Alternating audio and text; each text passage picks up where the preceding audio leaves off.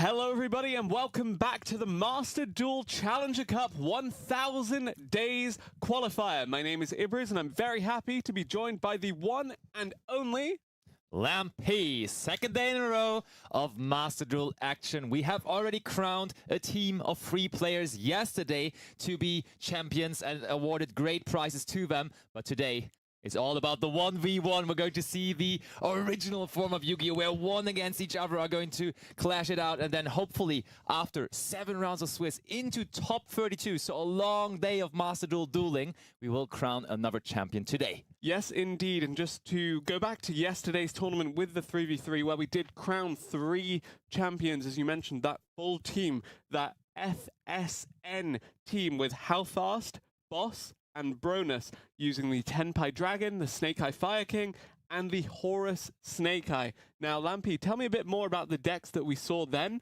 and the decks we're expecting to see today. For sure. So the first 2 decks, you said, no real big surprise. Tenpai, we saw it plenty over the entire day yesterday. We're going to expect it a lot today, too, because it did really look very well on stream and off stream, too. So definitely a defining factor of the metagame right now. Then Snake Eye Fire King, I think we saw more than expected, to be honest, yesterday. I thought it fell a little out of fashion, but yesterday, when it mattered, people were really going back to it. I think the pure resilience of the deck when it comes to playing through the disruption cannot be understated. True. And especially when you're dealing in a format where you're actively being counterpicked, you're actively having a lot of thought given to the choke points of these decks. Very much, very much.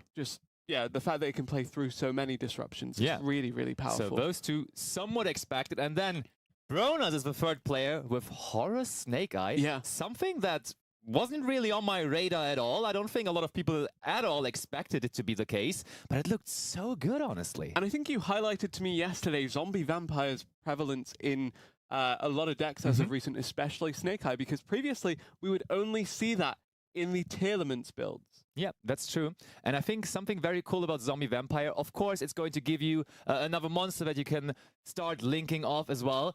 But a very, very big factor in Yu-Gi-Oh! That sometimes is underestimated is information. And when you get to send 4 cards out of your opponent's deck from the deck to the graveyard, you already know what they're playing. So if you see a Tenpai Dragon Filer in there, you know it's going to be Tenpai, so you can prepare for that even better. And I think that information factor is really crucial. And while we are talking about information, highlighting specific cards and how they play with information, the calculations required to make simultaneous equation cannons resolve for the Labyrinth deck was certainly a highlight for us, and a highlight for Emre, the 3rd member of our broadcast team. Absolutely. And I think we may actually even see the Labyrinth deck more today, because the tournament mode is a little different today. Yesterday, it was a best of 9 for the whole team, which then was only best of 1s for everyone, basically. But today, going into top cut of top 32, we're going to have a best of 3 mode, meaning you can decide whether you want to go 1st or 2nd in game 2 and possible game 3. And therefore, I think we're going to have more decks that are really, really strong at going 1st. And Labyrinth is one of the best decks at going 1st. And speaking of decks that are really good at going 1st, and something that we maybe didn't see too much of yesterday, Gimmick Puppet. I know we mentioned it time and time again with that release in the Chaotic Showtime selection pack. Tell me a bit more about that deck and if you expect to see it today. I promise you we're going to see it today. Okay. I'm super, super, super excited for it, because that is, in my opinion, maybe even better as a going 1st option than Labyrinth, because it can do so many things on the 1st turn in a perfect world, and that perfect world for Gimmick Puppet exists very, very, very often. You're going to immediately lower the life points to 0 of your opponent on the 1st turn without them getting a turn. And you know what? Maxi, another format-defining card, is not really that good against this deck, because if they have the mention on the field spell, your monsters are unaffected, so they can draw all the effect Veilers, all the Ash Blossoms, all the Nibiru's in the world. You don't care. You're just going to continue your combo, and you're good to go to just win the game on the 1st turn. And on the topic of cards coming with the new selection packs, we did see White Forest with the Runic. Haven't quite seen the success that we're expecting from that deck yet. Not yet, but maybe today. Who knows? We at least had it in top 8. So we were looking for it in top 64, top 32, and then top 16, and we could never find it. And then all of a sudden, it spawned out of nowhere there, and we had that Runic White Forest deck. Sadly, though, the 2 games where he did choose to play it, both times he couldn't really show off what his deck was supposed to do, because I think he was facing Maxi on the one hand, and then also there was a really good Forbidden Drop that on top of it, so he really couldn't get his things going. And then in the third game, I think he just switched over to Pearly, which was beautiful actually. I hope we see Pearly again today. Really, really, really good. Of course, the X-Pearly Noir, really difficult to get rid of, and honestly, just seeing that deck still be able to compete at that highest level, really, really promising to see. But another card that has been competing at the highest level for a long time now, Masterpiece, the True Draco Slaying King, now available in Master Duel. And honestly, even though we saw the True Draco deck featured, and we saw Masterpiece, the True Draco Slaying King, actually get promptly jailed by an Ice Dragon's prison, I still don't think we've seen the last of that. Not really, no. And I think that was a super good call, actually, of the player piloting the True Draco deck there, because he was playing against the Labyrinth deck that we were just talking about. And historically, those decks against each other line up pretty well for the True Draco deck, because True Draco just has that ability by tributing their spells and trap cards to just destroy spell cards, or rather trap cards with the Labyrinth deck on their opponent's side of the field, and therefore the matchup usually is super favored towards True Draco. In that outcome, I think they lost in that match, but I think the idea behind it was very, very good. Indeed, and I think trap cards really did a lot of work, largely due to the Labyrinth deck yesterday. Trap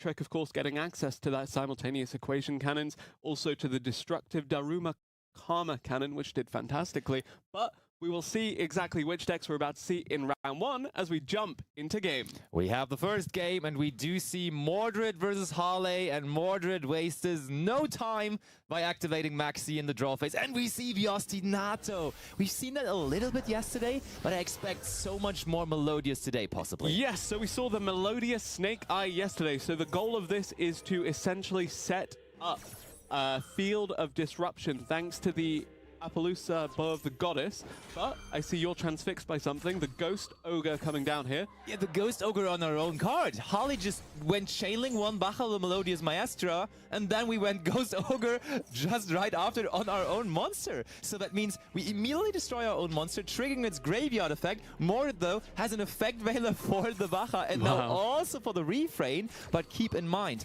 Harley has not even normal summoned yet. I'm wondering, though, whether that might have possibly been a misclick there by Harley, because you're not supposed to really use that Ghost Ogre and Snow Rabbit on your own monster. Oh, but there's the normal summon of Soprano.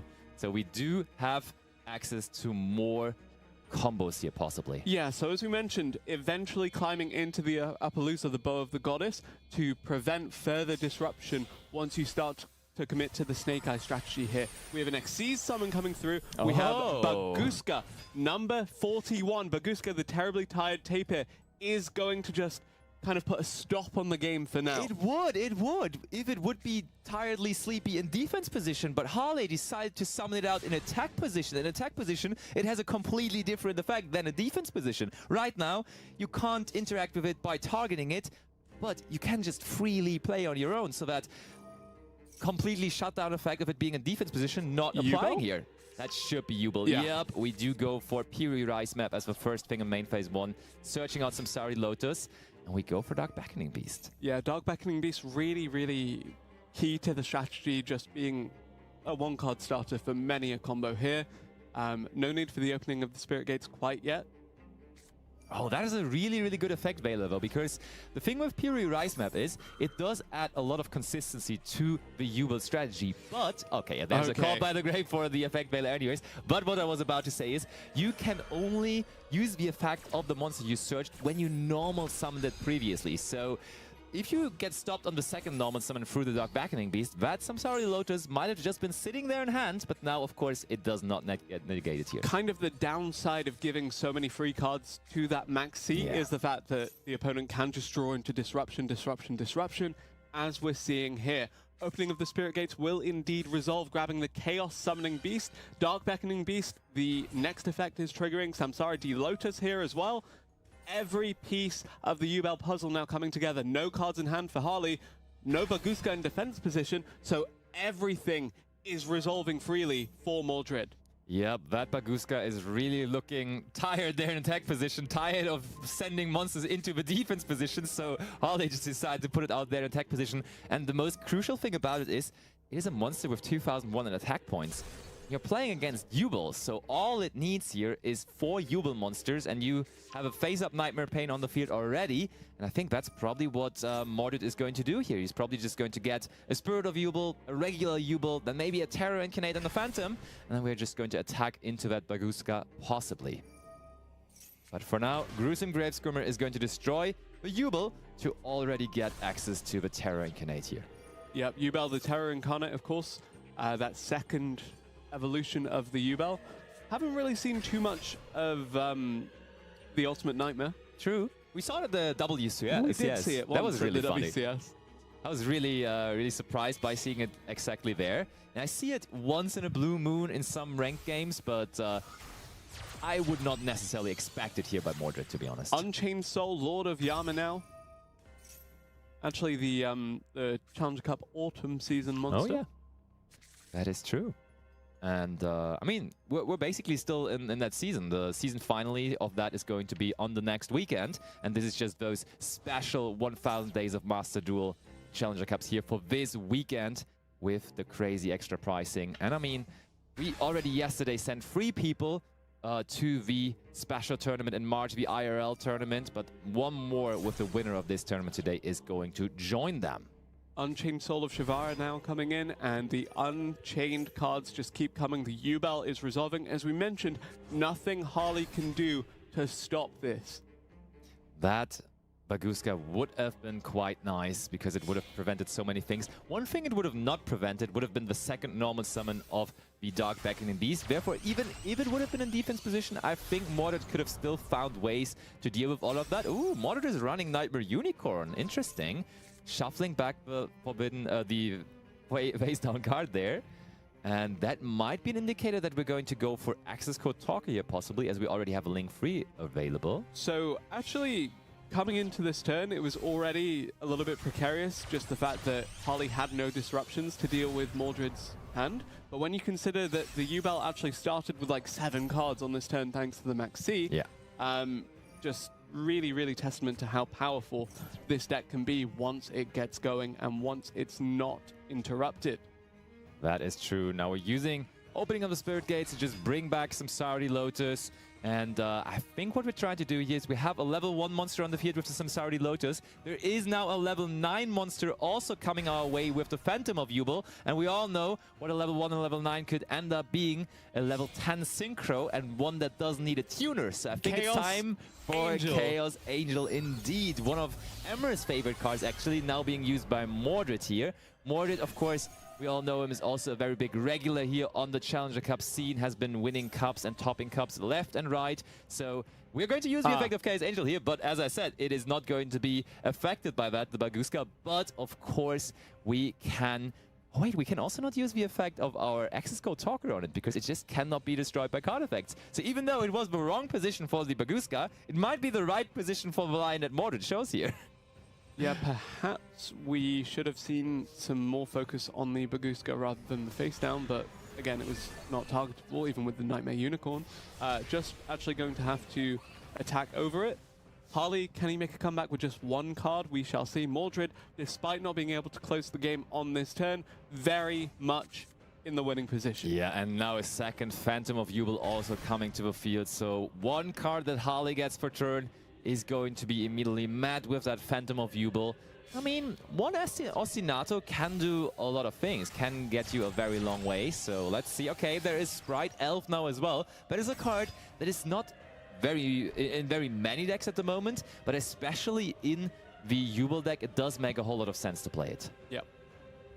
To just bring back once in a while the Unchained Soul of Rage, for example, to then link some of your opponent's monsters. I think Mordred now, he's probably thinking, is that going to be enough? Do I need to do anything else? Do I need to worry about more things? And I think we're good to go here. So you have the disruption from the Phantom of Jubel as well available. Chaos Angel right now is unable to be targeted with card effect. Sprite Elf, though, the effect is now going to resolve in this turn. Mordred not done quite yet. Yep, we're bringing back the Dark Beckoning Beast. And I mean, the Chaos Angel, it's cool, but it's not really doing a whole lot here. So I could see Mordred now also possibly just going for an SP Little Knight to have an extra piece of interaction for the upcoming turn.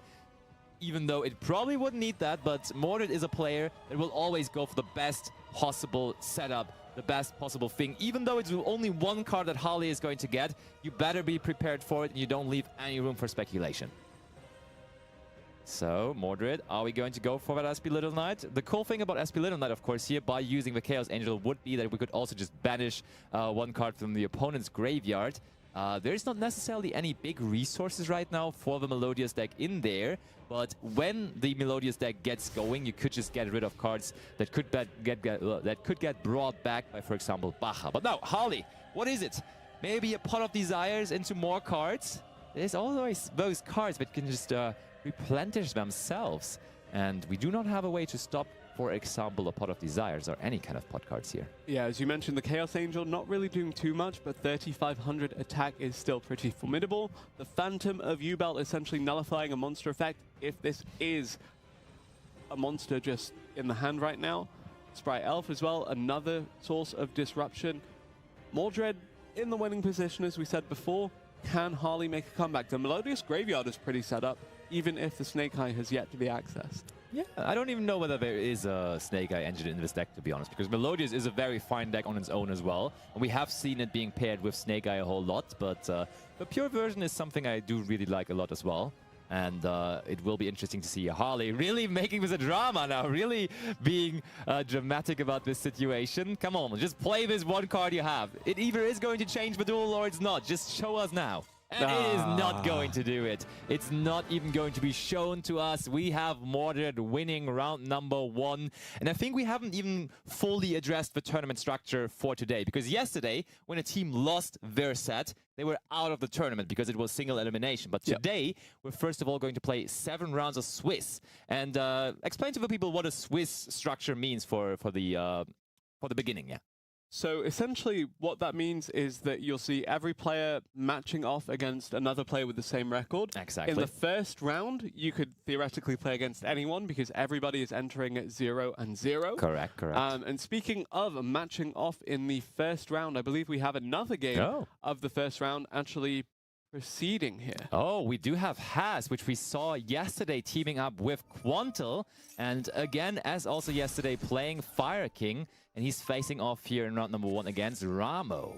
Sacred Fire King Garunix now being added with the Fire King Island. About as good a start as you can get. Ramo, is he holding a disruption or are there just none to be used? The thing is, we can already see there is quite the pile in his deck slots. So it looks like 60 cards, or at least close to 60 cards. And those decks, they are not very well known to play those small interactions. They're not really known to play Infinite Impermanence or Ash Blossom and stuff like that. Oh, there's actually an Ash Blossom to the graveyard, though.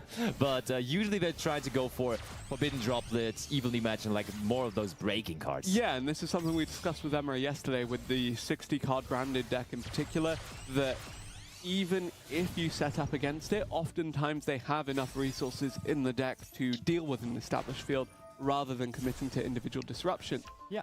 There was maybe a little bit of a misstep there by Has, because Has brought out the Hita, which Hita is really, really good when your opponent has a fire monster in their graveyard. And we saw Ramo got that Ash Blossom and Joy Spring into the graveyard through the effect that Has was forcing there. And then we did not use the Ash Blossom and Joy Spring, though, to go into the Hita. Therefore, the Hita and the Ash Blossom and Joy Spring were on the field at the same time before using the effect of it, though. And therefore, we couldn't use the effect of Hita anymore, as there was nothing in the graveyard, and we just linked it off without using the effect there.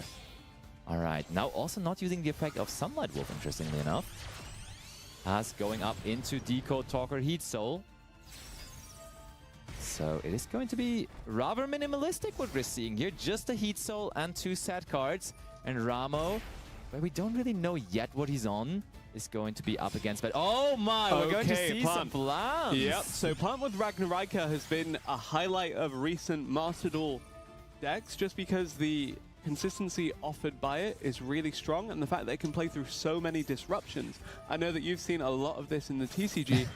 I would ask you to explain it, but I know that it's not that simple. So if you have anything you can offer us in terms of highlighting specific interactions? For sure. Something like this. I mean, I've been seeing a lot of plant gameplay for sure, and therefore, at some point when you see it so often, you do become somewhat of an expert with it. But now we have to play through the Maxi, resolving from Haas side. But I think Ramo, and we're seeing it, he's fully in the motions. He's just going to commit into this Maxi. He just doesn't mind it. That's what I respect about it, is that it just does its own thing, regardless of the situation that it's currently facing. It plays through disruptions, whether that's Maxi, whether that's Ash Blossom and Joy Spring, and the Sunvine Healer now coming out as well, continuing to build upon this. Ramo actually in a pretty good position, all things considered. He gets to at least use his combo here the way he likes it. The Sunvine Healer did gain him life points, and that triggered the effect of the Jasmine, and Jasmine then was able to just search from the deck. Now, the important graveyard effect of the Sowing came in. Sunvine Sowing,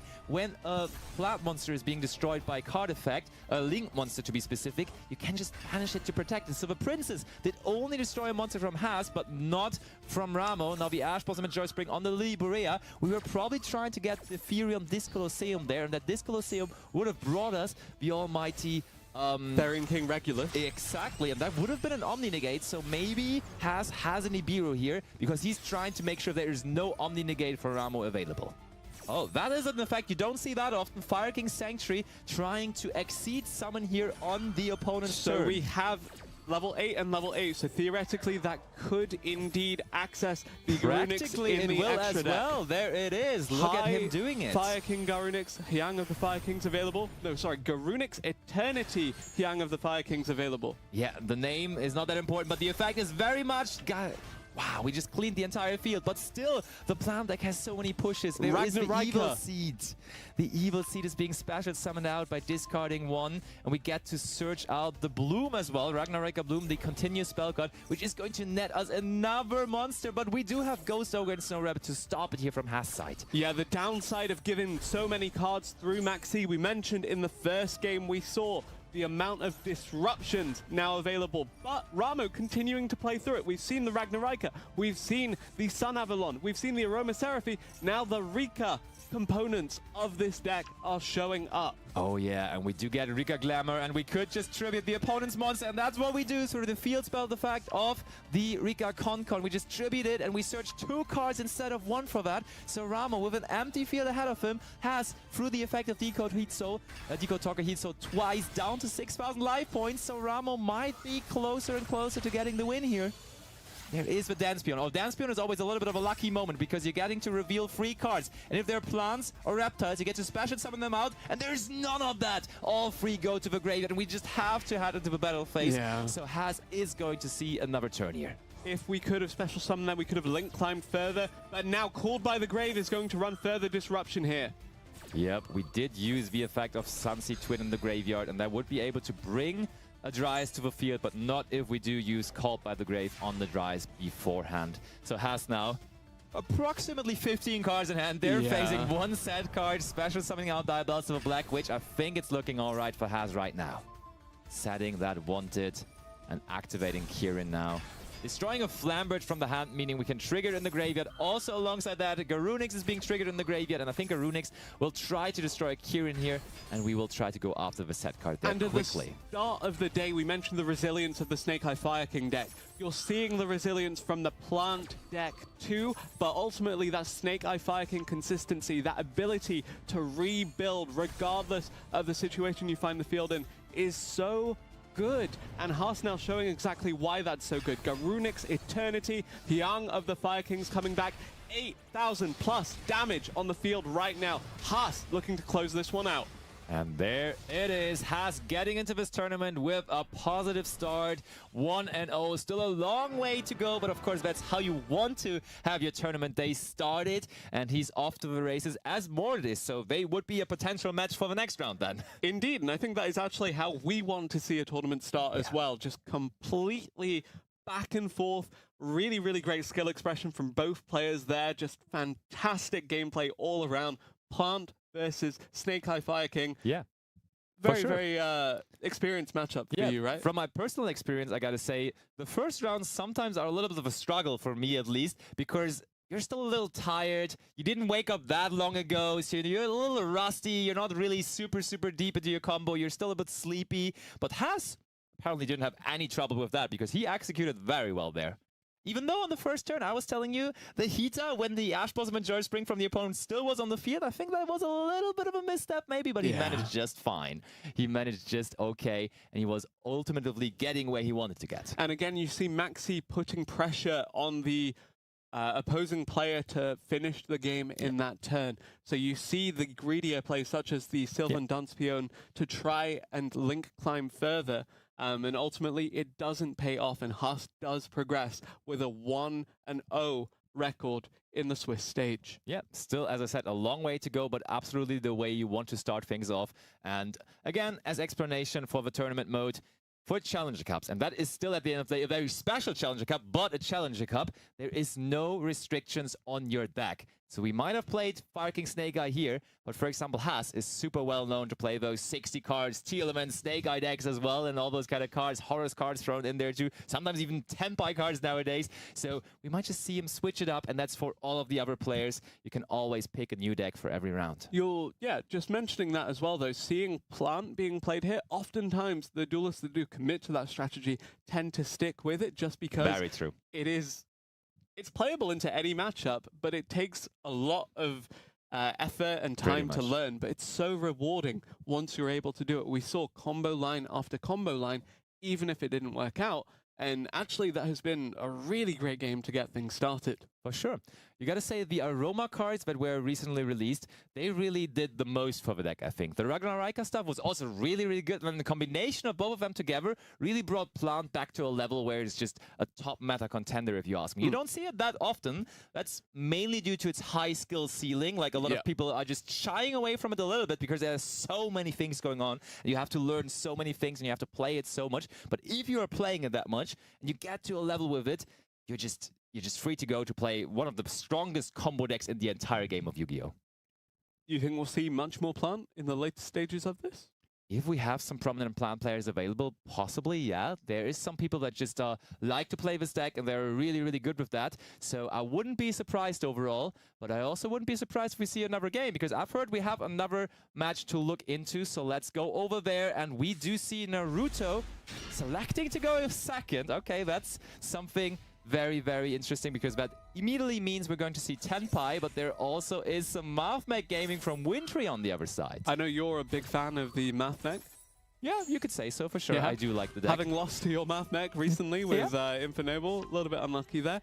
But actually a little bit unlucky perhaps for Naruto here, as we do see Wintry comboing off. The XCs is starting Prime Mathmech. Alembetien is now here. I think Naruto is fine. He just he resolved Max C. He doesn't really care about the Diameta here either.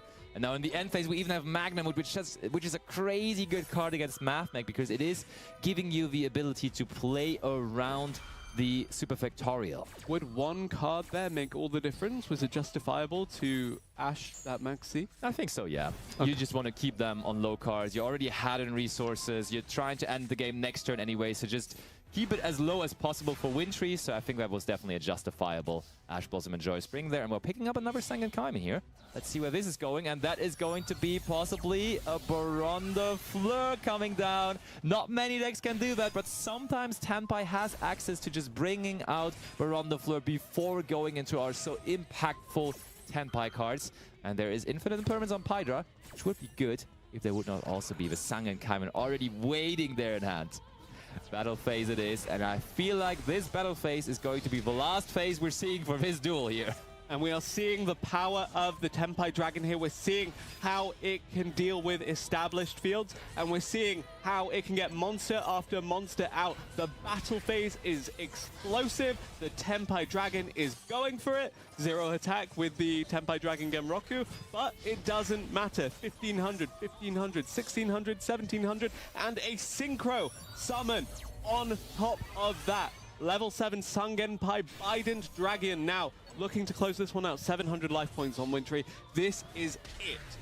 That is the Tenpai way of life, and Naruto didn't even bother changing his team name from yesterday, right? He still has that P1 in front of his username there, so apparently he was playing yesterday for the 3v3 with his team, didn't manage to pull through, but today he came in and he tries another time, is going to be playing yesterday, but also today, and he's off to a good start today now, as well as another player being with a win for the first round. So tell me a bit about the Mathmech deck there, because we didn't really get to see it do too much.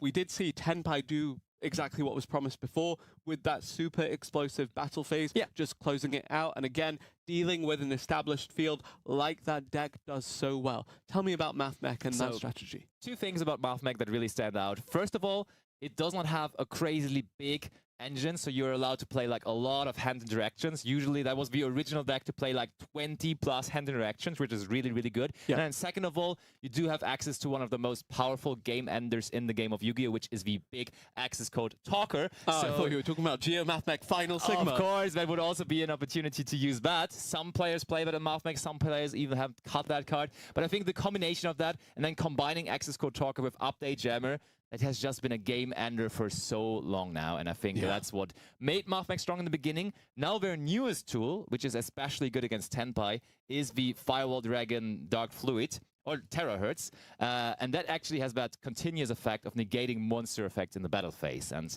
as we just saw, Tenpai Dragons, they love to and they need to use their monster effects in the battle phase. So that's an additional reason to play the deck at the moment, I think. So Tenpai Dragon we were very much expecting to see coming into this, you know, looking at yesterday, looking at recent duels in Master Duel. But I would also just like to ask about, you know, we've seen Snake Eye Fire King, we've seen Nubel now. Anything else you're expecting to see? I mean, Labyrinth is one given yesterday, but anything else you're expecting to see later today? Sky Strikers. No, that's just a personal wish. I don't think we're necessarily going to see it, but I would love to see it, of course. But realistically, a deck that I was missing yesterday that I'm expecting to actually be on top of the competition at the moment would be something along the lines of a Centurion deck, because Centurion was really not represented at all yesterday. It now even has the ability to also be combined with the White Forest cards. So I think one of those Centurion decks is probably going to come up today and it's going to show that it's still a very big part of the metagame right now. Yeah, exactly. Centurion benefiting just as much as the Runic cards from the addition of the White Forest. Yeah. But we do have another game to go into, so let's go back into the client and let's see another game for this first round. And we do have Justinian playing against... Ooh, that's a nice deck I see here from Justinian. Against Basala. Ooh, don't you remember Basala from yesterday? Exactly. That was our Emancipator player. But apparently his friends and teammates have convinced Basala that today he is a Tenpai Dragon player. And so we do have the matchup of the Jubel Sprite deck, though, against Tenpai. Really dangerous when both Opening of the Spirit Gates and Nightmare Throne are in hand, because even if you Ash Blossom and Joy Spring one of them, the other is a one-card starter in and of itself as well. But Cross Out Designator now coming through. Gonna get rid of a Max C from the deck of Justinian, but gonna prevent the Max C from Basala, and now Justinian is free to special summon. We've seen how many special summons this Jubel deck can get off in that first feature game from Mordred. Now let's see where we go from here. Sprite Elf, Sprite Starter, the Sprite Engine doing so much work. Sprite Blue even now, further climbing and accessing further cards. Honestly, I think this is more of a Sprite deck than a Jubel deck, to be honest. You do play the Phantom of Jubel in the extra deck, but besides that, not that much. And I think due to the Nightmare Throne being cut off here, I don't even expect any Jubel cards on the end field at all, so this is just going to be a regular Sprite combo. And I mean, it's a cool overlay between the two decks. Dark Beckoning Beast, one of the key parts of any Jubel deck, but of course, it is a level 2 monster, so you might as well combine it with the best level 2 deck in the game, which is still, to this day, Sprite, and therefore the combination of those two engines just makes sense. Now bringing out Cap Shell, linking it off to get an extra draw, and passing on a formidable field here once more. Yep, you mentioned how the level 2 deck of the Sprite is really potent, one of the most potent ranked 2s as well in that deck, but one of the most impactful link to rating cards, IP Masquerena there, allowing itself to get linked off to further combo later on. But Forbidden Droplet now going to do something to the monster effects on the field currently. Yep, we're going to make sure that the Sprite Elf is negated and it cannot bring back the Good old reliable IP Masquerena again, but that's just a lonely father there. There's nothing it can bring back, so we're attacking over the Sprite Elf and hoping that there is not enough follow-up for Justinian. But we do know that there still is the opening of the Spirit Gates, immediately able to bring back the Cap Shell. Those two together once more and easily make up for a second copy of Gigantic Sprite, possibly. There it is. But now we gotta see how big the Sprite engine really is. There is another Sprite Blue.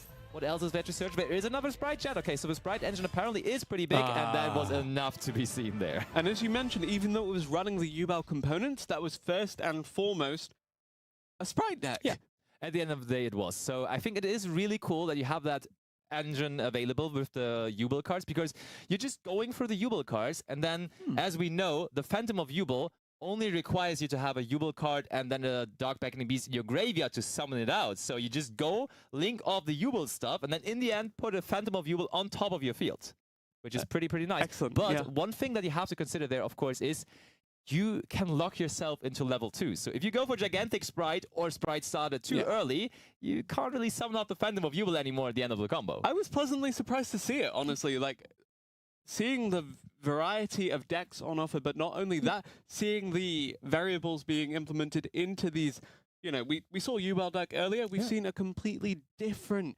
UBEL deck this time around. Really cool to see and really promising, because it bodes well for the rest of this tournament. Very much. And the Sprite engine is a really good engine to combine with other decks, you gotta say. Because, for example, our winner from yesterday, or one of the players from FNS, was Bronas. And Bronas has been in the first season of Challenger Cups even. He was the guy known to just combine Sprite with all kind of things. He played Pearly Sprite, he played Sky Striker Sprite, he even played, I think he went as absurd as playing, oh, there was something I can't remember anymore, but I'm sure he would also be into the UBEL Sprite deck now as well. Yeah. And that is going to be, very exciting. And that will indeed be a wrap on round 1. As we progress into round 2, we will follow the players that are currently 1-0 up in the standings and already making good headway towards that top cut at the end of the day. All right. So, do we go for a little break, or do we just keep on going here right now? I think we keep on going, actually. All right, then let's keep on going. Let's so we do have the round 1 finishing up here, but we're waiting right now to set up the second round. So let's have a little bit more about a chat. Let's go back to yesterday, maybe, with all the decks that we saw yesterday. What was your personal standout favorite? I know, very sadly, we didn't see Infernoble, someone in today's tournament. Please play Infernoble for Hybris. But what deck did you enjoy the most? Again, I've spoken time and time again about how cool the Labyrinth deck was, just because the flashiness of the simultaneous equation cannons and the destructive Daruma Karma cannon off of the trap trick. Just the fact that these cards were able to turn the tables so dramatically was really cool to see. Almost as cool as the plant deck that we saw earlier actually managed to play through the Snake Eye Fire King. Fair enough. And just keeping that back and forth going. But we spoke about Sprite decks being about level 2s, rank 2s. Well, we're now into round 2 here, as Vera has selected to go first against Quantal. Oh, the one and only. Yesterday, losing in top 32 of his team, but he's back and he's facing another UBEL deck now in the competition. So it is going to be immediately an Infinite Impermanence on the Spirit of UBEL there, though. So we're stopping that. Good to stop access to Nightmare Pain. Yes, indeed. Spirit of UBEL now just sitting there. Vera still 4 cards in hand, ready to follow up. Will be really interesting to see what exactly it is that Quantal is playing. I think Vera chose to go first themselves, and therefore, perhaps Quantal isn't indeed on the 10 by Dragon strategy that would favor going second. Where does the UBEL deck go from here now that 1 disruption has been committed? He's really having to think about this one. A common thing to see is that you just use the Infinite Impermanence immediately on the summon of Samsara Lotus, but that is very possible, easily punishable, because if you just have a way to get another monster onto the field and then link off the Samsara Lotus, you can just later on bring it back and then you can still use the effect. So I agree with Quantal to just use the Infinite Impermanence on that Spirit of UBEL there. 1 Phantom of UBEL going to come to the field here just to offer some form of disruption. A face down as well, but it looks like the turn is being passed. Quantal now, the onus is on him to overcome what is not too scary a field so far. Yeah, I think Quantal can manage, especially if he's on that Tempai Dragon strategy, maybe just immediately with a Raigeki or something like that. Infinite Impermanence number 2, now also taking care of the Phantom of Jubel. So very crucial that this is being used first, so it could be activated straight from the hand on this turn and nullify that.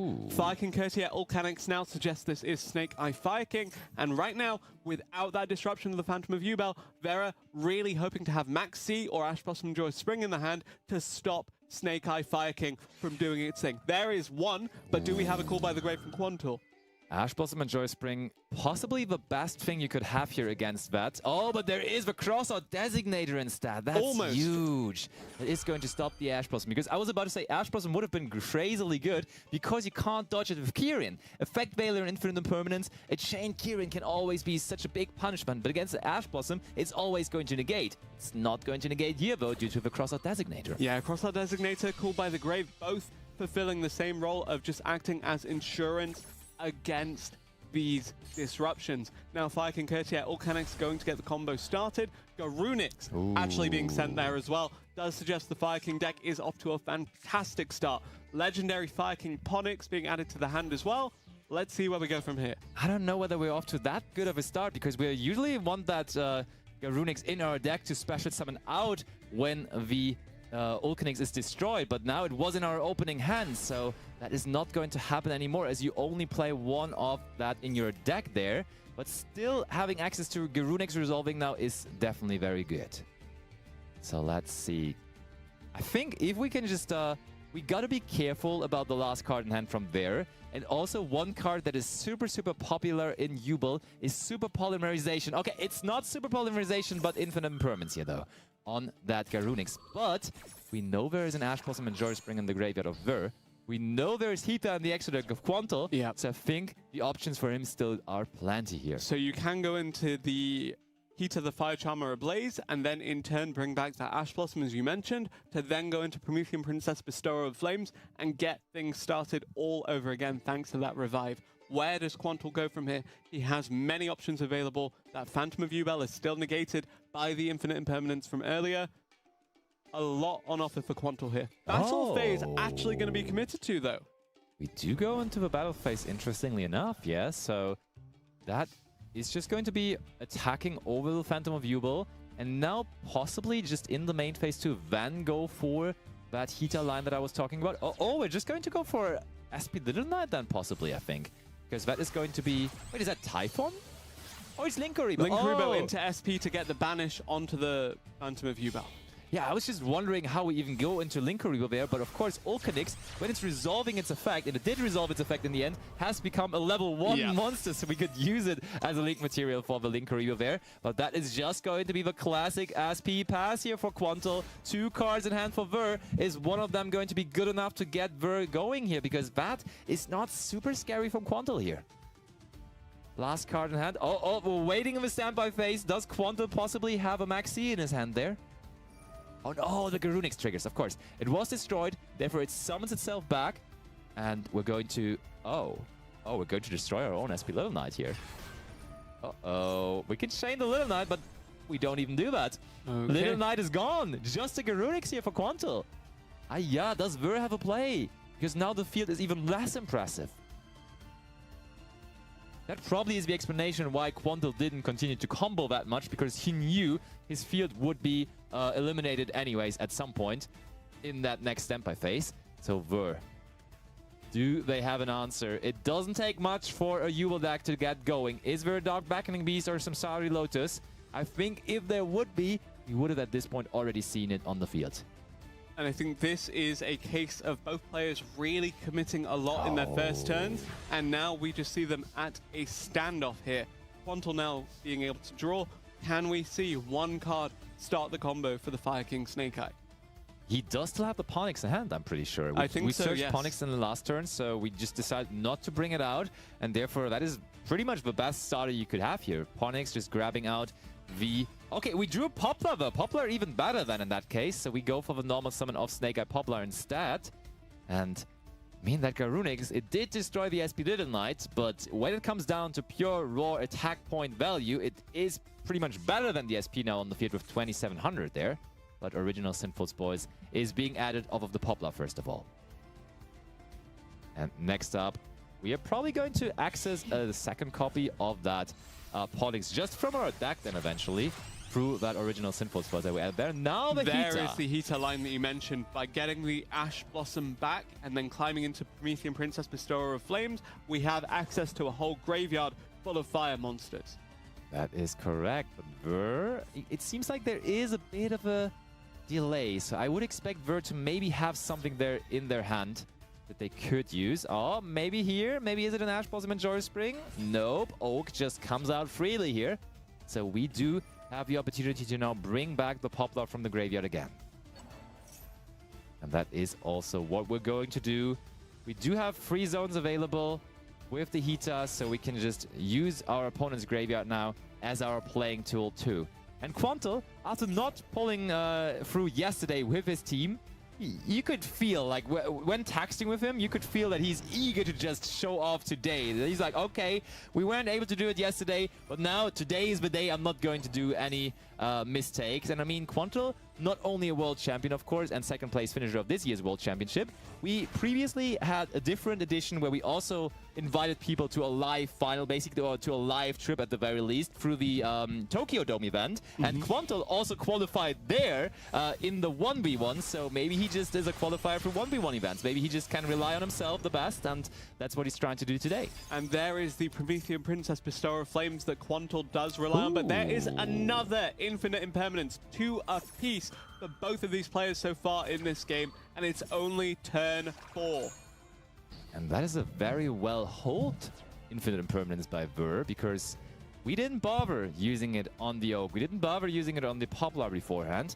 We just held it for so long because we always were aware there is going to be a Hita coming down eventually. So Ver wanted to make sure that we use it after the Hita actually happened.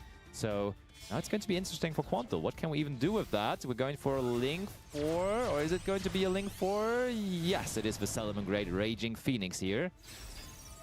Oh, true. Oh, yeah. That might be one of the variations of the Salamangreat Raging Phoenix Zealantis line, because you can just go into Nightmare Phoenix here, and Nightmare Phoenix plus Zealantis is already enough and already all you need, and would be 8,000 points of damage if we do go for that now. So there is Zealantis. That looks like a Link 2 to me. So are we producing a Fire Monster with that? A very prominent level 2 Fire Monster, or Link 2 Fire Monster? It is the Nightmare Phoenix into the battle phase, and we're now going to see how that exactly turns out. There is no Spirit of Evil in hand to stop it, so we will just go ahead, attack directly with both. Now we get to destroy the Nightmare Phoenix in the battle phase through the effect of Zealantis, triggering the Raging Phoenix in the graveyard. And Raging Phoenix will come back with enough attack to finish this game. Quantel, he makes his comeback against an established DUEL field, and he's able to take down Vera here. Salamangreat, Raging Phoenix, and Sacred Viking Garunic. Yeah, why not? Let's bring him out as well. There was a card destroyed, so we may as well. The good old Raging Phoenix would have been enough on its own, but Quantel is like, yeah, come on. I have it available, so why not? So we're just going to show off here. We're on feature. Let's show Ibris and Lambi a bit more about my deck. And there even is a Pawning still waiting in hand. Let's bring the entire Fire King family to the field. Why not, shall we? The 3,600 damage attack actually is just enough to cleanly finish the game. Yeah, that's always like, back in the day in the older games, you always had those extra accomplishments by finishing the game exactly on the dot on 0. So it's always still very rewarding to me personally, when I can attack for game with the exact amount needed. And no, Quantel, you messed it up. You're still attacking with the Raging Phoenix. How dare you? But still going to net him the win. Quantel off to a very, very, very strong start with a 2-0 record now. Yep. Round 2 now proceeding as well. Just really, really, really strong gameplay so far. I actually believe we will show you another game from that very shortly. But yeah, Fire King Snake Eye still the deck to beat. Even if we've seen Yubel stand against it again, even if we've seen Tenpai Dragon do its thing, Fire King Snake Eye is still reigning supreme. Yeah, maybe Quantel actually took some inspiration from yesterday, right? Because it was performing super well yesterday. Yesterday, he himself rather played Ritual Beast and Voiceless Voice. So today he decided, hey, maybe I gotta do what the others are doing to qualify for this tournament there. So he's in here now with the Snake Eye Fire King deck himself. And we do have more people being in the tournament now for round 2 as well. And we do have a set free from Neru. Do we have the first Labyrinth player here by any chance? Labyrinth or Dynamorphia? Oh, that could also be the case. But we do have Wanted and we do have more Snake Eye decks here from Lelex Heart. We do have both of the Diabellstar cards there. Yep, so Snake Eye's Diabellstar being discarded for the summon of the Diabellstar, the Black Witch, which will set the original symbol for Snake Eye, and it is Labyrinth. But Maxi now coming down as a direct response to this, responded with a Maxi of their own. Neru taking on Lelex Heart. Lelex Heart on that Snake Eye. Neru with the Labyrinth. Welcome Labyrinth now resolving under Maxi. Yeah. But that's very smart from Neru to also just chain their Maxi to this, because if there would be Caught by the Grave in the hand from the Lex Heart, you can't really chain the Caught by the Grave then would anymore, disrupt your because own it was your own Maxi also that you're trying to resolve there. So very smart of Neru to just immediately also chain their Maxi, even though there wasn't a special summon on the horizon just yet. But now the Lex Heart is going to special summon those monsters out, and he is going into the battle phase. But going Infinite Impermanence on a Snake Eyes Diabellstar is not something you'll see very often there. And again, really good here. The Maxi forces you to commit to trying to finish the game this turn, otherwise you have to deal with a copious amount of cards. There is an effect to set another Labyrinth trap. Big welcome Labyrinth, ready to go next turn. The Lex Heart, you have to be really careful here. Look, he's continuing to commit. Legendary Fire King Ponix now, the Fire King aspect of the Snake Eye Fire King deck. Fire King Island. We're not done yet, Lampy. We're not. And that Infinite Impermanence was really crucial and good, because the Snake Eye Diabellstar would have been able to place itself and the lady into the spell and trap zone. But due to the Infinite Impermanence and the attack already being declared, it was just then running into its own destiny, attacking and losing the battle against the lady there. So I believe the Nightmare Phoenix did remove the Ice Dragon's prison there, so the removal options are going. The removal continues with Big Welcome Labyrinth being taken off the field here. Lelex Heart, he's going to pass with a great amount of cards in the hand of Neru. It's Furniture Labyrinth. It's not the Simultaneous Equations Cannon Labyrinth. Yeah, that's true. Still a variant I definitely like and love, and it gives you so much flexibility. We see normally Labyrinth a deck that has very clear points where it can play the game, which is usually just on the opponent's turn, but those furnitures give you a lot of flexibility. Those Stovey Turby and also the Chandelier just give you plays whenever you want to create them, basically. But now also Lelex Heart using their own turn there, or the opponent's turn rather, to keep on special summoning. But there's another Maxi resolving for Neru, man. Yeah, the Chandelier, as you mentioned, going to just further extend here. Labyrinth even being played. Just easily attacking now over the SP Little Knight in the battle phase. Welcome Labyrinth coming out. Now very good from the Lex Heart to chain the Linker Eagle there. Again, no attack inside just yet, but using it to chain block, not really chain block, but not to allow the lady to activate its effect to set another trap card there. Lovely Labyrinth of the Silver Castle as well now coming out. But Maxi actually giving more cards to Neru here. Indeed, and we now... Furniture, by the way. As soon as the Labyrinth deck can do that, 4 chain links, just all Labyrinth related, it's going to be a tough time to come back against this deck, because there is just so many things, recurring resources for the deck. Look at this. Welcome Labyrinth just sets itself back. Stovey Torby to the field, Chandelier to the hand. And now the Lovely is actually going to take another card from the opponent away as well. And that is going to be the field spell in that case. All right, there's Avata summoned out, and okay, not too bad. So Avata offers some protection here. Ariana, the Labyrinth Servant, actually going to add the Labyrinth Coup Clock here. Arius, the Labyrinth Butler, will let you get any trap that you want. Ice Dragon's Prison, we said before, was removed from the field, but now being set again, gives access to removal that is so crucial here to deny the setup from the Snake Eye Fire King deck. Oh my, that is looking so good for Neru here. And that's really fortunate for him, honestly, because when it comes just to pure comparison between the two decks, usually if you would ask someone, they would always be Yeah, Snake Eye Fire King has a really good matchup against the Labyrinth deck because they have Kieran available, they have so many ways to play through back row. But here in that case, Neru just completely dominating the Snake Eye Fire King deck in stat. And we mentioned that simultaneous equation cannons will likely not be played in the Furniture Labyrinth, but destructive Daruma Karma cannon was equally as impactful yesterday and continues to be played in this variant. And it continues to intimidate Lelek's Heart into surrendering here. Yep. As soon as that chain with 4 chain links happened, as I said, I don't think there's any comeback from that. As soon as the Labyrinth player does that, I know it's really, really looking tough. Honestly, the setup looked quite good from the Fire King Snake Eye, but Labyrinth getting to go off without a hitch was just too impactful. The monsters are formidable, but the traps are the heart and soul of that deck. They are. And that's why Lelex actually tried to just work through all those set cards. He was going for a Little Knight, banishing the last one, the Phoenix, beforehand clearing one as well. So he was left with 0 cards there in the back row, but he had 7 cards in hand or something. Yeah. So he had a very easy time to just replace them very, very quickly. So no surprise to me that we have Labyrinth performing well there. And overall, I would say no surprise, but Labyrinth is still doing very, very good. Because if there's Tempai in the format, there's always the demand for very strong going first decks, because you just have those comfortable situations where you're allowed to go first, where you didn't even expect it because you lost the coin toss. So having that in your repertoire seems like a very good call. And we've seen now the success of the U-Belt deck, we've seen the success of the Fire King Snake Eye, but now we've also seen Fire King Snake Eye struggle against the Labyrinth. There's so much variance, again, in the decks available here, and we're finding a lot of success across a variety of strategies. Absolutely, and I think it's going to be even more interesting in the later rounds, because there is some decks that sometimes players just keep a little under the radar, and then for those special tournaments where there's big prizes on the line, they bring out and they're like, okay, now it's worthy to play it. Now it is time to show off, because now I can capitalize the most of it. And I think that was the case, for example, yesterday for Bronas, because he was just then bringing the horror Snake of Orion that he, in his already cooking process, decided is really, really good. Yeah. But he never really brought it to any of the Challenger Cups. But yesterday he was like, okay, I need to win this tournament. I need to get there. I need to secure the win. And then he showed off with this.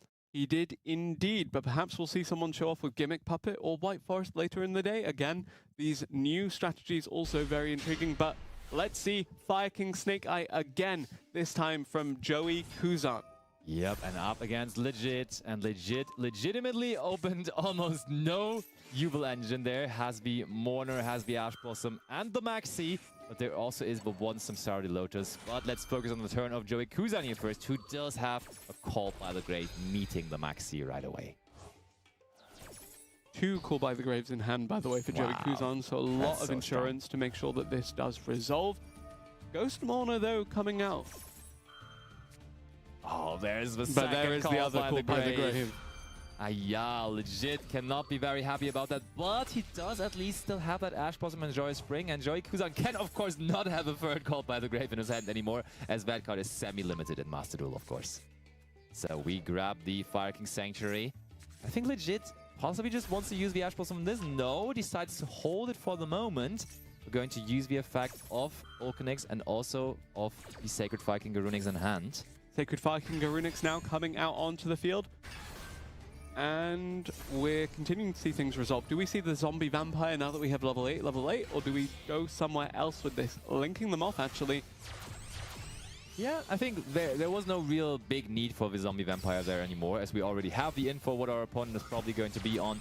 We already enabled to get 2 cards out of the hand by them interacting with us. We can now go into the Sunlight Wolf, and I think that's an indicator we go for Heat Soul. Some players play the Heat Soul line, some players don't. That is, first of all, the Promethean Princess. That could have been a Heat Soul there, but of course, we didn't even go for Promethean Princess just yet. That will, of course, resurrect anything in the graveyard here. The Avatar offering some protection, and we continue to climb. Amphibious Swarm Ship, Ambler Whale now coming out. All right, Ambler Whale and Avatar, that ain't Opening shabby. Spirit Gates is good. That is a good top deck for sure. The problem is still, though, if we do interact with this Dark Beckoning Beast, there is no way to bring out the Samsara, but okay, we get to play here. That's not bad. Link 2 into the Unchained Soul Lord of Yama, of course. And I mean, we're playing against Jubel. and there is a monster with 3,200 attack points on the field, that's always a scary feeling, and therefore we make sure it's not there anymore. Promethean Prince is not that much smaller though, to be honest. So we do have that 2,700 attack point monster now on the field, meaning that there is a possible 3 attacks from Jubel going into it. Salaman, Great Sunlight Wolf now coming back as well. Do we see the continuation here? Sacred Fire King Garunix also here. Fire King High Avatar Kirin also coming out to remove that opening of the Spirit Gates. Unchained Soul Lord of Yama, there's an effect, but there's an effect in response. Fire King Avatar Arbata, we said, was the insurance here for the deck, for the Snake Eye Fire King, and it continues to be. It definitely does, and we see Legit does have the Shavara still in hand, but he does not even try to do anything with it because on its own it doesn't really accomplish a whole lot. Now we see Joey back on his turn, casually just linking off these two to go to Nightmare Phoenix. Maybe the card of the day already, right? We have seen a lot of Nightmare Phoenix in those first couple of matches already. We do use the Shavara in response, but Legit says, none of that. I am going to immediately react and negate that with the Avatar. So Nightmare Phoenix, I think it's very cool to see it make a resurgence. Of course, when SP Little Knight did come in, it did replace a lot of these Link 2 cards. But actually, we see Nightmare Phoenix being able to close that one out. Yeah, that it was. Nightmare Phoenix, still a super versatile card, and I think when there is decks in the format that do play a lot with set cards, and Labyrinth is there, and Morphia also is there when you're playing, of course, but there is definitely still plenty of decks that do have that. And also, overall, almost all of the decks do play Infinite Impermanence, and so you do want to have those extra tools available in your extra deck. And with Snake Eye Fire King, I think you have like 10 cards in your extra deck that you need to play. Yeah. Then you have 2 to 3 that are very, very likely to play, but there's still like 2 flex spots, and very often we see that being filled with that Nightmare Phoenix, for example. And again, we mentioned that being the deck to be coming into this tournament, and it still seems to be as we do go through round 2. Yeah, that was round 2, ladies and gentlemen. But of course, there is plenty more to come. We have 5 more rounds of Swiss and then going into top 32. But for the moment, we're going to go on a short break. So we're going to have a pack video for you, and we will be right back for round number 3.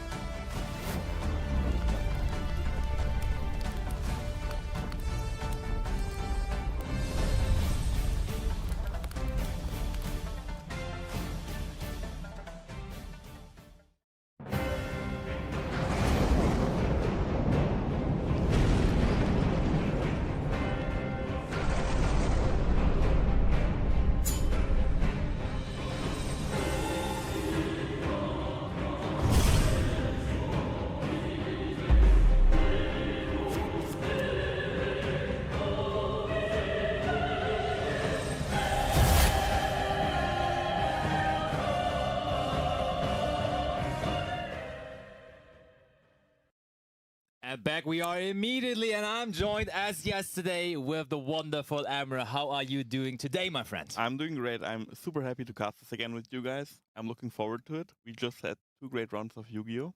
Alrighty, and there's plenty more to come. Yep. So we already saw Labyrinth there, but in a different version from what we saw yesterday. Yep. Do you have a personal preference? What do you think right now is a better approach to play Labyrinth? That furniture version or the version we saw yesterday? So I think the version from yesterday with simultaneous equation cannon seems stronger to me. Okay. I think it is a strategy that not many people are aware about. True, true. Even when I used to play that deck in the TCG, I felt like not a lot of players knew about the card. And whenever I was able to resolve the card, it always caught them off guard. They had to read it. I had to explain the card to them because it's a really complicated card. So I feel like the card will see play in the meta and also in the deck, but the people need time to adjust to it, I think.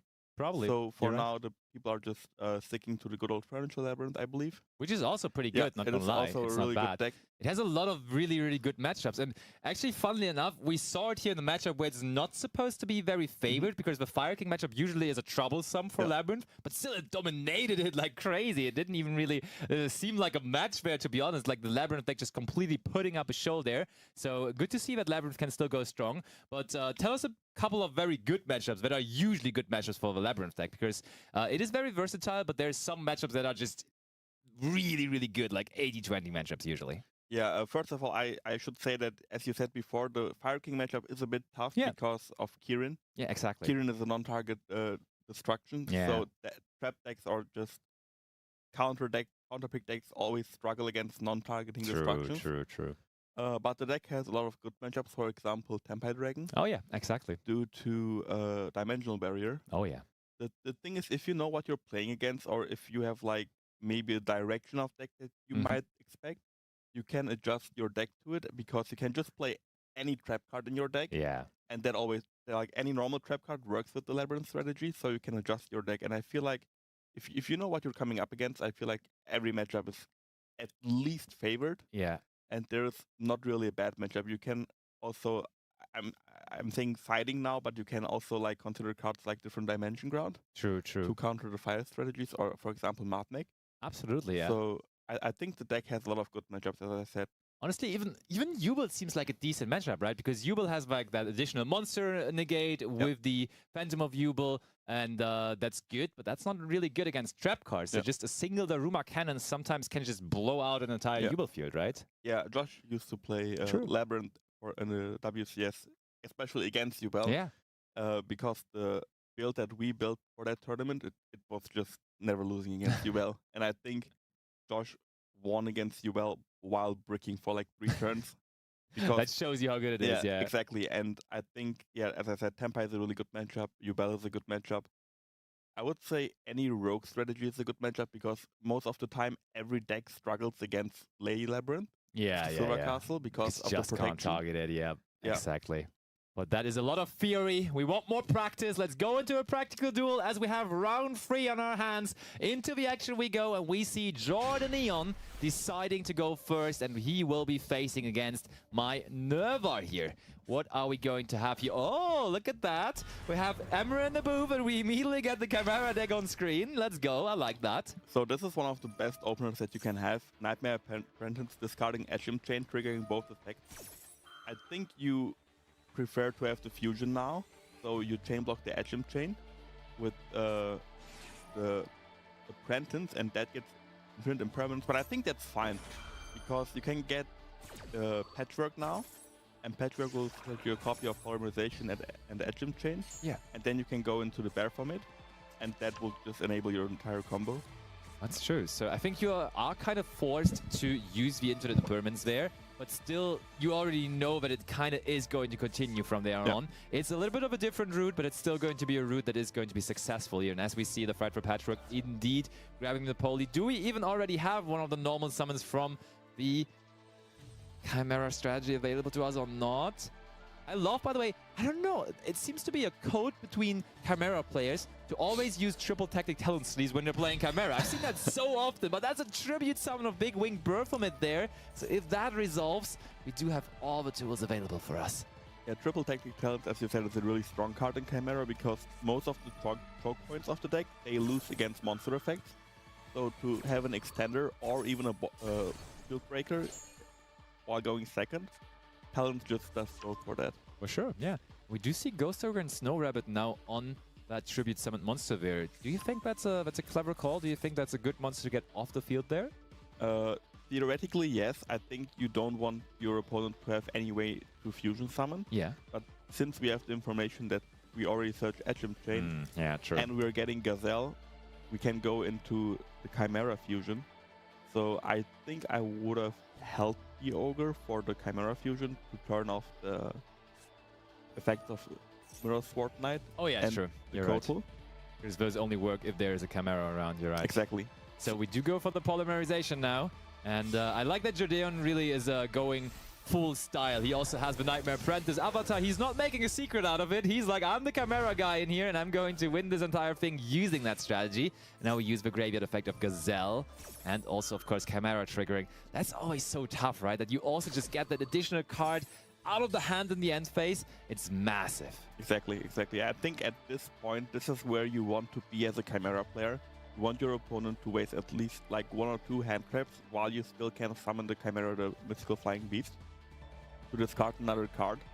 So basically, Minerva has to play with like 3 cards in hand now against an established board. That's not going to be easy, but first of all, let's see how well Jordan is even going to establish that field. Cornfield Codal, of course, an easy grab there, so you can just discard it from the hand and add another card from your deck to your hand. What are we going to see here? Any predictions? I think it's Sword Knight. It is Mirror Swords Knight indeed. There it is, getting into her hand, and Chimera Fusion next. We just do not get stopped.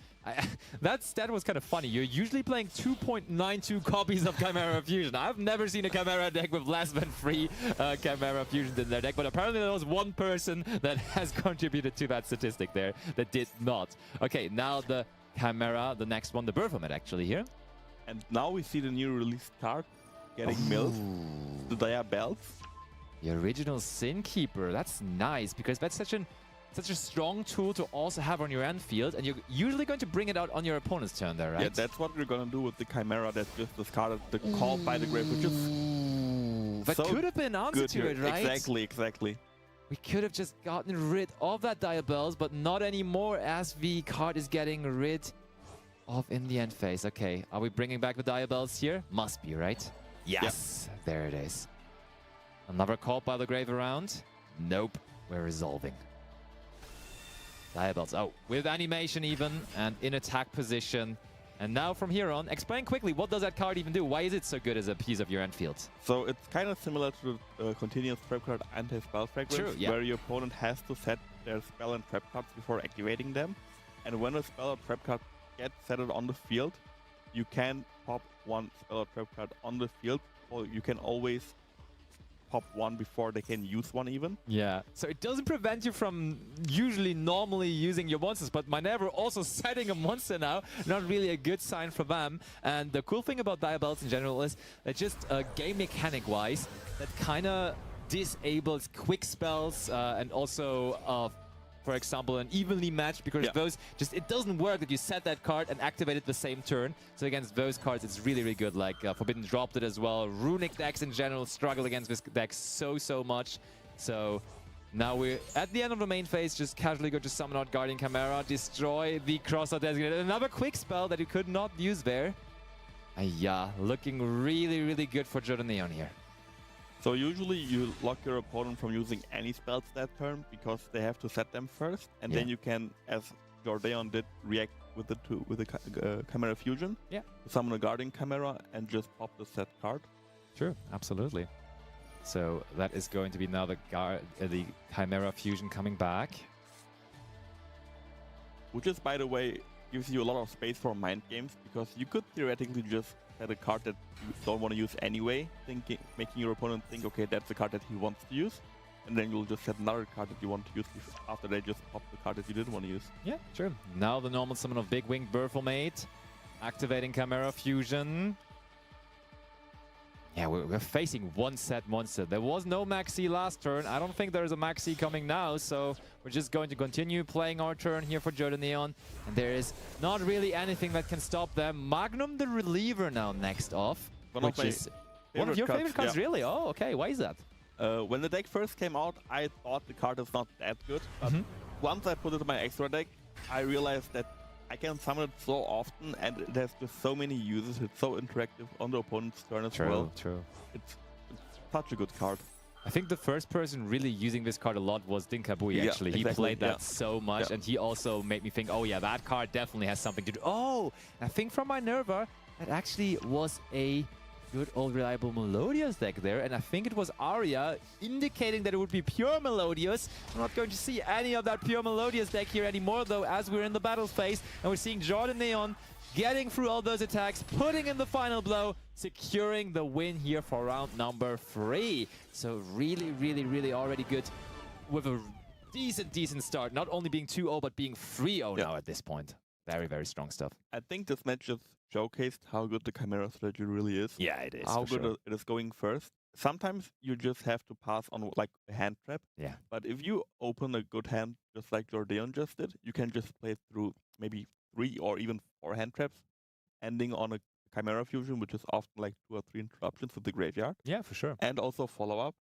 I think this just was a really great showcase of the deck. Yeah, I mean, you have been playing that deck a lot recently even, right? With the newest support of Nightmare Apprentice, so you definitely are an expert on it. And what would you say, what is the original Sin Keeper that we just saw here? How much is that going to help the deck now being even more relevant in the metagame? Because it was already everywhere on the ladder, but now with that card on top of it, is that just a little bit better, or is it just a lot better now?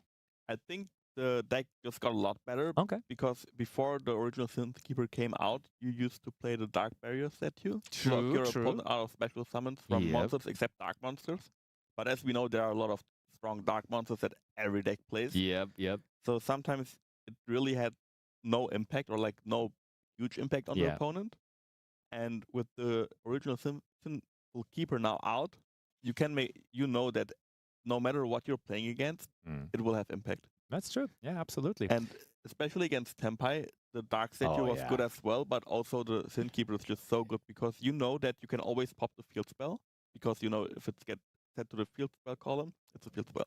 Yeah, that's true. So and you also disable the Sunken Kaiman. Oh yeah, absolutely. But also so good. We have so many different games happening at the same time, so why not look at another, and we're getting to see another Labyrinth deck. And I think we discarded... White Forest? Yeah, we discarded Woes of the White Forest. I don't think I've ever seen that before.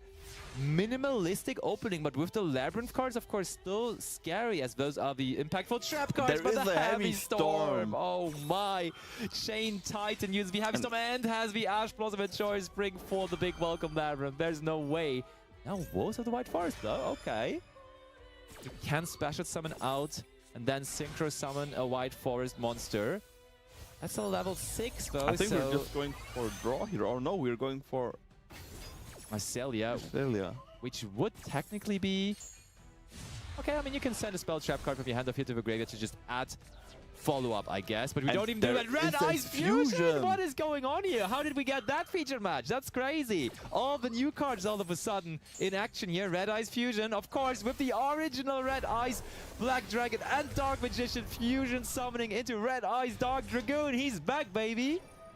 Just recently, just 2 days ago, basically, came back from the Forbidden section and is now allowed at free and master and Secret Village of the Spellcasters. What deck are we even playing here? I don't know. Probably just good cards turbo. We're just summoning out Dragoon, which is probably the biggest spellcaster monster you could access. And then next to that, you also have the Secret Village of the Spellcasters.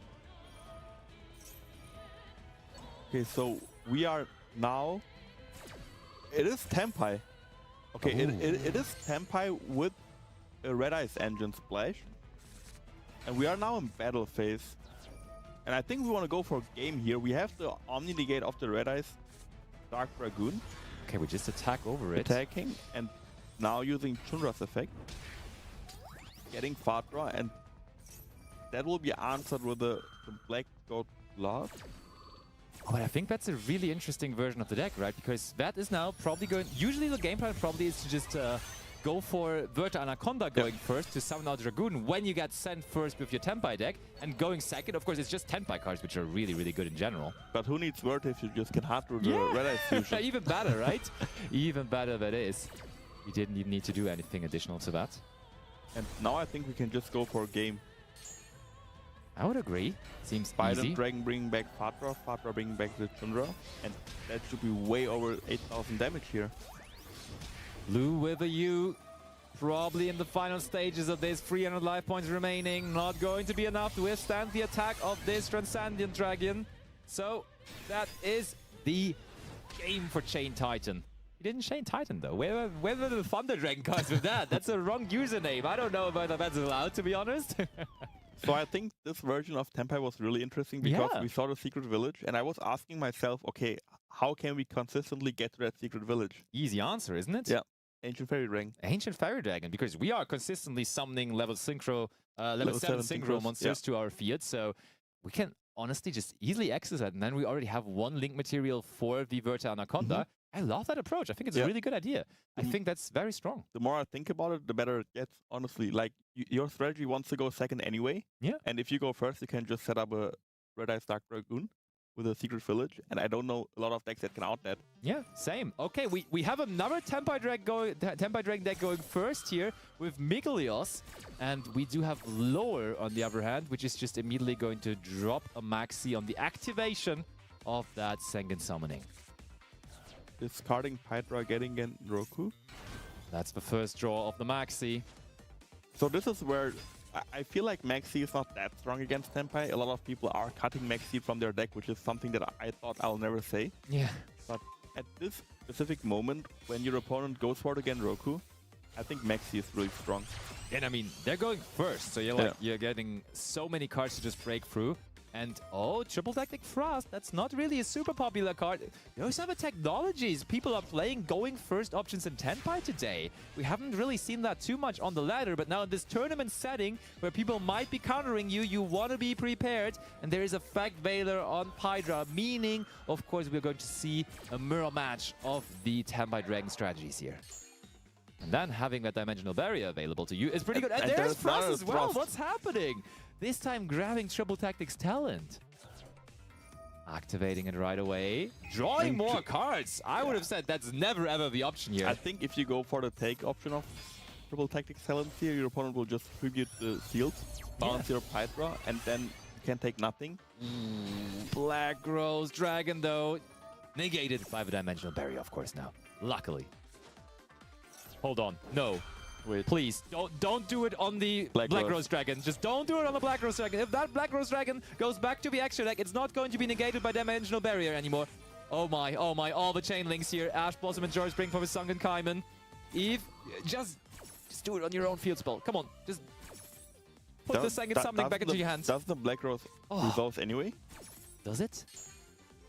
No. No, it doesn't. Okay. I mean, there was not anything to destroy anymore anyway, so it would have been fine. But okay, Fadra coming out, Fadra effect, brings back Hydra. Magnamut though on the seals now. Oh, it would have been good to use the Magnamut on the seals when it before it could activate its effect to special summon from the deck. But there was no monster on the field for Miglios, so we couldn't do that. Now Ghost Ogre on Hydra. Loa just really, he has so many cards in hand. He's just going to use all of them here, step by step, to stop Miglios from getting back his Tenpai engine. And so that's a Black Rose Dragon. We can still go for a Link Summon here, of course. Is that going to be... It's just Aspie level. Aspie is interesting. I think what you could have done here is go for Hita and then go into your Link plays, which is also something that can win the game through Dimensional Barrier. Yeah.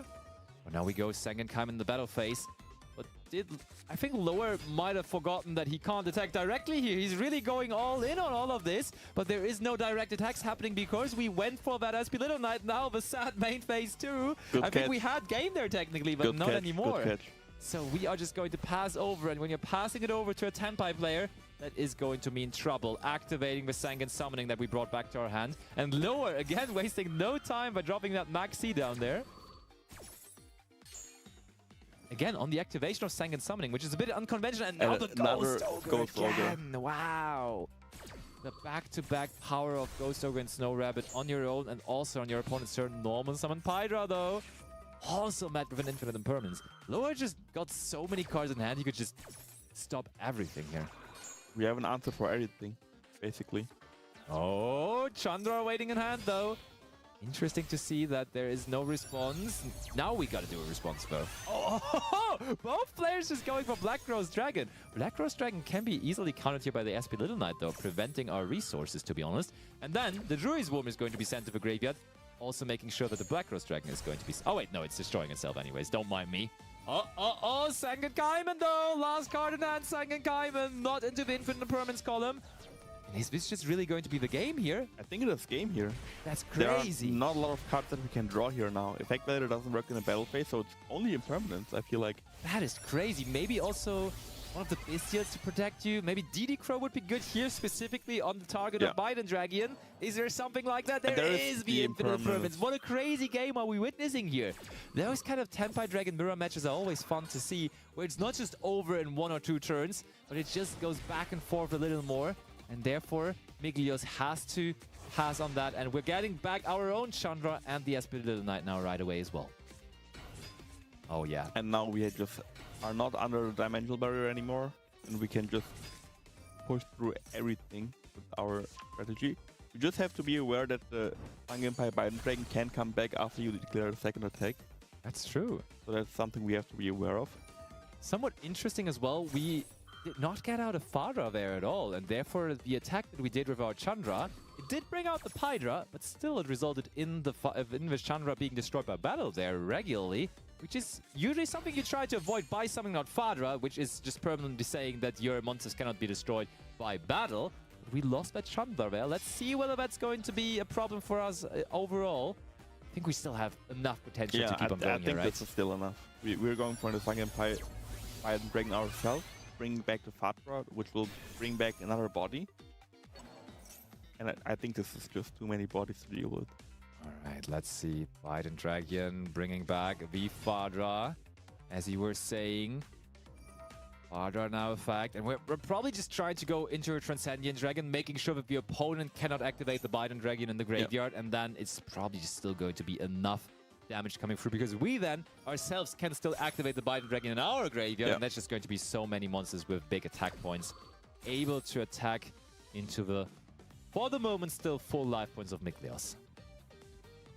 I just wanted to say that we could have prevented the Black Rose Dragon from hitting the field if we would have, when the opponent summoned the Hydra, we could have chained SP Little Light. True. And then chained the Infinite Permanent on the Little Light. Yeah. So it gets engaged and then banished, and then the... Okay, now the Transcendent Dragon attacking over the Biden. No more monster effects, or no more effects in general, actually, in the battle phase for the opponent anymore. First direct attack flying in there with the SP Little Knight. Not the most usual card to be on the field of a Tenpai player, but it's going to put in the damage that we need here. Sangan, Kaiman, that's just all we need, honestly. More than we need, even. Searching Dora there, just because we can. Probably don't have any more Tenpai monsters in our deck that really would be doing the trick here. We have all of them in our hand, or in the field, or in the graveyard. But it's still going to be fine. Yeah, Which one? Fungenpai will come back. Yeah. Which will then go into a Trident Dragon, which can attack 3 times directly. Which Easily. always game. I agree. He's still... Lower is still making a little bit of a drama out of it here. He's letting his opponent wait for a little moment, letting us wait as well. Maybe enjoying the moment of spotlight here on the main featured match, saying, hey, let me embrace that a little more. I'm just going to attack for game. Oh my, no. What happened? No, I jinxed him. I jinxed him. There is no way. It was not waiting. It was actually disconnecting. He surrendered. What is going on here? Why did he surrender? There is no way. That is something I don't have any kind of explanation for, to be honest. That never happened to one of the Challenger Cups that I hosted, where the person that was winning just surrendered. I mean, I would have expected there then to say connection failed, and he was just disconnected for some unfortunate reason, maybe because his internet just failed because he's playing from his home, of course. But then saying he surrendered, maybe his timer went down to 1 second. He's like, damn it, I won't surrender myself now. Better than losing against the timer. Exactly. Because that might have been, probably he was like, no, I don't want to be on feature and then have that on the screen with a Tenpai Dragon deck. No. We're just going to get out of here ourselves. But yeah, I've been saying it time over and time over. The Tenpai Dragon mirror match is something I enjoy watching, actually. Same. Because it is really skillful. Sometimes when Tenpai faces off against a different deck, it's very, very one-sided and it's going to be over somewhat quickly. But we see here multiple turns of back and forth action between the two decks. Very different things you have to be aware of with the Biden Dragon being in the graveyard. Sometimes even Transcendent Dragon being in the graveyard, which you can also summon back on your turn then. So you really want to make sure to play around those cards. And sometimes in the battle phase, when both players have access to their engine, it feels like a sprint on who gets transcended first, right? Yeah. I think that it's the most important thing, as you said in the mirror match, to make sure you get that Transcendent Dragon before your opponent does. Yeah. Because if you're in a battle phase and your opponent gets it out before you, you just have to attack into it and all of your monsters will be destroyed by battle. Yep, and that's something you try to avoid at any cost, just losing all of your monsters that easily. But as easily as that, we do have another match. game that we can look into. So let's hop back into the game. And we do have Andre Nota, Zed going first. And we do have something that I love to see. We do have Black Wings from Andre. Against Heroes. Wow, fan favorite game here between these two. Did they have a gentleman's agreement before this match saying, hey, I'm going to play Blackwing if you play Hero? And the Shogun was also just absolutely down for double leg Whirlwind resolving here now. Grabbing Sudri, grabbing Ivata. Really strong hand from what I can tell. Having that additional normal summon with 2 black Whirlwinds is super strong. You're just getting through your entire engine here. So Indeed. 2 more searches here. Another Vata, interestingly enough. And then also the Sharngar. All the birds. When the birds are in the town, Ember is a happy man, right? It's not for Underease, but it's almost. It's Winged Beast at least. Okay, there's Ash Blossom and Charge Spring now on Vivata. I think I like that, but Andre does not like it because there's the Call by the Grave immediately negating it. But I have to say, Shogun Sense going second also seems strong with the Forbidden Droplet. True. Absolutely. Okay, sending to, so if you're not aware of what Vata does, it basically just synchro summons with materials from the deck. That's how we send those cards from the deck to the graveyard, and that almighty and also powerful Black Winged Dragon appeared on the stream there. And there's Sephiroth, Sharngar. Yeah, that's the thing about Blackwing. Blackwing is one of those original super big combo decks where it just doesn't stop synchro summoning. It just continues to go and go and go. And I think then probably at this point there has been a million waves of Blackwing support. But in one of the most recent releases there, it did actually get the synchro monster that now can even synchro summon with materials from the graveyard and so on. So it's really good. But we see, oh, what is Andre Nota doing a special thing here, I believe. I think this version of the deck will end up on setting up a DDD King Kali Yuga. Ooh, you might be right, yeah. Which, first of all, if you get to that point, I can guarantee you 100% you're winning the game unless you surrender. True, true. Hey, we saw it just there. It's always possible. Bestial Dispater now. And the thing about Bestial Dispater here is we ourselves gave our opponent a banished monster by using Caught by the Grave on Ash Blossom. So we have both effects available here for Bestial Dispater, which makes it even more scary and powerful. Look at that. We're linking off. Going for an actual Rage Raptor engine here in our deck. There's the Ultimate Falcon now coming out. Which is also something that some decks just can't deal with it by itself. Yeah, absolutely. That is a magnificent field that we're setting up here. We did set the quick spell, rank up spell there as well, which is going to be able to go into that potential Kali Yuga on the opponent's turn. There is the full Armor Master. Cover card of the Master Duel 2023 WCS season. Indeed it was. You have very good memories of that season, don't you? And now we go, oh, look at that. I did not see that one yet. Darkness Metal, but Dragon. Let's just go. Oh, and that's the Blackwing Assault Dragon there that I was thinking of. And we do have a field of 3 synchros. In the end phase, we do get a bit of damage, but I don't think Andre is going to be concerned about that. A hero lives. And now the Phantom Knight rank up will be chained. Oh, Shogun, probably just for the show, is going to discard his entire hand for the Forbidden Droplet there. I think the Kali Yuga negates everything on the field, so getting rid of the hero lives might make it resolve. Let's see. You might be right. There is the DDD Duodong Kali Yuga. Scary card, honestly. Okay. No, it negates everything. Still negated. Game over. We do have Blackwings also in competition here at this special 1000 Days of Master Duel Challenger Cup, the 1v1 edition. We already had a crazy day of action yesterday with the 3v3, but the 1v1 starting off quite nicely today as well. And we got to say, there's a little bit of a difference between 3v3 and 1v1. We talked about it before the tournament off stream. Sometimes people do have more courage to play creative decks in 1v1s, because in a 3v3, you always have to justify with the teammates. You want to play for your teammates, but now you're your own boss, basically. Speaking of boss yesterday won the 3v3, but yeah, you can just be free and just basically play whatever you want. You can play Blackwing in this, right? So, as you said, you are your own boss. Yeah. You can play whatever you want. Of course, you can probably just play whatever you want when you're playing the 3v3. Yeah. But you have to be aware that if you play a strategy that might be not that strong, you might anchor your teammates as well. Yeah, so yeah. when we qualified for the WCS, I was like, okay, I'm just gonna pick my favorite deck, Yeah. have some fun. But yeah, Quantal and Josh said, you're not gonna do that. Not so fast, not so fast, yeah.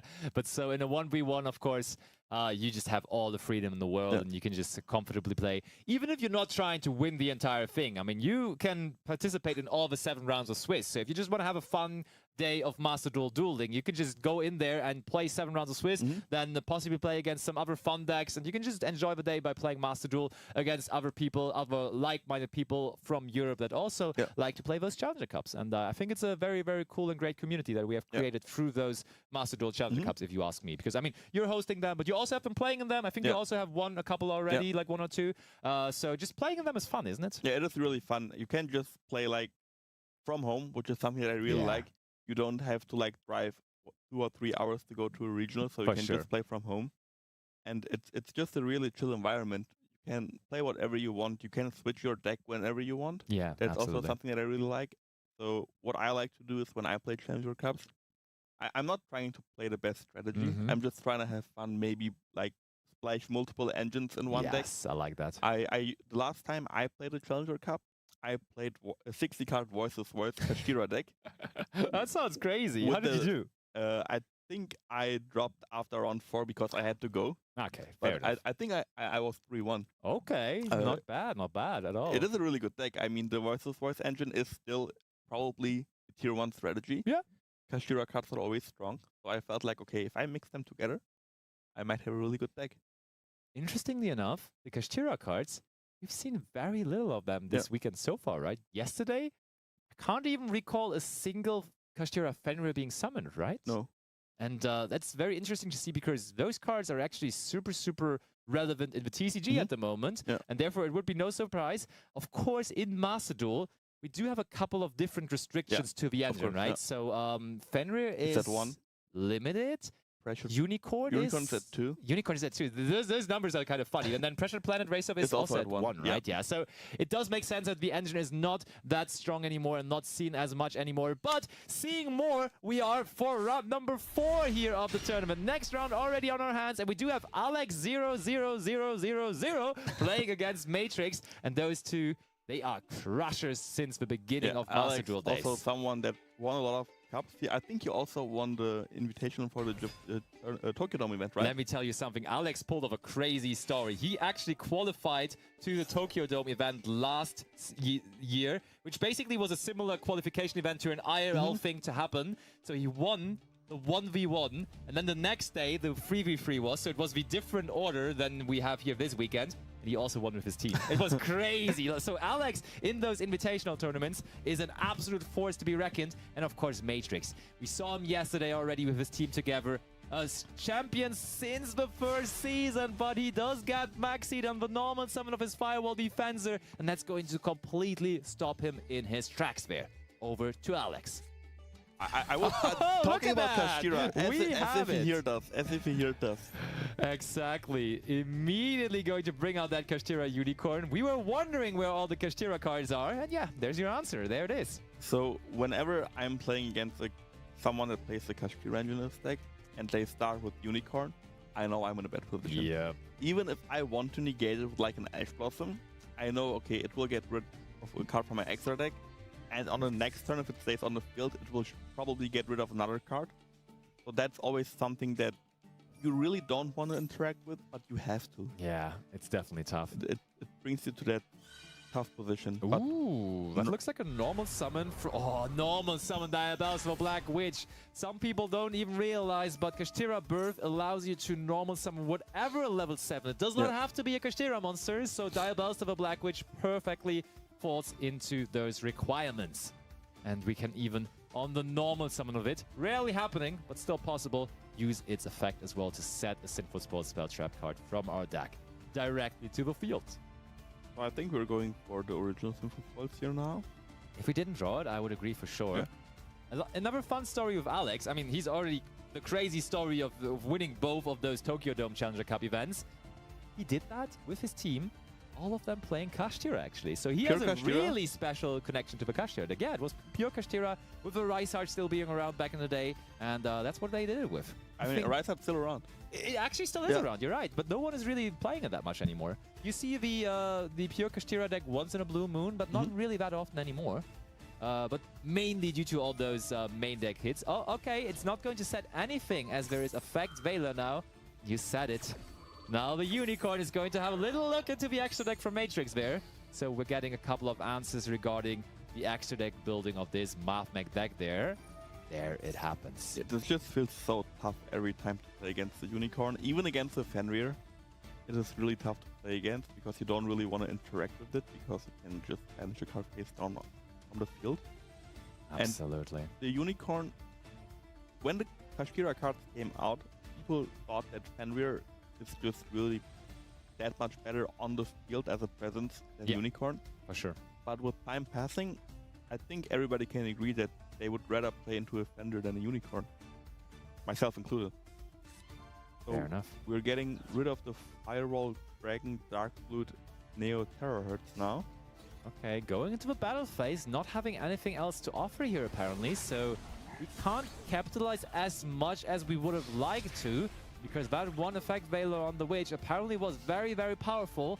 And Alex is heading into the main phase 2, activating Divine Temple of the Snake Eyes, setting up further monsters. Interesting, because that could be a Diablos Witch, but it's not. Okay.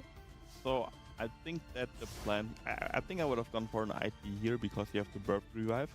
Even if your opponent has a Ghost Ogre, you can normal summon, you can special summon the Ash, Snake Eye Ash if your opponent normals or special summons the card of the Divine Temple of the Snake Eyes. But we decide to not go for IP Masquerena here. Let's see what Matrix can do. 4 cards in hand. Probably he has to also consider that the Unicorn will resolve once more. Yeah, so we already got rid of the Terahertz, but there's another card probably gone soon. Yeah. As soon as we try to activate a monster effect here. And there's also the Kashtira Burp, which a lot of people are just forgetting, but it's also a really strong form of interruption. Banishing 3 cards from the graveyard face down when a spell card or spell effect is activated. Indeed the case, and that is going to be probably at some point the Mathmech equation that you are going to grab eventually. Yeah. But that would mean that you get to play for a bit already, because we saw them not starting with Mathmech Circular last turn, probably indicating that there is no Mathmech Circular at the moment. But let's see, Matrix is thinking this through, is very much known to be one of the most strategical players. That is another spell card in the deck, Small World, and that could be the spell card that gives us access now to the Mathmech Circular we were missing last turn. And there is an Ash Blossom. I think you want to deny the access to Mathmech Circular by discarding the Ash Blossom. It wasn't there last time, so we want to keep it away still. But Matrix now, of course, having the possibility to activate possibly a Triple Tactic Talons. On the other hand, he didn't have that one last turn either, so probably not there either as well. So let's see, Matrix. Is there even any Cybers monsters left in their hand? I think it all comes down to Alex's last spell and trap card that's face down and we don't know about. If it's any sort of interruption or not. 3 cards in hand. The Mathmech strategy can easily play through 1 interruption. Yeah. But you have to consider that the Divine Temple will also trigger, bringing back Okay. the Ash. But we have That is a start. Traction here. Special summoning itself. We do activate the effect of Kashtira Unicorn, and I mean, when we're already in the groove of activating monster effects, we may as well just use the Temple as well, because sometimes you do just not use the Temple yet to play around cards like Triple Tactic Talents and so on and so forth, but as we do use a monster effect here anyways, and the chances of Matrix having Talents are basically 0 at this point too, that's pretty good to see. And Alex, having a pretty clear structure here, he's just going to banish all the monsters from the extra deck that are the game enders from the Mathmech deck. There is no Terahertz anymore. There now also is no Axis Kotoger anymore.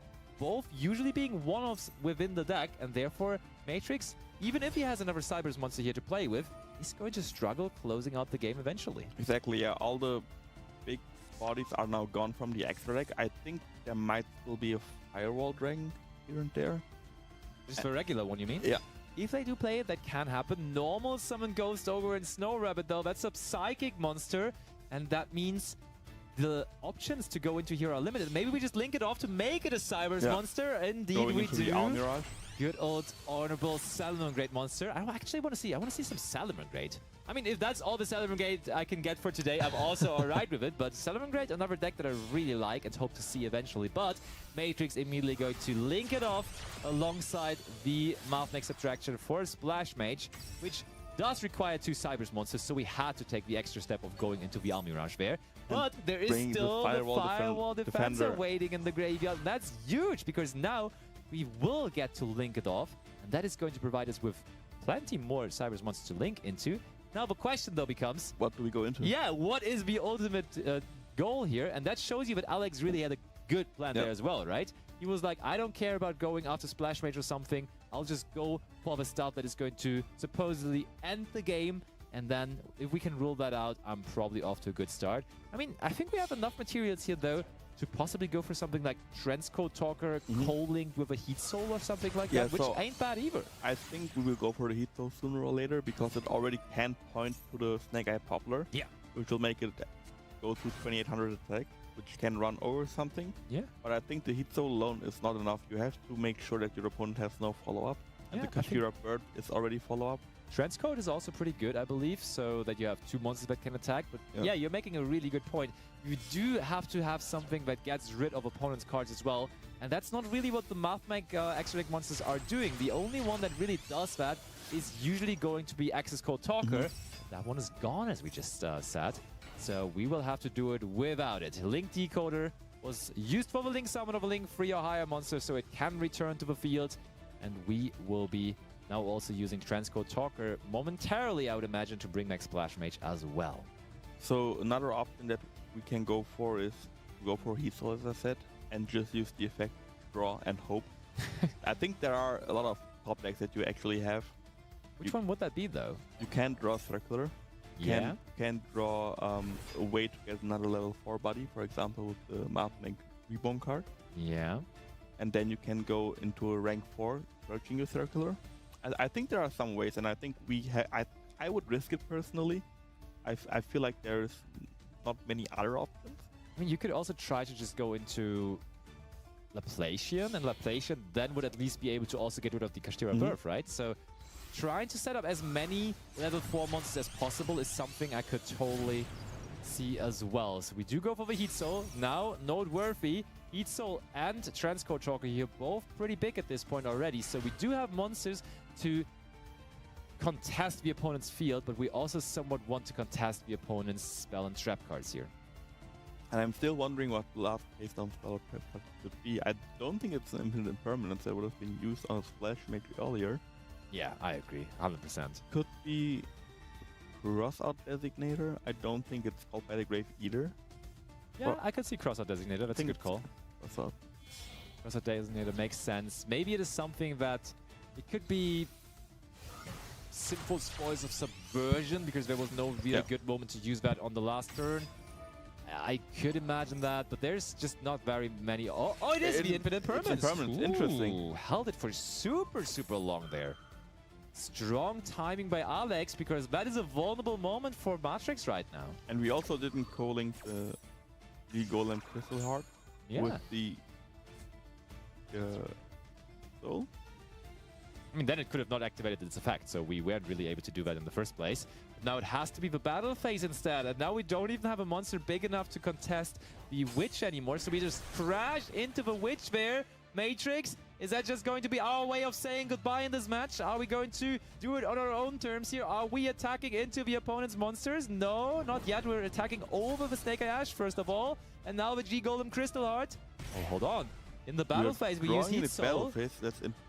Using the secondary effect of it, because our life points drop below 3000. Update Jammer being summoned out, which of course has that strong graveyard effect, but it also actually does have an on-field effect to negate all other cards until the end of this. Okay, we're attacking over the Unicorn.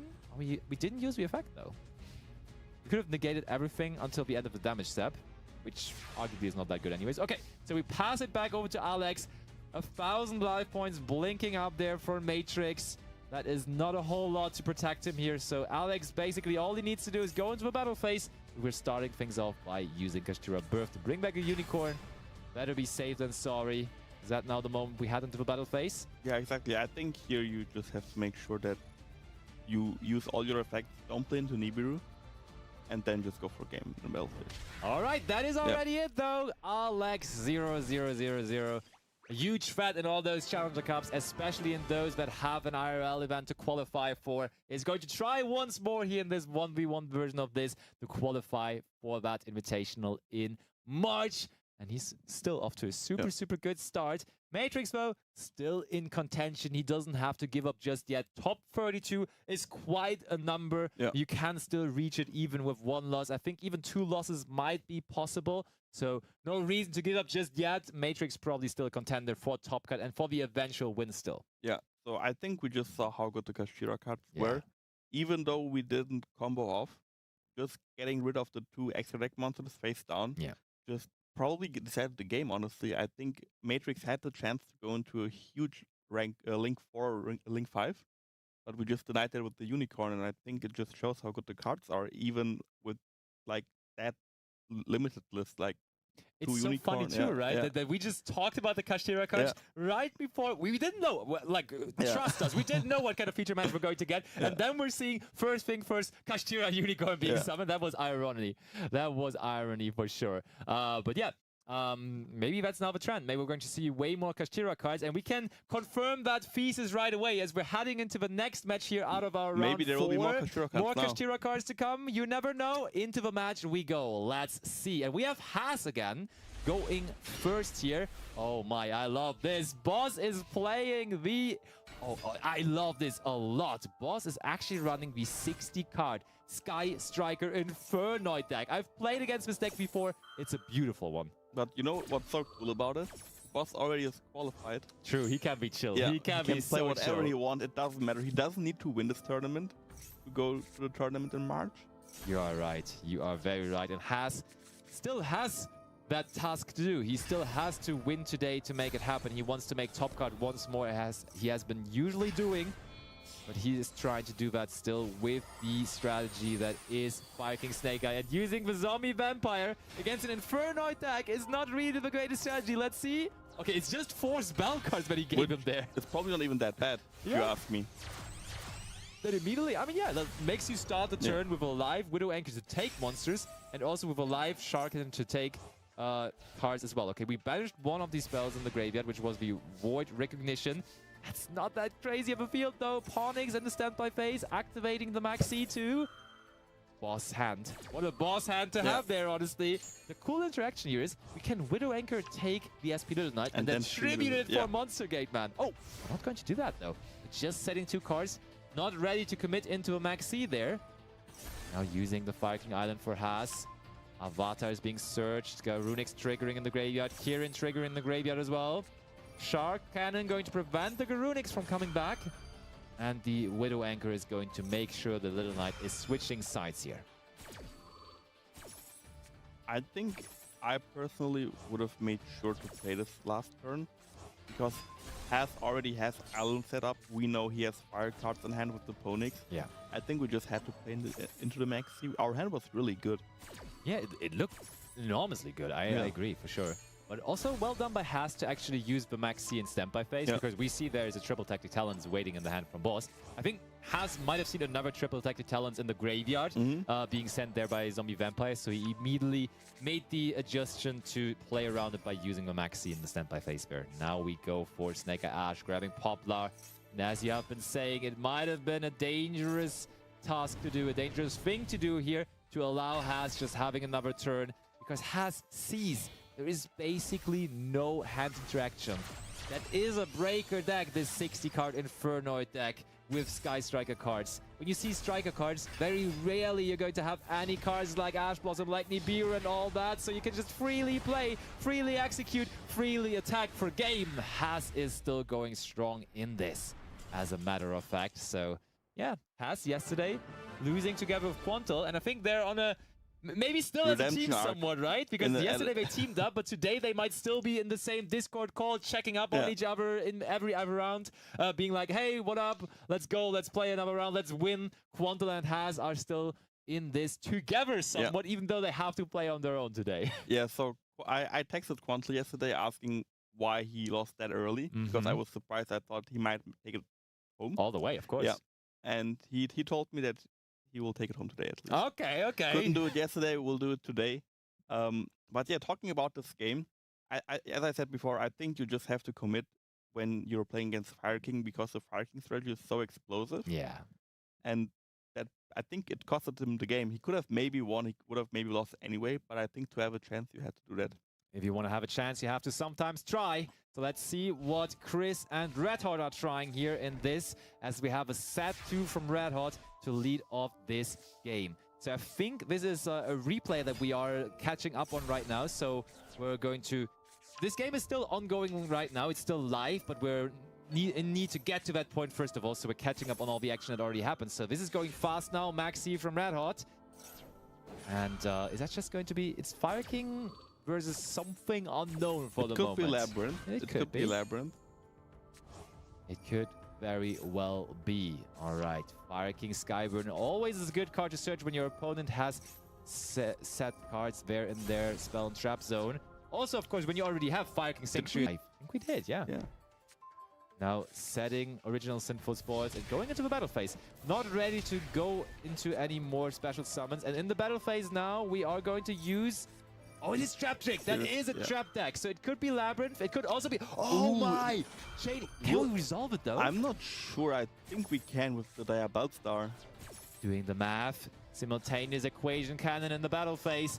Setting Ice Strength's Prison above the Trap Trick. No, it resolved already. Yeah, okay. We couldn't resolve it properly. So that's the thing. You can always activate the simultaneous equation cannon, but then it's optional to actually banish the opponent's field. So as it would have been destroyed there, Red Hot was like, let me activate it, why not? Let's see whether it works. But it did not work out eventually, as the total cards on the field were not amounting to the required cards that he needed to resolve the card. Okay, Ice Strength's Prison now, getting rid of Garudix and the Ponix. So all of a sudden, Red Hot is in such a good position where he will start his turn with 8 cards in hand, and Chris has no more Garunix in his deck, I believe. I think you only play one. And there is the Lord of the Heavenly Prison. Absolutely. And I think, from what I'm seeing, we're still not live in this, but I think they're getting closer and closer to timeout here in this, as the round timer should have already been very close to the 20-minute mark. For the people at home that are seeing a Challenger Cup for the first time, 20 minutes is the amount of time you have per round.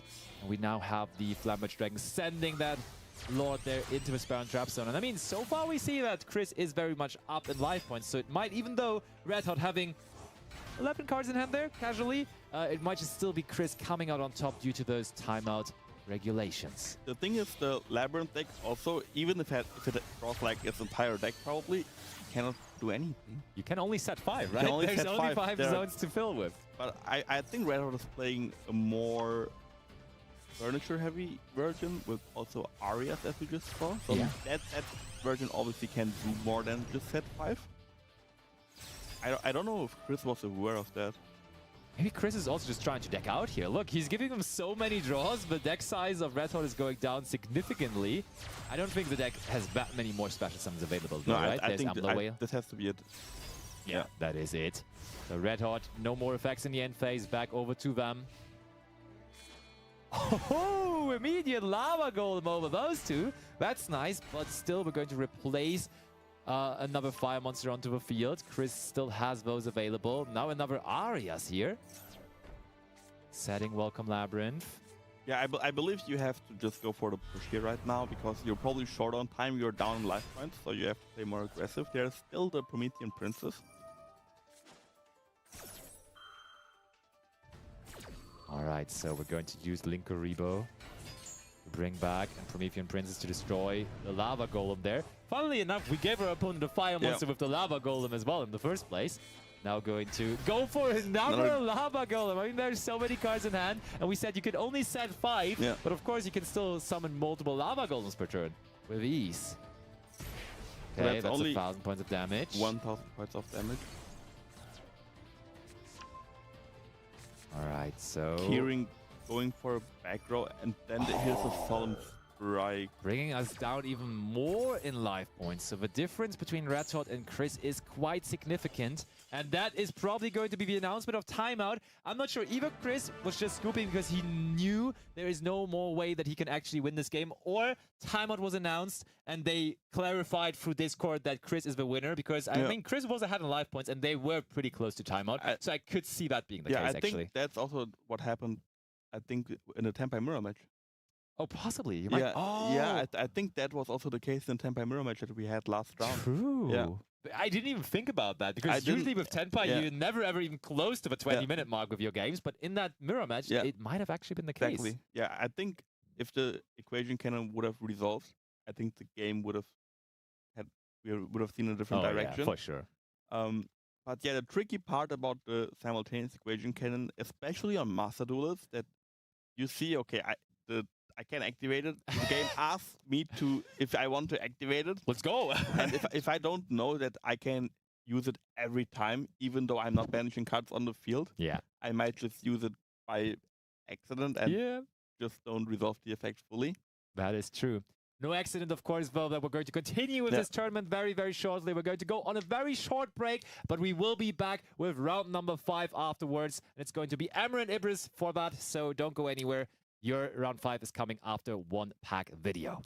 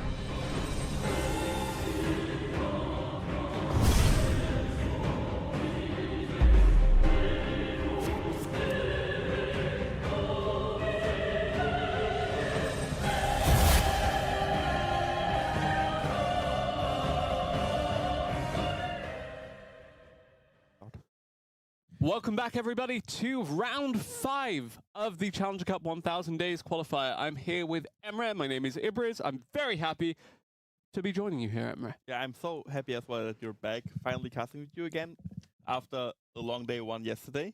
Yeah. Yeah, we just saw 4 rounds of Yu-Gi-Oh! And we haven't seen any Gimmick Puppet yet. Indeed, we have not, but even so, we've seen a lot of cool stuff regardless. Labyrinth in particular, I know, an important deck for you, something you're very passionate about, and it has been doing fantastically. Simultaneous equation cannons, we mentioned yesterday how impactful that was. We saw in this previous game how not impactful it can be sometimes if you get the math wrong or if you're forced to use it at an inopportune time. High risk, high reward, we love to see it. Yeah, so you always have to be aware of the count of every card that's actually in play in both hands and both fields. And I think if you like resolve the card a few times, it's like basic math. You'll just get used to it. Sometimes you don't even think about it. Like if I ask myself what's 9 multiplied by 9, I don't even count in my head anymore. I just know the result, you know? So I think that's the same with simultaneous equation cannon. The more people that get used to it by playing it will resolve it more. Yeah. And it's something that might look a bit weird when you play it for the first time, as we just saw last round. But yeah. So something else we were seeing for the first time there was the use of the Sky Striker cards in this tournament. Can you tell me a bit more about that? I know you're teammates with Josh. Everyone knows you're teammates with Josh, and how much he loves the Sky Strikers and how much Lampy also loves that theme. Oh my god. They love Ray. Yeah, so the Sky Striker strategy is something that's heavily spell-based. Yep. Also, they have all of the Sky Striker normal spell cards have 2 effects. one regular effect and one additional effect that they get if you have 3 or more spell cards in your graveyard. Yep. So what you're trying to do is you're trying to fill up your graveyard with spell cards. For example, Upstart Goblin is a really popular card for that. It just is a spell card in the graveyard, and it just draws you a card. Yeah, it essentially replaces itself while placing a spell in the graveyard. We also saw the likes of your Monster Gate, which would, of course, take spells from your deck and put them in the graveyard until you hit a monster that could be summoned. Now, while that didn't necessarily work out, are there any other strategies that you're thinking might make an appearance despite being more unconventional compared to the likes of your Snake Eye Fire King, your Yubel, and your Tempai Dragon that we've seen so much of so far this tournament and in yesterday's tournament as well? Yeah, so we just saw the Monster Gate being in the hand of the Sky Striker Infernoid player. And I believe Infernoid, while it struggles to get the ball rolling, once it gets rolling, it's really scary to play against. Another one that really loves just placing stuff in the graveyard. Exactly, yeah. So combining that with the Sky Striker engine, I think is a really good idea. You can just maybe use the Hornet drones to get to go for a link, charge a spell, tribute it off with Monster Gate, and then you can mill as many cards as you want, and then you fill up your graveyard, you can special summon your Infernoid cards, and then you can just start from your engine. And we saw that Sky Striker Infernoid in the previous round, but now it is round 5. We're seeing Joey Kuzan again here, playing off against Nishi Boy on the Snake Eye Fire King. Yeah, Nicky Boy is a regular in the Challenger Cup series, a really, really strong player, known for playing a lot of Rescue Ace against Joey Kuzan, who's also a regular in the Challenger Cup series. So we are going to special summon the Link Kuriboh of the Poplar. We didn't use Poplar's effect, so I would assume we already have the original Sinful Spoils in hand, which we do. So typically when I see the Link Kuriboh, it suggests to me that we're climbing to an eventual SP Little Knight to get the banish, but of course when you're playing on turn 1, it's a little bit riskier. But actually, not even Snake Eye Fire King, rather Rescue Ace. Infinite Impermanence now running interference on that Hydrant, however. So yeah, Rescue Ace is a strategy that was more popular back in the day, that got a little bit replaced by the Fire King card. But I know Nicky Boy for a fact loves the Rescue Ace strategy. Yeah. And if there is someone that can pilot the deck really well, it has to be him. And with the emergency, he is dodging the Infinite Impermanence by special summoning another Rescue Ace monster. And then tributing the target of the Hydrant, which was initially there. Yeah. So, Turbulence now coming as well does suggest we will replace that emergency with a lot of Rescue Ace spells and traps. Yeah. So what you are going for is here, you always want to stop the Turbulence. But if you get to the if the Rescue Ace player gets to the point where they have SP Little Knight and Turbulence on the field, then Effect Veiler doesn't work. Because you can just use the effect of Turbulence. If there's an Effect Veiler on the Turbulence, you can train SP Little Knight. And if you are smart enough to Veiler the Turbulence before the SP Little Knight hits the field, you can link both off into a Promethean Princess and then special summon the Turbulence again. Yeah, the recurrence of the strategy there. Rescue Ace Headquarters being added there off of that as well, just further reinforcing the strategy here. And as you said, a little bit more unconventional, but already hitting 5 summons. Nibiru, the Primal Being, now the follow-up. I've seen decks utilize the Link Spider off of the token to access another effect monster to further Link climb. But do we see a response here? Rescue Ace Preventer being about as good a follow-up as any. Yeah. So I think there are still ways to get into the Turbulence. For example, you can link off the Preventer to then special summon the Turbulence, I believe. We'll see if Nicky Boy goes for that here. The Nibiru is usually turn ending, but not for the Rescue Ace strategy. Not for the Rescue Ace, indeed. We do actually, as you mentioned, see the link off. Important to note that the token does function as a normal monster, but that's okay. IP Masquerena says, okay, just need 2 non-link monsters for the materials there. Rescue Ace Preventer, as you mentioned, would in turn summon back the Rescue Ace Turbulence, which could in turn set up the quick play spells and normal traps from the Rescue Ace team. Just to the spell and trap card zone here. Extinguish for 1. It should be Extinguish, Alert, another emergency maybe. Contain, also a really good prep card. And with Headquarter in hand already, I think this looks pretty good for Nicky Boy. Rescue as well.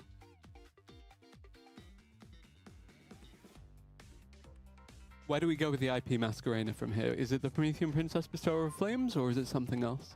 So I think you could theoretically just pass on this because an IP Masquerade is always strong. You Yeah. just risk your opponent going to the battle phase, attacking over it before doing anything. But that would assure us to have another turn. So I think leaving the IP on the board is not even that bad here, honestly. We'll see if Nicky Boy decides to link it off.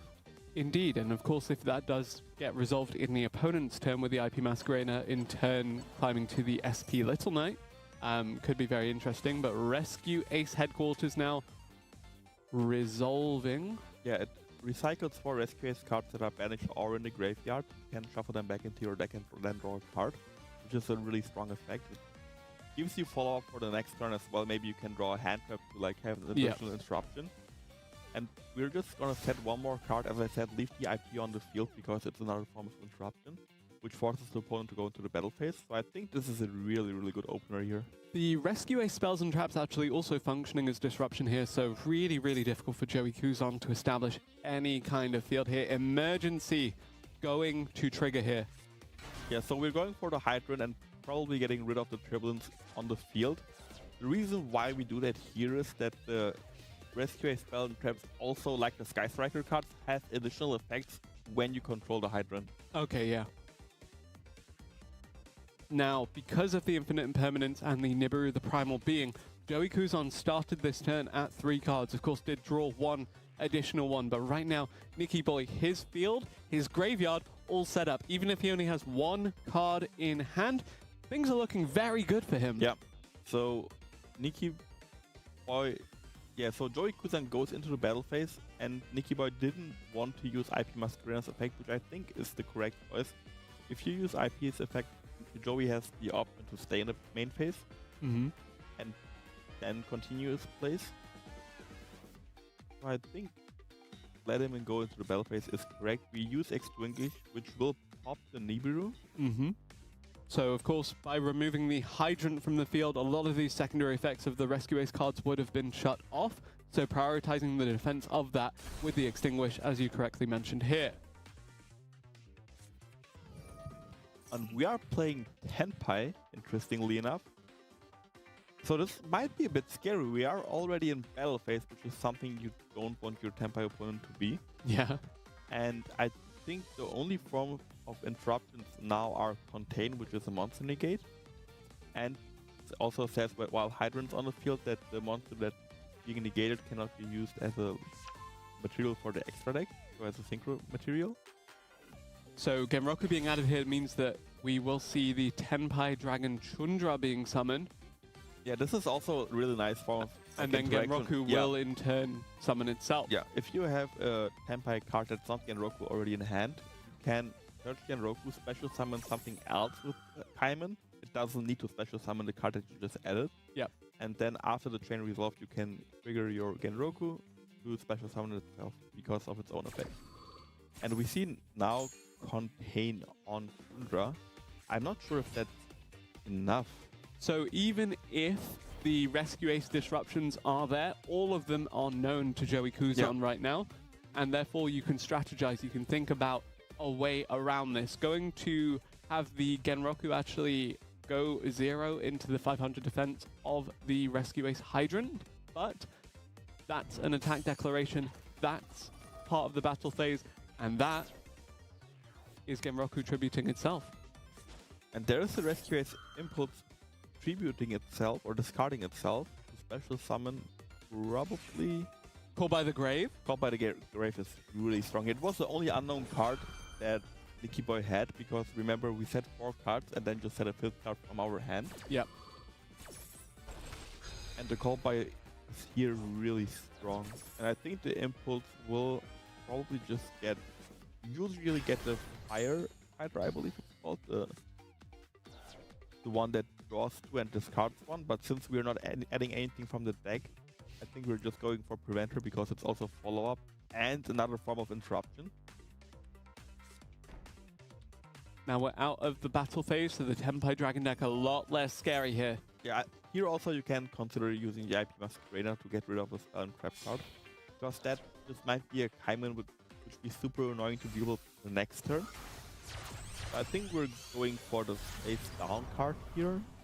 But we could also just go for the Tundra if we have no other way to interact with it. SP Little Knight having a Link monster as material does mean we access that banish there, able to remove that spell or trap card, and therefore it's now just the Tenpai Dragon Tundra on the field of Joey Kuzan. But can Nicky Boy make the comeback here? He's looking okay. He has some semblance of a field left over, but can he build it out to one that will finish the game in this turn? I think so, because Nicky decided to banish the spell and trap card that was set by Joey Kuzan. Yep. I think if he had no way to deal with the Tenpai Dragon Tundra, he would have gone for the Tundra to make sure that the biggest threat on the board is gone. But the face down card seems to be a bigger threat for him. And now we're going to use Emergency's effect in the graveyard. DD Crow. To target a trap, spell, trap, and to reset it. And we could have used that in the same turn because of Hydrant. But the DD Crow is hitting the graveyard, banishing the Contain. Do we have another target aside from the Contain? I think there was. I guess not, actually. There are other targets. Extinguish is also in the graveyard, but that doesn't really matter. We're just going to recycle everything once again with our headquarter to draw another card. And we also have 2 normal summons still there. And there's the Preventer. I think this is game, honestly. Banishing the Turbulence. We can link off the Preventer, special summon the Turbulence to reset 4 cards from our deck. There is the Link summon. Yeah, so we go for the Promethean Princess. The Preventer should trigger here, bringing back the Turbulence. And even if we don't go for a game here, we can just reset 4 cards from our deck, as I said earlier, and that's just so strong. And with no cards on the field and in the hand, I don't think any card can beat 4 face downs. Promethean Princess Bestower of Flames will bring back the Rescue Ace Impulse. Tenpai Dragon Tundra looks to be removed pretty shortly as well. Yeah, Rescue will now target the Preventer to special summon it. We could have also targeted the card in the opponent's graveyard because we have Hydrant on the field to special summon that. But I think that's already game on board. And even though the Tenpai got that turn 2, it is the Rescue Ace deck from Nicky Boy that is able to take it. It is the Promethean Princess Bestower of Flames that is finishing the game here. And it is the Rescue Ace deck that claims a victory over Tenpai Dragon. Yeah, so the Rescue Ace deck, I think we should talk about that first. Yep. The Rescue Ace deck is a deck that has a really good matchup against the Tenpai Dragon deck itself, because if you get to resolve your Turbulence, it's good for Tenpai. The only way they can interact with that are mass removals such as Lightning Storm, Heavy Storm, or Harpy's Feather Duster. Yeah. But if they don't get to those cards in their opening hand, I just don't see a way for them to out the cards. And also, the Rescue Ace deck just has so many ways to get into their Turbulence, not even once. I think they can summon it up to 3 or 4 times with like the Promethean Princess by itself, with Preventer. It's just really hard to deal with. Yeah, I can imagine that actually. Having seen the way that played out, just the sheer resilience of the Rescue Ace strategy as well, being able to constantly cycle from the graveyard, draw a card. You mentioned very similar to Sky Striker in a way, where it's to have the spells and traps in the graveyard, and also to have the Hydrant on the field to get the additional effect on all of those spells and traps as well. But we have another game here, and we have the Ice Barrier strategy, something we haven't seen this weekend, right? Indeed. Now we have the Mirror Mage of the Ice Barrier actually resolving here. The tokens are there. The Synchro Summoning is available. Coral Dragon. That is a card draw. Yeah, so I think we are now going for a combo that lets the Ice Barrier Dragon deck draw a lot of cards in their first turn. If Coral Dragon gets linked synchroed off, you can draw a card. Is that Deep Sea Diva and Danger Bigfoot in the hand of Masatoshi, by the way? It is Deep Sea Diva, Eater of Millions, Danger Bigfoot, Foolish Burial, and the Kaiju Mass Removal card. Very, very interesting. And actually also interesting is, of course, Ice Jade Jimmy Egorin, because, of course, that is one of the cards that was looked at as a potential answer to Tearlaments. When it comes to manipulating the graveyard, it does a really, really good job at shutting that off. Lancia, Ancestral Dragon of the Ice Barrier, one of the more recent additions to that deck. And Fantastic, now and we're that is a seeing classic. One of my favorite cards ever, Trishula the Ice Barrier Dragon, getting summoned, banishing a card from the hand, and Is it hand, field, and graveyard? it is hand, field, and graveyard, but other than the Necros of Trishula, you can just banish one. The Necros one okay. has to banish all three results. Wow. And we're just seeing how strong the Ice Barrier strategy is. It is a strategy that was released, I think, a few months ago. So, yeah, that Lancia was a fairly recent addition. Exactly. And whenever I play against it, I always struggle against it. I don't know why. It is one of those decks that you sometimes face on ladder. And whenever I face them, the people playing that deck, they're just experts on the deck. They really love the deck. And once they set up the Lancia, it is really hard to deal with because that will go into a Trishula, and we all know how strong Trishula is. Yep. And if you get Trishula, the game is often just over, as we just saw. So the thing that interests me about that deck is that it's not strict negation per se, but it's just denial of resources when it comes to removing from the hand, removing from the graveyard, and honestly, it plays very unique in comparison to some other decks. Yeah, so the main deck monsters, some of them have a floodgate-ish effect, where some of them say you can't tribute any cards. You can only, I think, use one or spell trap card in one turn. So they really make you think on how you can play against the strategy, because you are really limited and you just have to find the exact way to beat that board. And sometimes even if you find a good way to beat the board, you just lose against the follow-up with like a Trishula coming out of nowhere. And I think there's also a second Trishula, the Zero. I think there's a Trishula Zero Synchro Monster that's also really hard to deal with. I think it banishes 3 cards from the field. Okay. And if you get hit with that, I think there's just almost no way to come back. So the fact we're seeing Ice Barrier in round 5 of this is really promising to me. Yeah, it just shows that the deck is something that always is underlooked, but still a really strong deck. But we also have another game to look at. We do indeed. We saw your standard Snake Eye Fire King. We saw Tenpai Dragon fall to rescue Ace. We saw Ice Barrier do things, and now actually, I believe this is Live Twin. The theme of the 1000 Day Challenger Cup series this time, right? Indeed. Nice one.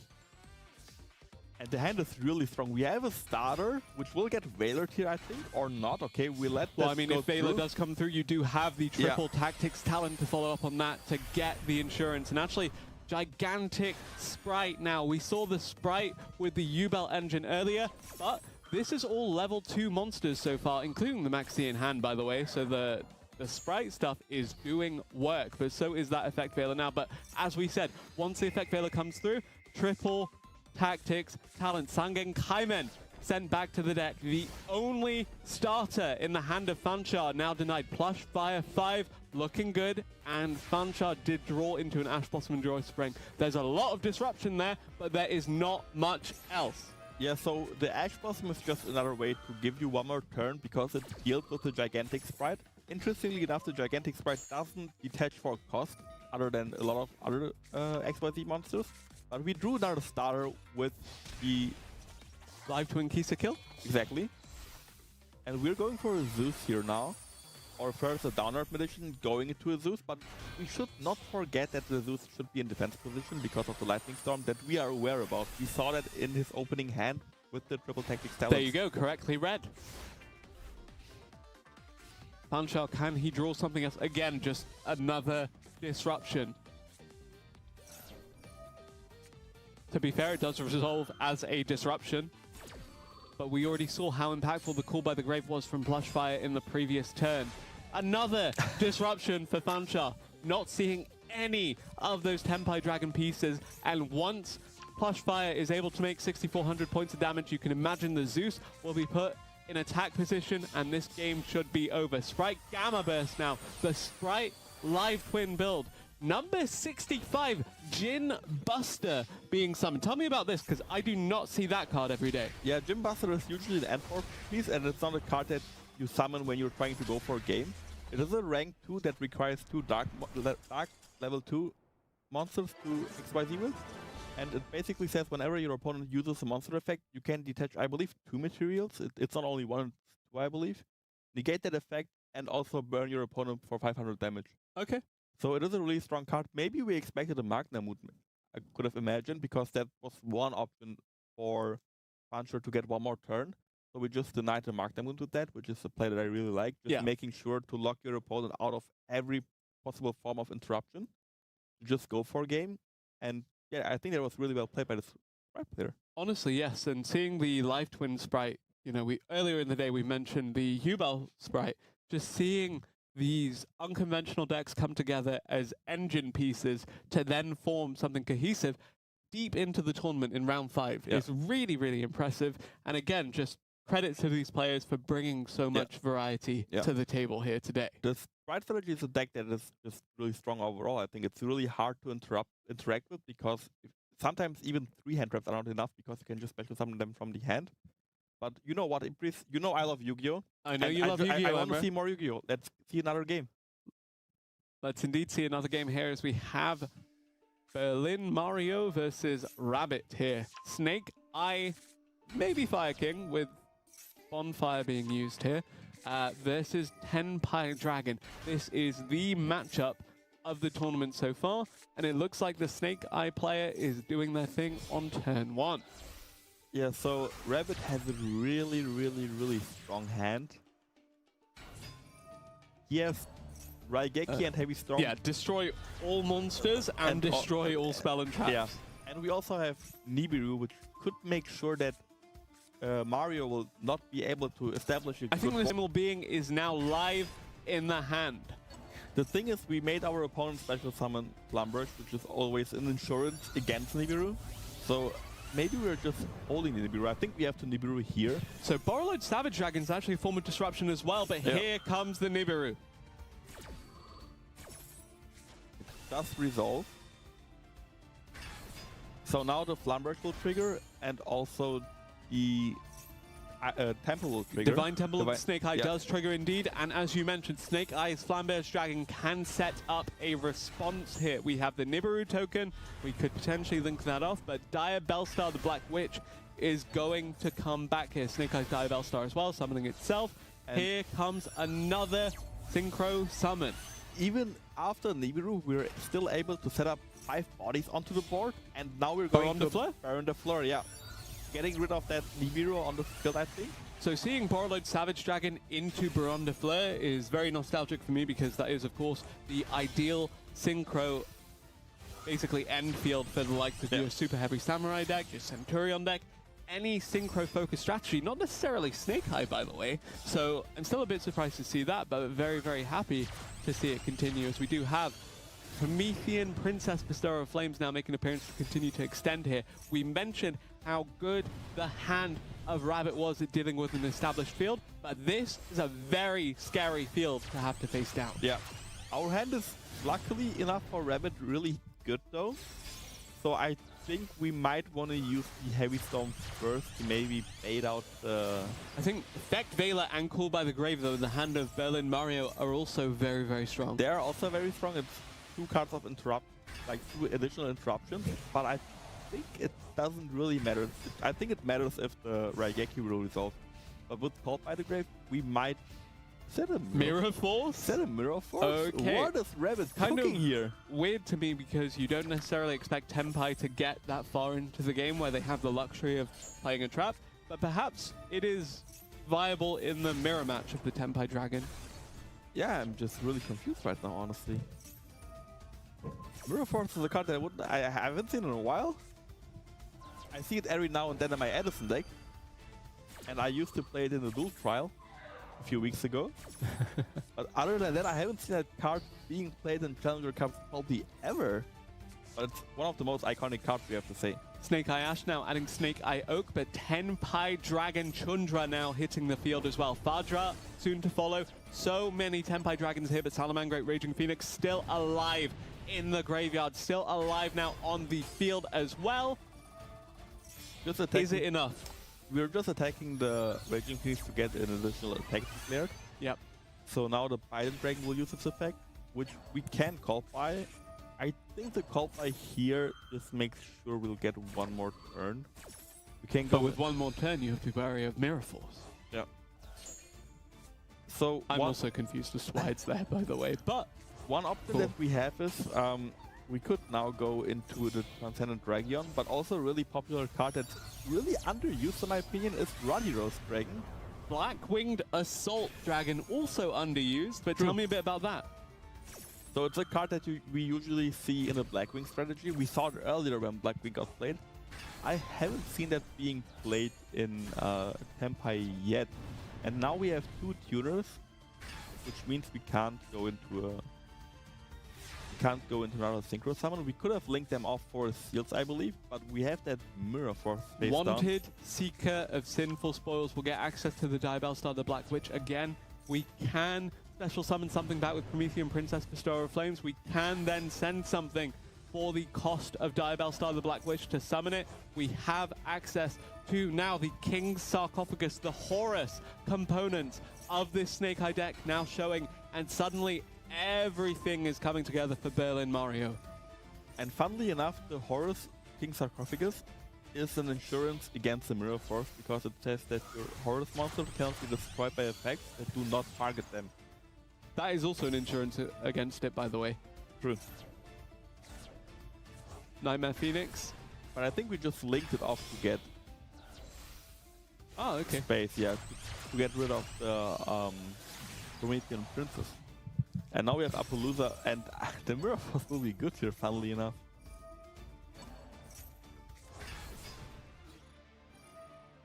So that's one, and then there's the Mirror Wow. Force. And I think that's one thing that you just weren't expecting. You don't expect that anymore. I mean, we And- questioned why is there a Mirror Force here? That is exactly why, and that is the 10 Pi Dragon playing for turn 4 instead of turn 2.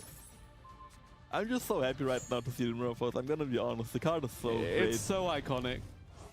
Salamander Raging Phoenix actually now coming back though with good attack value enough to close this one out. Rabbit does fall to Berlin Mario. The Snake Eye Fire King, well, maybe Fire Kings, maybe just Snake Eye Horus. Yeah, Snake Eye Horus, as we saw yesterday. Takes down the played by Tempai Jonas. Dragon with Yeah. Mirror Force. 2 interesting decks. I think I felt like the Tempai deck was more interesting playing Mirror Force. It just got The one card just, It just got shifted me. the whole dynamic there. It just reminded me on the good old days when I used to play Mirror Force in my decks. Yeah. And yeah, I'm happy now. I can't watch this. I'm very glad that you're happy. I'm happy too. We got to see some phenomenal Yu-Gi-Oh! There in round 5, but we've already progressed into round 6. Will be really interesting to see just exactly which decks do come out now, now that we're proceeding further into the tournament. Yeah, so I hope to see a variety of decks now. As I said yesterday, the more you get into the tournament, the stronger the decks are getting. Yep. And I felt like even after going into the next rounds, we're seeing just like a more of a variety of decks. We saw Life Twin Sprite, which was not expected to be seen at round 5, I think, at the top table. I mean, also Ice Barrier as well, we would not expect to be there, but something that we do expect that we haven't seen too much of today, but we did see quite a lot yesterday, Ritual Beast. Ritual Beast Inheritance, of course, as good a starter as any. Spiritual Beast Rampengu in hand. I know you're a big fan of that one. Yeah, it is the cutest one, I have to say. Nice. And I think Lampy agrees with me there. Now, where do we go from here? Of course, Ritual Beast, Tamer Elder. No Tamer Lara quite yet, but this is a good path towards it. So Elder is a card that gives you the Dimension Shifter. here, interestingly enough. So Ritual Beast Tamer Elder is a card that gives you an additional normal summon when it's on the field. There's one thing that you just need to know when you're playing against Ritual Beast. Do not Veiler or Impermanence the Elder. So, throwing away the Dimension Shifter there, do we perhaps have the Ash Blossom and Joy Spring and the Max C in hand to need to go to the graveyard for that disruption? Or what do you think? So Ash Blossom doesn't need to go to the graveyard, but the Max C does. Yeah. That could be a possibility to just want to have, if you want to have the Max C being alive for next turn. Yeah. On the other hand, if Shifter is good against the deck, it's not only good against it, it's really good against it. So I think if I was expecting a call by the grave, maybe I would have just kept the Shifter, honestly, because the Shifter also makes your Ritual Beast combos way better. Because they are not going to the graveyard, they're being banished, which is something that you want, where you want your Ritual Beast cards to be. Ritual Beast Ulti Canahawk now coming out, and that is a point in the game where the Ritual Beast strategy has basically made great headway towards exactly a final end field. You want to summon the Ritual Beast ulti Canhawk as soon as possible because it will just get you to your engine. You can use it multiple times, which is something that back in the day, more cards had the option to be soft once per turn and not hard once per turn, as we say. So you can now put 2 Ritual Beast cards from your banish pile. There is the Lara. Into the graveyard, searching a Ritual Beast card, and you can also tag it out as a quick effect. So if your opponent wants to react with a Whaler or an Impermanence, you can just chain the effect of the ulti Canhawk to tag out and special summon 2 Ritual Beast monsters from the graveyard. So we now discard the Spiritual Beast Tamer Lara to access and turn the Ritual Beast Tamer When and if that gets normal summoned, you can special summon one of your banished Ritual Beast monsters, but at that moment we don't have any. But we can summon the Ultinokio Draco by banishing 2 Ritual Beast monsters from the graveyard. Does Lepsy have any further disruption here? I think the only card that Lepsy really wants in his hand right now is Nibiru, and this is a perfect time to Nibiru if you have it now. Bestial Magnamut? I almost thought that's a Nibiru. Going for that shifter, interestingly enough. So 3 major decks that have been running Bestial are the Tempai Dragon that we mentioned earlier, the Centurion that we haven't seen too much of, and the Branded. So I think Bestial cards are just good cards in general. You can put them in any deck as a form of interruptions, as hand traps. The Bestial and the Centurion deck especially, they make really good use out of them, not only as a hand trap, but also as an engine piece. So they are especially good in those You can decks. access the higher level synchros. Exactly, easier. yeah. And the Southernir in Branded dumps you the Branded Fusion from deck to the graveyard. Yeah. Now Spiritual Beast Rampengu, the effect, we've seen it before, we will see it again. I think there was an ulti Galapelio being banished. And there is a Lara being sent from the deck as well. So from here on, we have a lot of options. We can go into Banshee, which we might see the Infernal Flame Banshee. I believe so, as that will be an Xyz summon to a rank 4 Xyz monster. As you said, it was the Infernal Flame Banshee. The Pyro monster getting added to the hand or sent to the graveyard. What will it be? So I think it has to be a Nemesis Flag. Yep. To then in turn access the Nemesis Corridor or eventually the Arc Nemesis Protoss. Do you think we will see Thunder Dragon Colossus now? We haven't seen it yesterday at all, I think. I don't believe we did. Very intriguing, of course, to see if we will actually see it summoned. I do like the fact that it does deny the draw, or rather the adding to the hand and stuff like that. So really, really interesting to see. But it's going to be Arc Nemesis Protoss that will be, ideally, one of the end pieces here for the Ritual Beast strategy. So even though we declared the effect of Bestial Magnamut, if we get to the point where we can special summon the Thunder Dragon Colossus, we can still deny the third. I don't think we've seen enough of Lepsy's deck to convincingly make a judgment as to what to call on the Protoss yet, though. So I think it depends on your setup. If you already have a good setup, as Ilhami does, I think you can risk calling Blind Fire just to win the game on the spot. And even if you're not playing against a fire deck, your setup is still good enough to deal with almost any deck. So I think if you get to this point, it almost doesn't matter what you call, as long as you just call something that's not completely out of the way.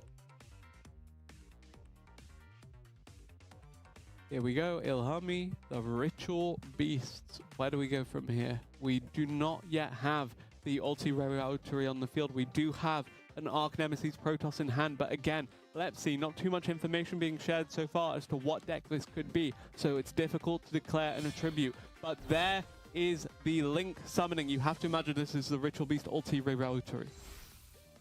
I haven't seen 4 monsters being linked off in a while.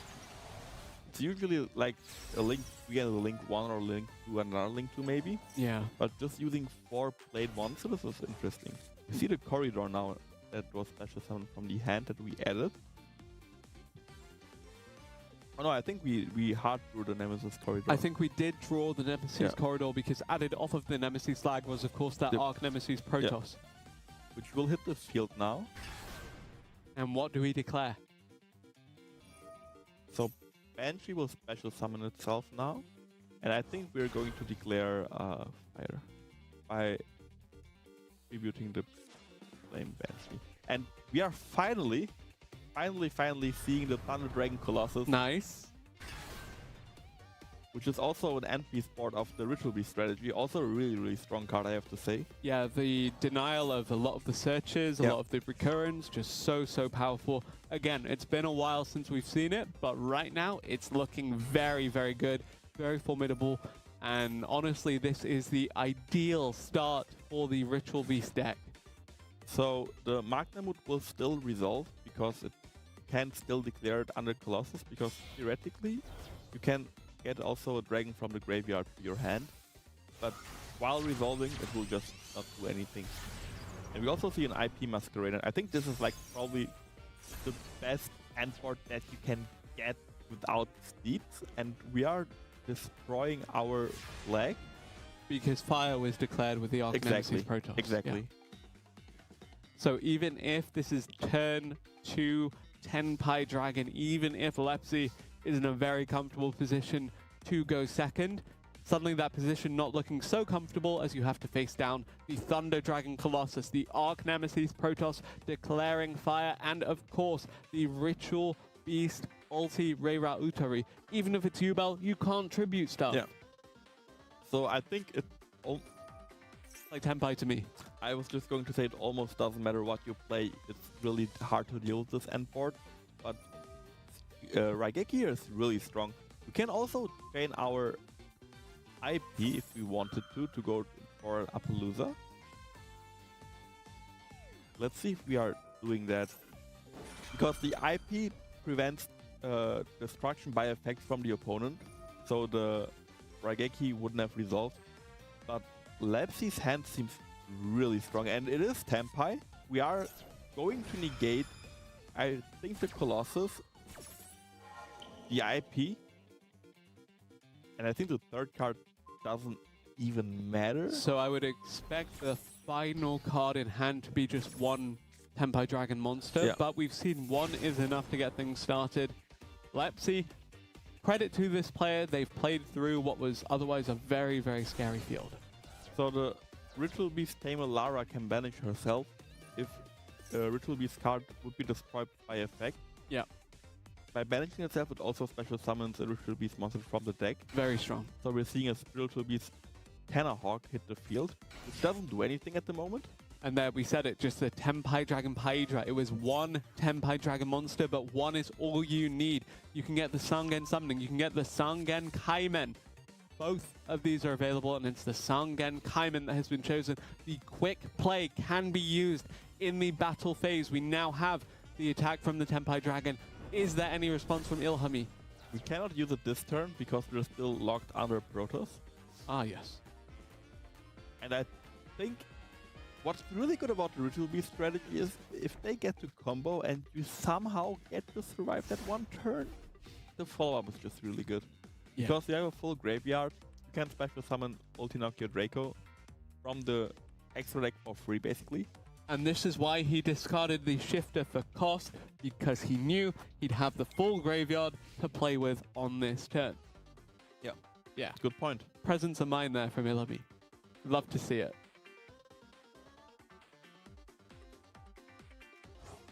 So yeah, as I said, banishing two Ritual Beast monsters from the graveyard to summon Ritual Beast Ultinocchio Draco, which will trigger Ritual Beast Tamer Lara once again. Yep, grabbing a Ritual Beast monster from the deck here. I think that's just Kanahawk. It has to be Kanahawk again, right? Or Pengu maybe? It is built to be Kanahawk. Lepsi now with that face down Sangen Kaimen set. Where does he go from here? Ilhami now confirming that there is a Ritual Beast monster in the hand.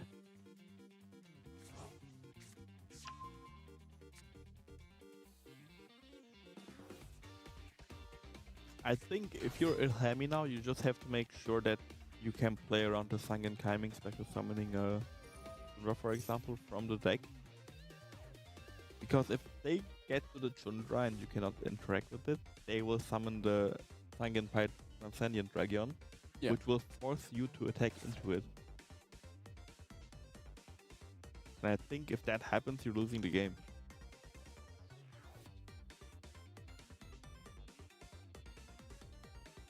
Spiritual Beast Cannon Hawk now, the effect is resolving. Ilhami in a really great position here. We mentioned just how impressive that turn 1 was. It got dealt with. Lepsy did a fantastic job of almost clearing the field. The ulti Reira Oturi does stand tall, however, and further reinforcement is coming in the form of the ulti Cannon Hawk and the ulti Nochia Drago. Yeah, so Ritual Beast ulti Cannon will now recycle 2 banished Ritual Beast monsters once again. And also tagging out the special summon Ritual Beast monster from the banished pile. And I think we're trying... I mean, one option that we could do is we could summon ulti Galapelio. Yeah. Which would then negate the Paimon, because we know we have a Ritual Beast card in hand. And Ritual Beast Steeds being added. Also a really strong card, which is usually an end board piece, but not last turn. Ritual Beast Apelio banishing a Ritual Beast card from the graveyard to push every Ritual Beast monster by 500 attack and defense points. More importantly, getting that banish off though, so that there's further setup. Exactly, yeah. And further potential for extension here. Ilhami, you have to consider, is in a very good position to close this one out in this turn. Yeah, but still, one little mistake and you're playing against into that Paimon. But yeah, as I said, you're just going for the Ulti Beast, Ulti Galapelio, which is a really nice card with a really beautiful artwork. And we can go now into the battle phase without worrying about the Sangen Kaimon. Yeah.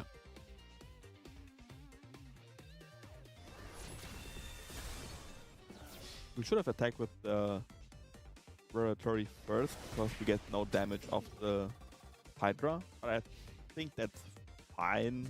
Shouldn't really matter. So this has to be Steeds face down, you'd imagine. So a quick 2 destruction. I think I would have maybe kept the Steeds in hand.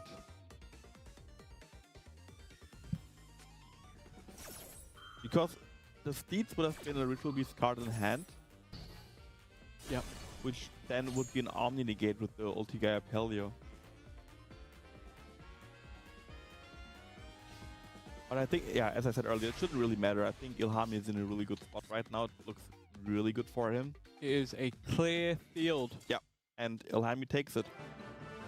Convincing victory for the Ritual Beast deck there. We saw the Arc Nemesis Protoss, we saw the Ritual Beast Ulti Reira Uturi, and we saw the Thunder Dragon Colossus. Yeah, so I can tell you a bit about the matchup if you want to. Please. So, as we can assume, Ritual Beast will always go first against Tempai, no matter what.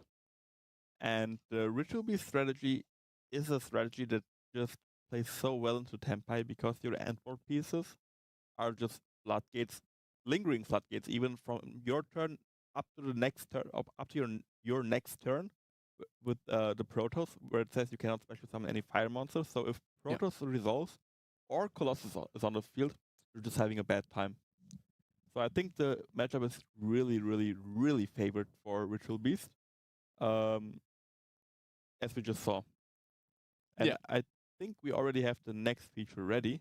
We can go into that if you want to. I think we do. We have another game from round 6 ready for you. We saw Ritual Beast versus Tenpai Dragon. This time around, what will we see? Cthulhu will be taking on King Yami. I think that's tour guide from the underworld, by the way. Against and emergency teleport. Orchest, interestingly enough. Okay, so Trickstar actually getting a lot of new support, which was very intriguing. Also really good support. Also with Light Stage now being unlimited again. Goblin Biker. Yeah, I'm seeing a Goblin Biker card. Yeah, nice. That's really nice. I think we're linking. We are Xyz. going for an Exceed summon into the Goblin Biker Big Gabonga. Yep, Big Gabonga now ready to play. So the Goblin Biker Big Gabonga can search a Goblin monster on summon. And the gimmick of the Goblin Biker deck is that they can detach Exceed materials from any side of the field to trigger their additional effects. Okay. Going to just end on an IP Masquerena, however. Okay, now Trickster Light Stage will search a Trickster monster from the deck. It also has an additional effect where you can target a face down spell and trap card. Your opponent then has the option. Do you want to chain it, or do you just don't want to use it until the end of the turn? Yeah. There was no target for the impermanence anyway. So it just stays there, and now in the end phase it leaves the field. And Cthulhu is just left with no cards, drawing an infinite impermanence against 6 cards in hand in King Yami's hand. Can you tell me more about how these two strategies, so tied to link summoning, play around each other? So the Trickster strategy just got support, as you said. Yeah. The new card, I think it's the Blue... Is it Blue Angel? I believe it's Aqua Angel. Aqua Angel, yeah. That lets you special summon a Trickster card from the graveyard if you have a fusion monster in your graveyard. Ah, that is Trickster Noble Angel. Noble Angel, sorry. Yeah. Okay. So the Noble Angel lets you do that. And what you want to do is you want to link off a fusion monster going into the Noble Angel to then use the additional effect, and then you can also power card. Yeah. So I think the new support is really good. And Dingetsu, the Orchestra of the Evening Star, now coming out. Can you tell me more about what this does to interact with that strategy as well? Because Goblin Biker seems to be on the receiving end of it. Yeah, so ideally you don't want to end on a XYZ card against Goblin Bikers because they can make use out of it by triggering their own effect. But in this certain game it didn't matter because we were going for game anyway with the Gizmek Orochi. Yeah. Which is also a really nice card, a card that I like. It was part of my first ever Master Duel deck, funnily enough. Wow. I played triple Gizmek Orochi in that deck. Now seeing that again, it's a stable card in Orcus. Yeah. Because it's a level 8 body that you can summon every turn. It also has an additional effect where you can banish cards from your extra deck face down to then pop a card on the field. And it just goes hand in hand with the Orcus decks because it's a level 8 monster. It's been a while since I've seen Trickstar in particular, so seeing these two legacy strategies come together and claim a victory in such convincing fashion was really refreshing to see. It was nice to see. The Trickstar engine is something that I think we will see more often now with the new support. It's got very minimal burn damage these days, and instead just uses the ability to get access to further extenders again and again and again. So right? back in the day, it always used to burn you for like 200, 300 here and there. Yeah. And now with the new support, you can extend so often and go in. You can even link climb now, which is something that the deck couldn't do before. But now with the new cards, you can link climb. You can maybe set up an Appaloosa next to an IP by already burning the opponent by like 2 to 3k of life points. So that's something that makes the deck now good again. Yep. And I think we have a next feature match ready So already. yeah, we have another game from round 6 ready for you now.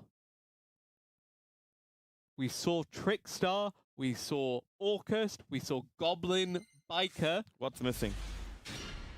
Apparently Voiceless Voice versus Mathmech again. And do you see that one trap card in the Voiceless Voice hand? Is it Summon Limit? It is Summon Limit. So I think what I would do here personally, I would just play into the Maxi. Luckily enough, we have Ash Blossom. I think we should have Ash the effect of. We're now going to Ash the effect of Diviner. I think I would still use my spell card to summon the Soravis and then just end on the summon limit because that's just something that's really hard to deal with for any deck. Because it limits you, as the name says, to just 2 summons. So now we have Martinex Circular, one of the scariest cards to play against. So Sigma hits the board, and now we have Summon Limit, and now we just pass. So summon limit, of course, very impactful against these strategies that are so contingent on link climbing. Yeah. And luckily enough, we kept the Soravis in hand to now dodge the effect veiler from Alucard. Yeah. And which will make sure that the Diviner of the Herald is able to resolve and get access to the Voiceless Voice ritual cards. Yeah. We're going for the Soravis because if the Tiras is already in the graveyard, Trias is already on the field, as you can see. Trias Hierarchy, yeah. And if it was in the graveyard, we couldn't special summon low from the deck because of our own summon limit. So now the #1 priority should be getting rid of the opponent's monsters so that they can't go into a rank 4. That's what Gargoyle is trying to do. And now we basically only have the summon limit left. Addition, pushing the Mouthmake Circular to 2.5k. Circular attack over the Diviner. And yeah, now we are in a tough spot if you ask me. And there can only be one, which is so good here because it just deals with the entire board. Ghost Ogre and Snow Rabbit now coming down, however. I think that's fine if you ask me, because we have that there can only be one for next turn. A Floodgate that also can be a board breaker, as you will see now. The Linkuriboh coming out here as well. The Call by the Grave has been drawn, but all the Cyberse on the field now. Do you know how Mouthmake can out that now? How? I don't know. Oh. I think it's just really hard to out, and as soon as we get to the point where we can just special summon one big body on the field, I think we're winning the game. And that's what we're going to do. Radiance, the Voiceless Voice. And I think Alucard realized he cannot deal with that there can only be one. I think we only play Cyberse cards in the main deck and in the extra deck.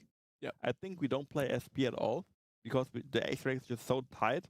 And I think in a certain point you're locking yourself out of extra deck monsters except Cyberse monsters. Yeah. So there's just no way to deal with it. So I'm actually seeing quite a lot of Mouthmake today. Yeah. Why? I told you the deck is good. Yeah. I still think to this day that Mouthmake is a really strong deck. The only way to really counter Mouthmake, in my opinion, is Maxi. Okay. You have to hope that your Maxi resolves, and if your Maxi doesn't resolve, one circular just does so much. It plays through one hand trap at least. You always need 2 to stop the circular. And then if they have an extender, you need at least a 3rd one. And if they have, for example, Firewall Defender, you need a 4th one. Yeah.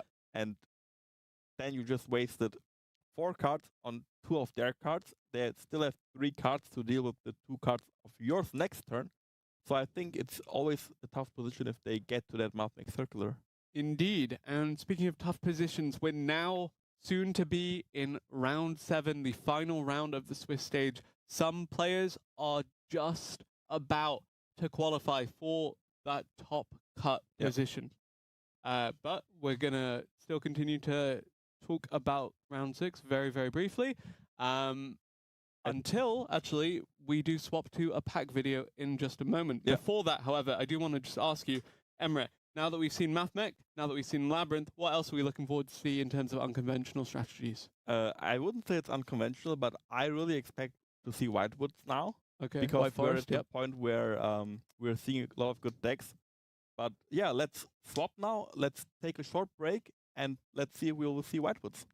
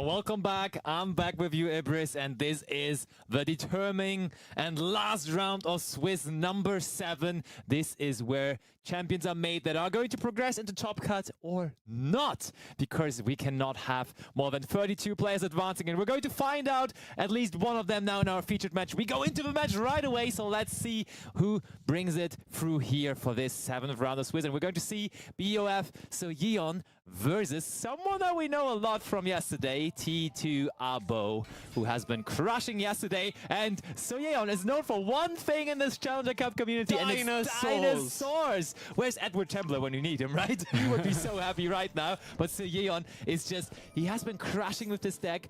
No one else really besides him is playing this in Challenger Cups, but he is playing it to such a degree, which is incredible. Xeno, Meteorus now coming out, Baby Ceratosaurus as well. The Soul Eating Oviraptor will tribute off that Baby Ceratosaurus. The Destruction will in turn proc that. The Animadorned Archosaur as well. You have to imagine eventually we'll see Miscellaneousaurus. All of these good dinosaur cards now. They create such a difficult field to deal with. They have such sheer attack power with innate defense, thanks to that Miscellaneousaurus that is constantly threatened from the hand as well. Sprite Elf just going to add a further extension to this. This is a new way to play dinosaurs, but it's a really, really fun way at that. For sure. It is a SHUEISHA is still revolutionizing that dinosaur deck every single time that he's bringing out Evolsa Dolka now as well. I like that. I play that in Dynamorphia. Yeah, there you go. And look at that. You like Evolsa? There's Evolsa Last on top of it. Not quite Evolsa Lagia, but still it's Disruption, and they are Disruption on fairly formidable bodies at that. Ultimate Conductor Tyranno as well. Fantastic for removal, fantastic for threat, and again, the biggest threat of the dinosaur deck is the Miscellaneousaurus, which you have to imagine is in the hand. Most likely. Okay, Dolka immediately negating the Bestial Lubellion. Good thing about the Evolsa Dolka is it only has to detach one material, and it does not have that very common restriction of being once per turn, meaning we can just negate another monster so effect later on. Evolsa Lagia is very similar in that regard, but it can negate anything, but that is the full commitment of all of the materials. So this was a conscious decision to focus on denying monster effects. Now, Foolish Burial, what did it send? Was it a branded card, I believe? It was Albion, and Albion the Shrouded Dragon will be able to send Branded Retribution to the graveyard, which is always able to banish itself to then bring back a branded card from the graveyard to our hand. So this is usually a way of getting a Branded Fusion, which was sent there through many different ways, back into the hand. What's going on now, though? What is happening? We have Alba Venatos. Both of the Evolsa monsters are, of course, in fact, dragons. So we have a Contact Fusion. I don't know whether SHUEISHA saw that coming. I will say not even me saw that coming. And with them being dragons, they were not Miscellaneousaurus protected to begin with anyway, but it doesn't matter because Alba Venatos, as you said, is here to play. Aluba, the Jester of Despia as well. The branded fusion is there. Do we have a disruption on it from SHUEISHA? Do we see something from this dinosaur deck? Because right now, if this branded fusion goes through, there's a potential for Abu Hamid to finish this. Ash, Blossom, and Joyous Spring. Answer to it ever is always super, super strong against Tri-Brigade Mercuria, negating the Ash, Blossom, and Joyous Spring, meaning we're free to resolve branded fusion, free to fusion some of materials from our deck. What could be better for a branded player? And Abo is the best branded player maybe on the planet. You get an extra deck branded monster, and you get to send materials to your graveyard to set up for further summons, further disruption. Branded fusion, that all-important card that must be disrupted at all costs, has resolved. The dinosaur deck, we love to see it, but branded is the one firmly in the position to succeed right now. Albion, the branded dragon, gonna fusion summon again on top of that. Yeah, but one thing very noteworthy, we still have not activated the effect of our Ultimate Conductor Tyranno. So we may still be able to get another turn by setting all of the monsters face down on the opponent's side of the field. I think SHUEISHA is holding back with that a very long time here because, of course, you can also fusion summon with face down monsters. So you want to make sure there's no more fusion summoning happening for the rest of the turn. And as soon as all the monsters are set up, maybe when Mirror Jade is on the field and ready to activate his effect, that is going to be the moment we're activating the Tyranno then. But for now, we're also going to banish Mercuria. And Mercuria can use both of its effect per turn, so we did already negate, but we're also going to search now. We are indeed going to search. Branded still in a great position here. Abu Hamid with that deck now. Soyeon, the dinosaur turn 1 looked so good, but it all got fused away. Usually we see Nibiru, the primal being, change the game. This time, instead, the field still gets cleared because of this fusion. Blazing Cartesia, the Virtuous, we mentioned before, a quick and easy path towards the eventual Grand Guignol, the Dust Dragon, the Foolish Burial, the effective way to extend even further. But here is another fusion on top of that. Mirror Jade, the Ice Blade Dragon now coming to clear the field. Oh, now, and we have to react with our Ultimate Conductor Tyranno now if we want to use it ever, and that is going to be the case. So otherwise it would have just been banished here as the Mirror Jade is not targeting, and we're also going to bring back the Sprite Elf. And probably with Sprite Elf, we bring back a monster that we want to destroy with the Tyranno. So that's possibly still a good combination. So because we get to destroy the baby, and then the baby is going to trigger bringing us another monster, possibly. Yeah, so the sheer tenacity of this strategy to just continue to bring monsters to the field, really, really well respected here. We do see the resolution. And the baby. What can the baby bring here? I think possibly just going for some setup, possibly just summon out an Oviraptor, searching for a Miscellaneousaurus. I could see that. There is the Oviraptor, in fact. I mean, we set all of those big fusion monsters, so it's not very likely that Abo can extend a whole lot from here. Maybe another big monster coming, but definitely not enough to close out the game. And then Soyeon sits there with setup for the next turn. Yes, there is Miscellaneousaurus, of course. It will protect his monsters, provided they are, in fact, dinosaurs. Sprite Elf, notably, not a dinosaur. The Evolzars, not dinosaurs. But here is the commitment of a further dragon monster from the branded deck. Abu Hamid continuing to extend here. The Bestial Lubellion now continuing to extend here. Branded Lost hitting the field. Still in main phase 1, by the way. Yep, absolutely. We get to bring out the Blazing Cartesia now. And we can fusion with face-down monsters, as I was just saying. Also, we could tribute the face-down Albion, because also the Bestial Lubellion doesn't care about it being face-up or face-down, just needs a dragon monster. And therefore, even though that Tyranno resolved, I was maybe a little fast to say that we're not going to seal it here in this turn, because when there's someone finding a line to still make 8,000 points of damage, it is Abo with his branded deck. Grand Guignol, the Dust Dragon here now being the Foolish Burial effectively to allow further extension on top of that. But here we go. Branded Lost now resolving. Branded Lost will add another card to the hand, and we can just continue to push forward. Abu Hamid, the dinosaur first turn from Soyeon was so good, but this branded follow-up is also amazing. Yeah, and now the Grand Guignol is going to be really good with the card we talked about earlier, because there is still the branded Retribution sitting in the graveyard. And as I explained to you, you can just banish it to add back a branded card from your graveyard to your hand. So whatever we send here with the Grand Guignol probably is going to end up in our hand shortly after. Okay, one step in between. Saroni is going to now also send an additional branded card to the graveyard, and that is probably going to be the one we're going to add back. And there is branded in white, and that can be an additional fusion summon. And the Springen's Kit is an additional extender on top of that to allow another summon, another spell or trap as well. Branded in white, as you said, would be the option to bring back to the hand, and also be the option to activate here. It's going to fusion summon again. This branded deck does not stop. Abo, surely no one to stop easily.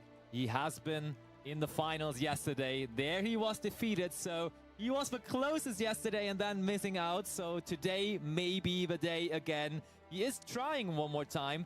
Is he going to be successful to reach the finals once more, though? It does definitely still look very, very, very strong. He is really the branded, we call him branded god here in Europe, and he's just consistently confirming that basically every week by entering those Challenger Cups over and over again and performing in them at the highest level, always topping, very, very often also winning. He's just so many titles already at this point. I think this is also testament to the statement Emre made yesterday, where he said this 60-card branded deck does not care what the opponent has set up. It just plays through, it does its own thing. Yeah. And right now, continuing to do his own thing, Abu Hamid with the fusion summon here.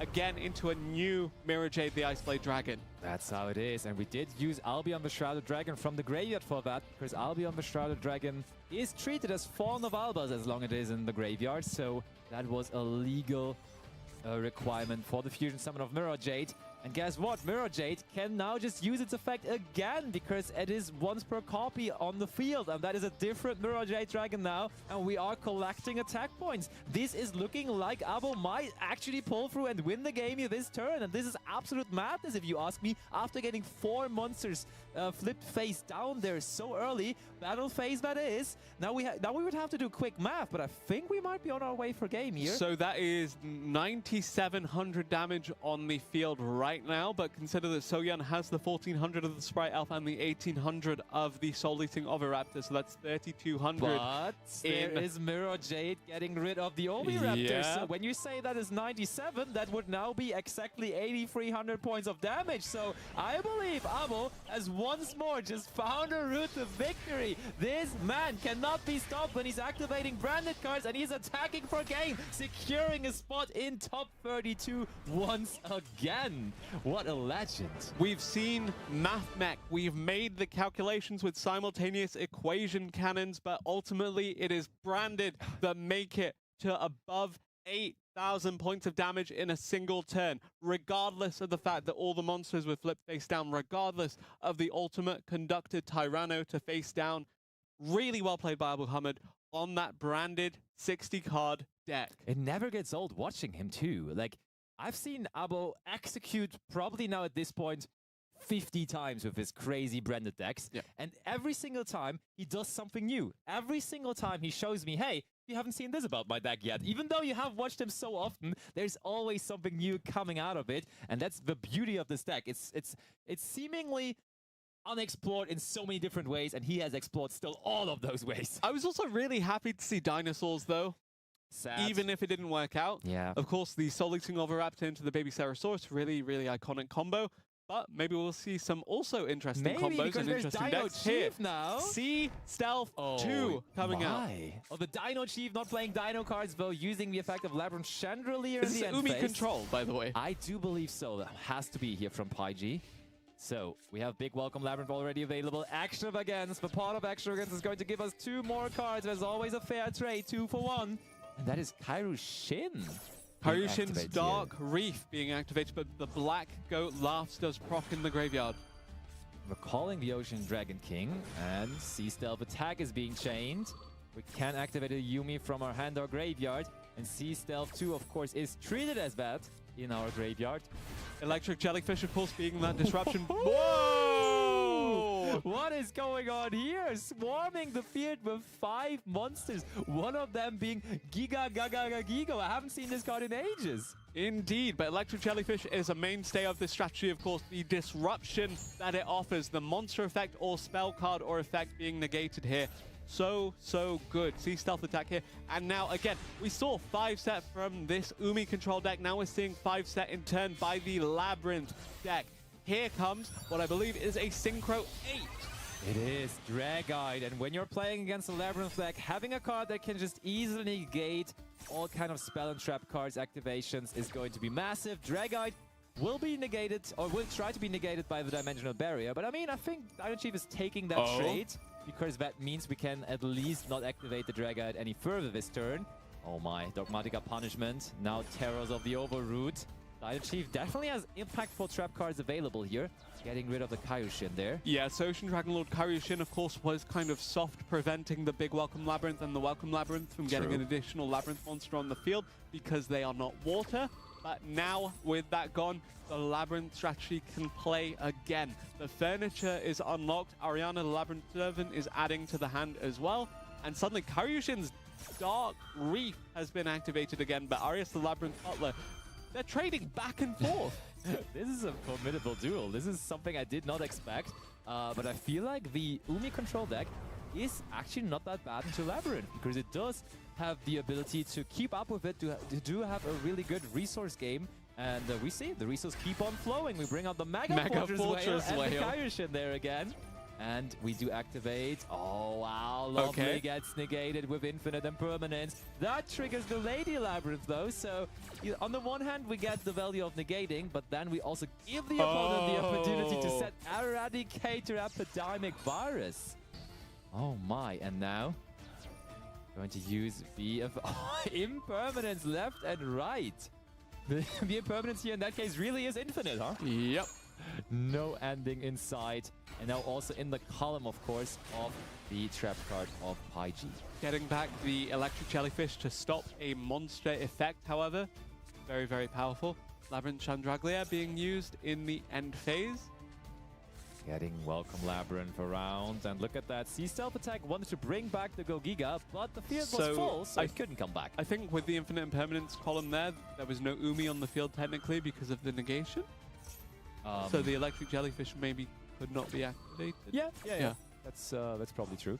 So Arias and Dragite is negating the Trying to graveyard effect, rationalize though. Umi control. Yeah, I mean, it's a great deck. It's a fun deck for sure. I haven't seen it in a while on Master Duel, but it definitely is a very, very, very fun and cool deck with all those water monsters. Very, very fun and cool as well is the destructive Daruma Karma Cannon. We've seen it change games by itself, but here is another negation, having to remove the electric jellyfish to unlock some of these monster effects.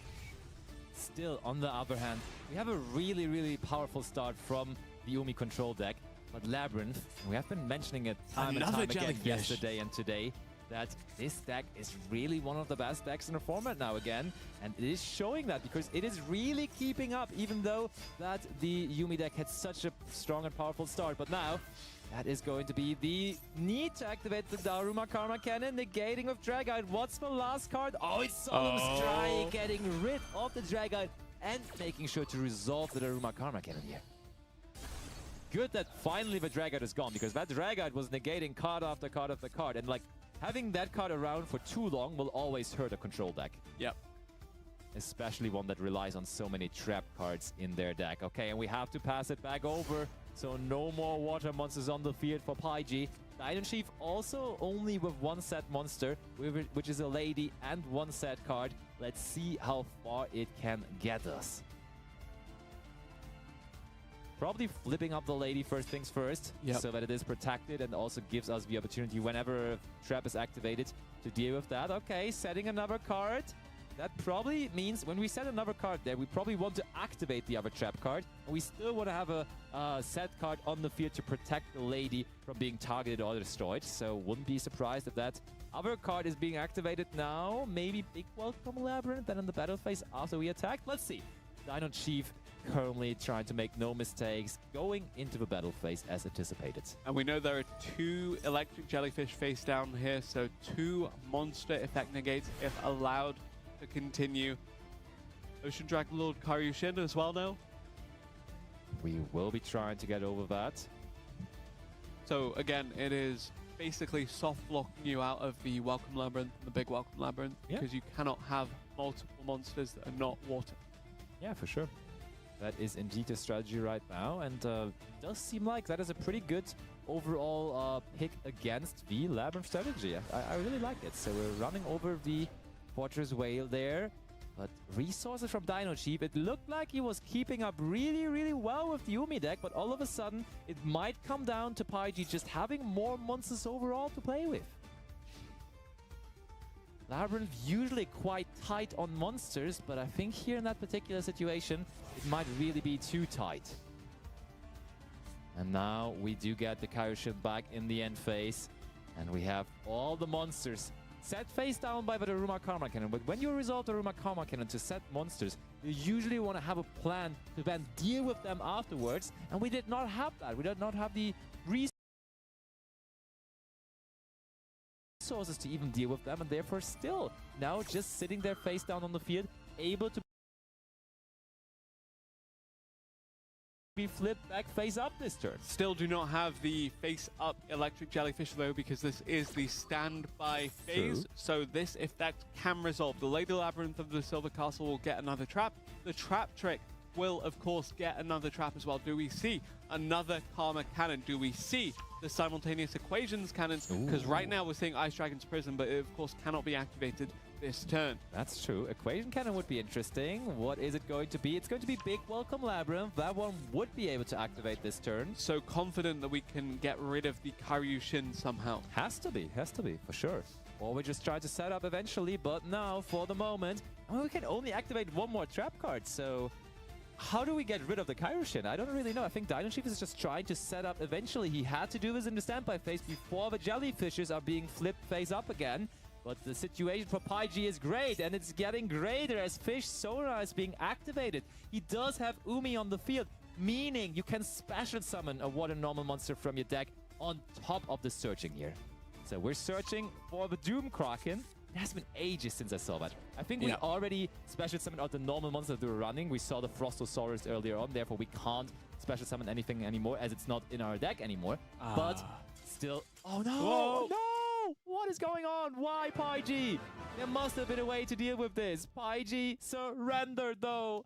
Yeah, that was still refreshing and fun to see, honestly. That was really fun. I love seeing the Umi control and the unconventional strategies come through. Did really well into the Labyrinth, as we mentioned. Of course, Electric Jellyfish only being able to stop monsters and spells. Unfortunate when you're playing against a trap deck, but still really, really, really promising to see just how competitive that was. Yeah, and I mean, really, I really was saying happy. that earlier for the matchup against the Jubel deck, that Phantom of Jubel can be played around quite easily from Labyrinth, because it is only caring about monster effects. But now I would have not guessed that I would also say that about the Umi control matchup, because there you can play around Electric Jellyfish all of a sudden, apparently. Pretty good to know, but we could deliver you that information, of course, now here with our feature match for round number 7. But we have more to witness, more to see. So into another game we go. Let's see what this last round of Swiss still has to offer here. Round 7 has been fantastically exciting so far. We've seen a lot of variants in the decks. We've seen your standard decks, your Snake Eye Fire King, your Snake Eye Dragon, but we've also seen dinosaurs, we've seen Umi control, but this time around it will be that aforementioned Snake Eye deck versus another Snake Eye deck as well. Looks like 2 pure variants. Dominic, someone that has had really, really big success this season already with the Snake Eye variant. He is one of those players that just plays a pure variant and is having really, really good success with it. Usually pairing it up with the Kashtira cards, and also then just a lot of interaction like Effect Veiler, Ash Blossom, as we already see in their hand. And that Snake Eyes Diabellstar was such a big push to the pure approach of the Snake Eye strategy. And therefore, it is no wonder that it's already on the field for Dominic here. Snake Eye Flamberge Dragon being linked off in tandem with that Snake Eye Diabellstar to make the IP Masquerena. Important to note, no disruption in hand for Bencharo here. There is the Effect Veiler, the Ash Blossom and Joy of Spring. If Dominic wants to run interference, you have to consider Dominic in a fantastically good position, getting to go first to set up his own disruptions on the field and having access to a further 2 in the hand to the 0 of Bencharo so far. Very, very much. Looks really, really good for Dominic at the moment. Though, Crossout Designator is very powerful in a mirror match especially. True, because you can actually go after engine cards. You can just call a Snake Eye Ash or something like that. Or a potential Snake Eye Flamberge Dragon. Problem though, Bencharo has Snake Eye Flamberge Dragon in his hand right now, and therefore probably not another copy in the deck. So calling Flamberge Dragon is not going to be that big of an option here. Another interesting card out of the hand from Bencharo is Snake Eye Birch. So the Snake Eye engine in general overall is hit pretty strongly already in Master Duel, as Poplar is at 1, Snake Eye Ash is at 1, so the limitations are quite severe. So we are now even pivoting over to cards like Snake Eye Birch, which is not usually played in this. My only regret is that Emre is not casting the Kikinagashi Fucho summon, but alas. Another winged beast, but he got to see the Blackwing deck earlier on, so I think that he had is enough winged beasts for the day already, but there can never be enough winged beasts, of course, for Emre. Now we're using the effect of Kikinagashi Fucho, and that is going to mean that Dominic surely and certainly is going to survive this turn, as there's no real way to off this card at all. Here we go into the SP Little Knight on that quick effect link summoning thanks to the IP Masquerena as well. Getting what is effectively a free banish here, removing the Diabellstar, the Black Witch, from the equation. There is a wanted set face down, but ultimately it won't do much now. Yeah, I think that was a really good play by Dominic there, because usually you try to wait with this for a little longer, but he saw that wanted was set off of the Diabellstar, the Black Witch, and therefore that means there has to be that original Sinful Sports already in the hand. And therefore you just want to make sure that there is no face-up card on the field that they could send off of that. So immediately going for the Little Knight, and now immediately sealing the deal. So it seems like, it looks like Dominic once more is going to join us for another top cut. And he has been crushing this season. One top cut after each other. multiple wins already, and this is his deck. It's just, he has been playing this non-stop, he's a big enjoyer of it, and he is one of my candidates now that I see that he's in the tournament to maybe also win today. So tell me more about how players are answering the pure Snake Eye in terms of its dominance right now. I wouldn't say necessarily that it's that dominant, because it's a lot of different variants, and I would say the pure Snake Eye variant is the least dominant one, because we see more Fire King. We also have seen the Horus variant, which is not very popular either. But approaching this deck is really, really tough. That's why it was the best deck for so long now, the Snake Eye deck. I think you can just go with Effect Veilers and Infinite Impermanences.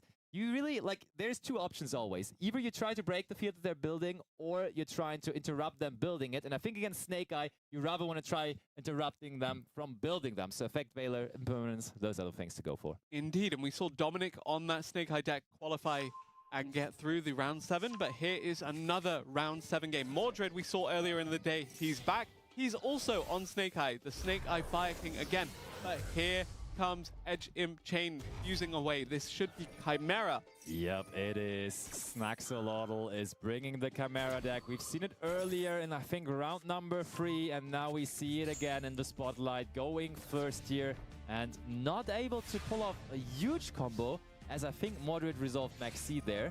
So we now counter Maxi, our opponent, but Mordred does have the Ash Blossom and Joy Spring to immediately shut that off. So that is really not the start. We saw a fantastic first turn of a Chimera deck earlier on. This is on the lower side regarding the power level of it, I would say. But we can still activate the Mirror Swords Knight in the graveyard, at the very least. Yeah, the Chimera deck, when you run interference on the fusion summon, whether that means, you know, Maxi in this case. Yeah. Once you disrupt that, really not as potent as it really can be. The fact that you lose out on the monster effect negation because you don't have the established field with the Mirror Sword Knight, with the Cornfield Kotal as well, protecting from the targeted effect. Not too much to be afraid of here, and not too much in terms of disruption once this Ash Blossom and Joy Spring is used. There is now no further engine for Mordred, but there is possibly the Dark Charmer Gloomy. Usually it's Hita, but against the Dark deck, you rather want to go Dark, so we can easily access the Edge Imp. And now it's going back to the fire side of life as we do link up into Promethean Princess, Bestower of Lakes. Now, Promethean Princess, Bestower of Flames will allow us to revive something from our graveyard. What do we special summon back? It will be the Sacred Fire King Garunic. Yep, and that's perfect as that now gets our Fire King engine rolling finally. Bringing out the Garunics by destroying the Volcanix there. Raging Phoenix now also joining the party. Funnily enough, we did link off the Edge Imp Chain there to also give Snax a lot of the surge of polymerization, but I don't know whether he's going to capitalize on that yet, because this game might just be ending this turn. As soon as you see Zelantis, there is a very, very, very big likelihood that it's going to be the last turn. Is Mordred going to be able to end it here? Princess... It's looking good for Mordred. Not gonna lie, it's looking very good.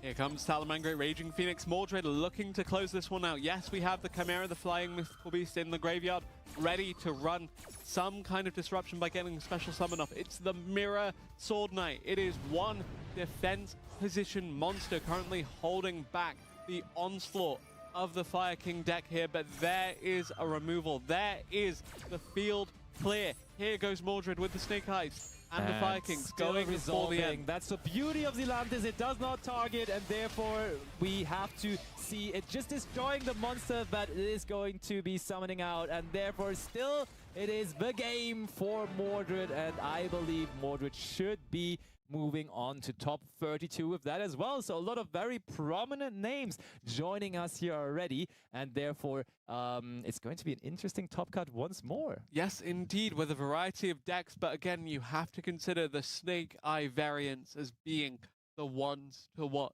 Yeah, for sure. And that is, I mean, we had it with a couple of different matches there that did not involve Snake Eye at all. We saw all the different decks with, as we said, dinosaurs and so on and so forth. And then now seeing another clash between the Snake Eye decks was, of course, a reminder for us as well that now moving towards the knockout stages of the tournament, probably those decks are going to be very, very, very relevant. They are up there for a reason. Yep. They are super, super, super strong and consistent. And they do also, like, they are the combination of both. Some decks have a very high ceiling, but they aren't that consistently getting there. Some decks, they are really consistent, but what they put out is not that great. I would say, for example, Voice is very consistent in what it does, but it's usually just that one Skull Guardian and a low, which can be enough for sure. It's not amazing, but it's still something. Where do Umi Control and Dinosaur sit on the consistency scale? Well, probably somewhere similar to the Chimera deck that we just saw, and someone that is an expert on Chimera is Emre, who we will hear more from after a quick hack video.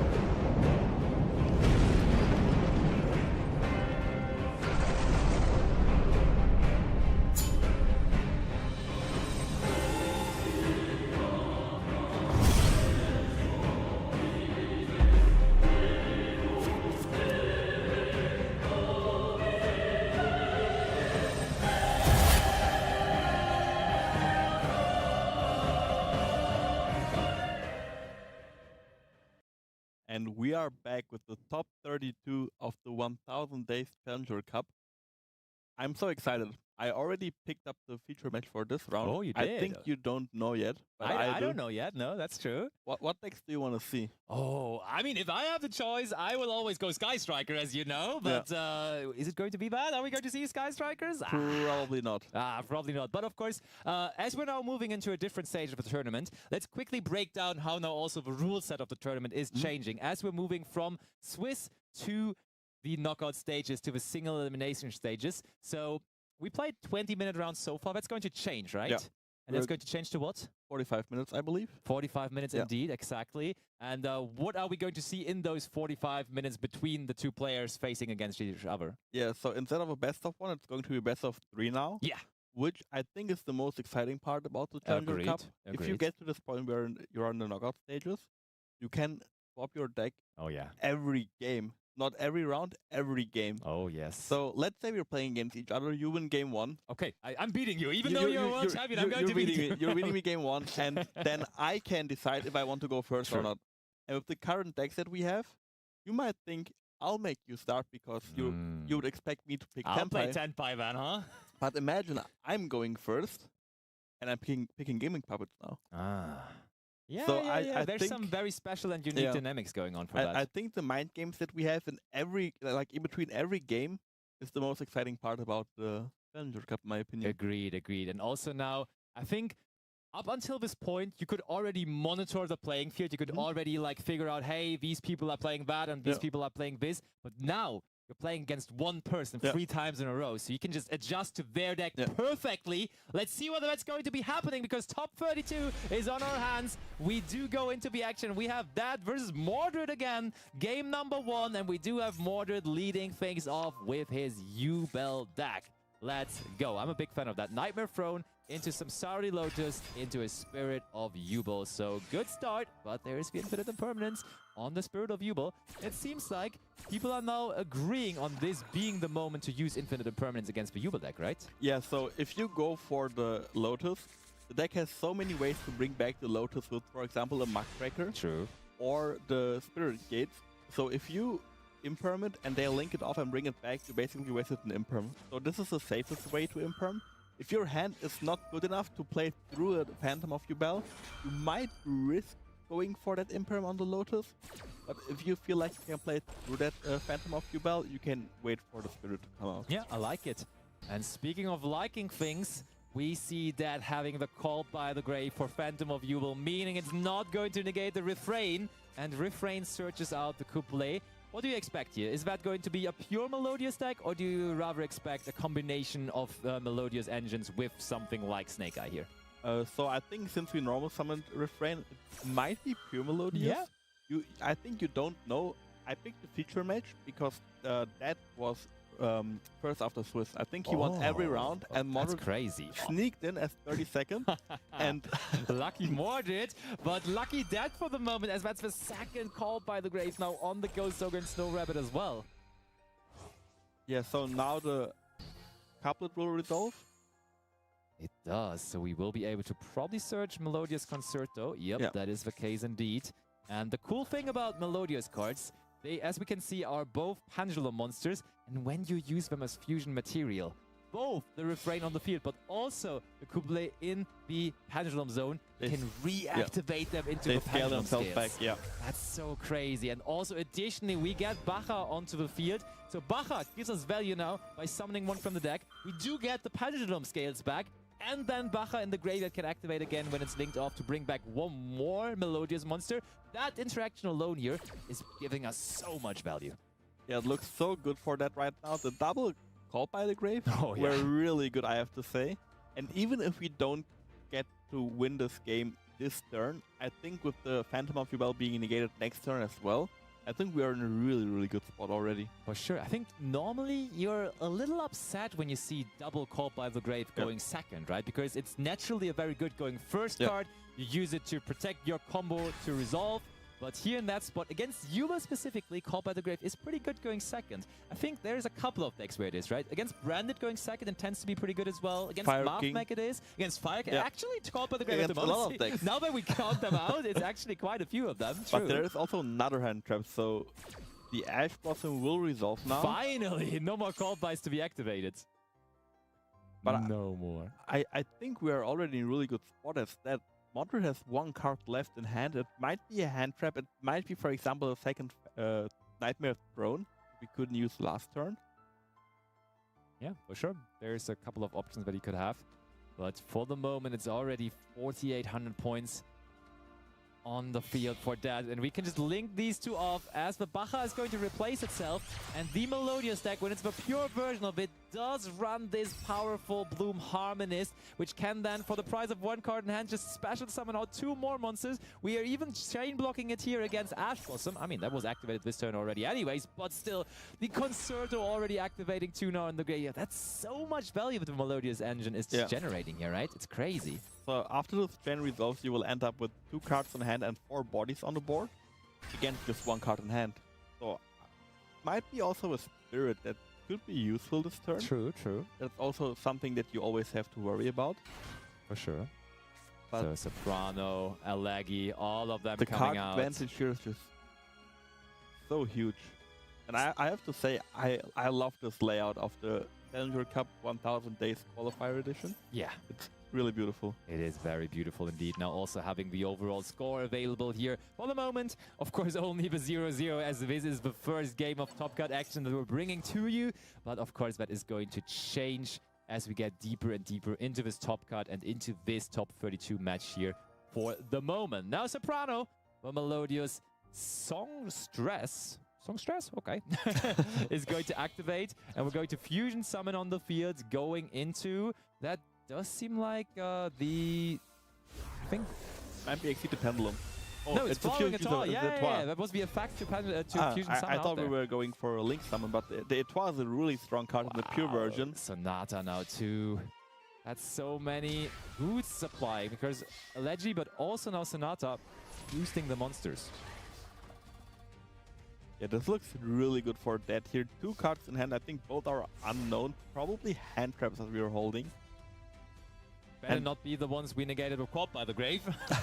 But no, Mordred, nothing to say anymore in this first game. He will have to rely on game number 2 and a possible game number 3 to get back into this match. But for the moment, super impressive. Apparently, that has just the task today to not lose a single game. Yeah, right? I think he's just rushing through the tournament, just like the team of Doggy did yesterday. They also rushed for the first of 3 or 4 rounds. Yeah. And yeah, we just saw how good the Melodious engine can be. And it's always scary to come up against Yubel going second. Yeah, absolutely. Because they have those hands where they can just play through 5 hand traps sometimes. Basically anything, for sure. So are you surprised by seeing the pure Melodious deck? And apparently he has been playing that for the most part throughout the tournament so far. Being first at the Swiss? because that's quite the accomplishment already. He still has to convert now into the actual important stages, but having that clean 7-0 record out of Swiss is already really good, right? Yeah, exactly. I mean, going 7-0 or undefeated in Swiss is always With something Melodious. that's really tough. I think only one person at the end does it always. Yep. And I'm not surprised that the Melodious deck did that, because Okay. I think we know that the engine itself is pretty strong. We saw that yesterday in the Challenger Cup. True. And I think the pure version basically is trying to do the same, but instead of playing like a Snake Eye engine next to it, you're just playing more hand traps, which also makes your deck better going second. That's true. So I really liked it. And also one aspect I like about the Melodious engine is that people struggle to play against it, Yeah. because they have a lot of hidden effects also. For True. like the Baja special summoning something if it gets sent to the graveyard. And all of these little things, if you don't take them into account, you are in a really bad spot when For you sure. don't know like where to interrupt them. Absolutely. And we didn't even see like one of the power spells like Ostinato being resolved. We just Wasn't even needed, yeah. Yeah, we just normal summoned the refrain and then just went on from there. Yeah, that was impressive. Very, very impressive. Now the question is, you have the chance, and that is for the first time now in this tournament, to adjust your deck for the specific situation of either going first or going second. How is Mordred going to adjust now having the choice to go first? Does he just stick to the game plan and play Jubel again? Because Jubel naturally is really, really good at going first, isn't it?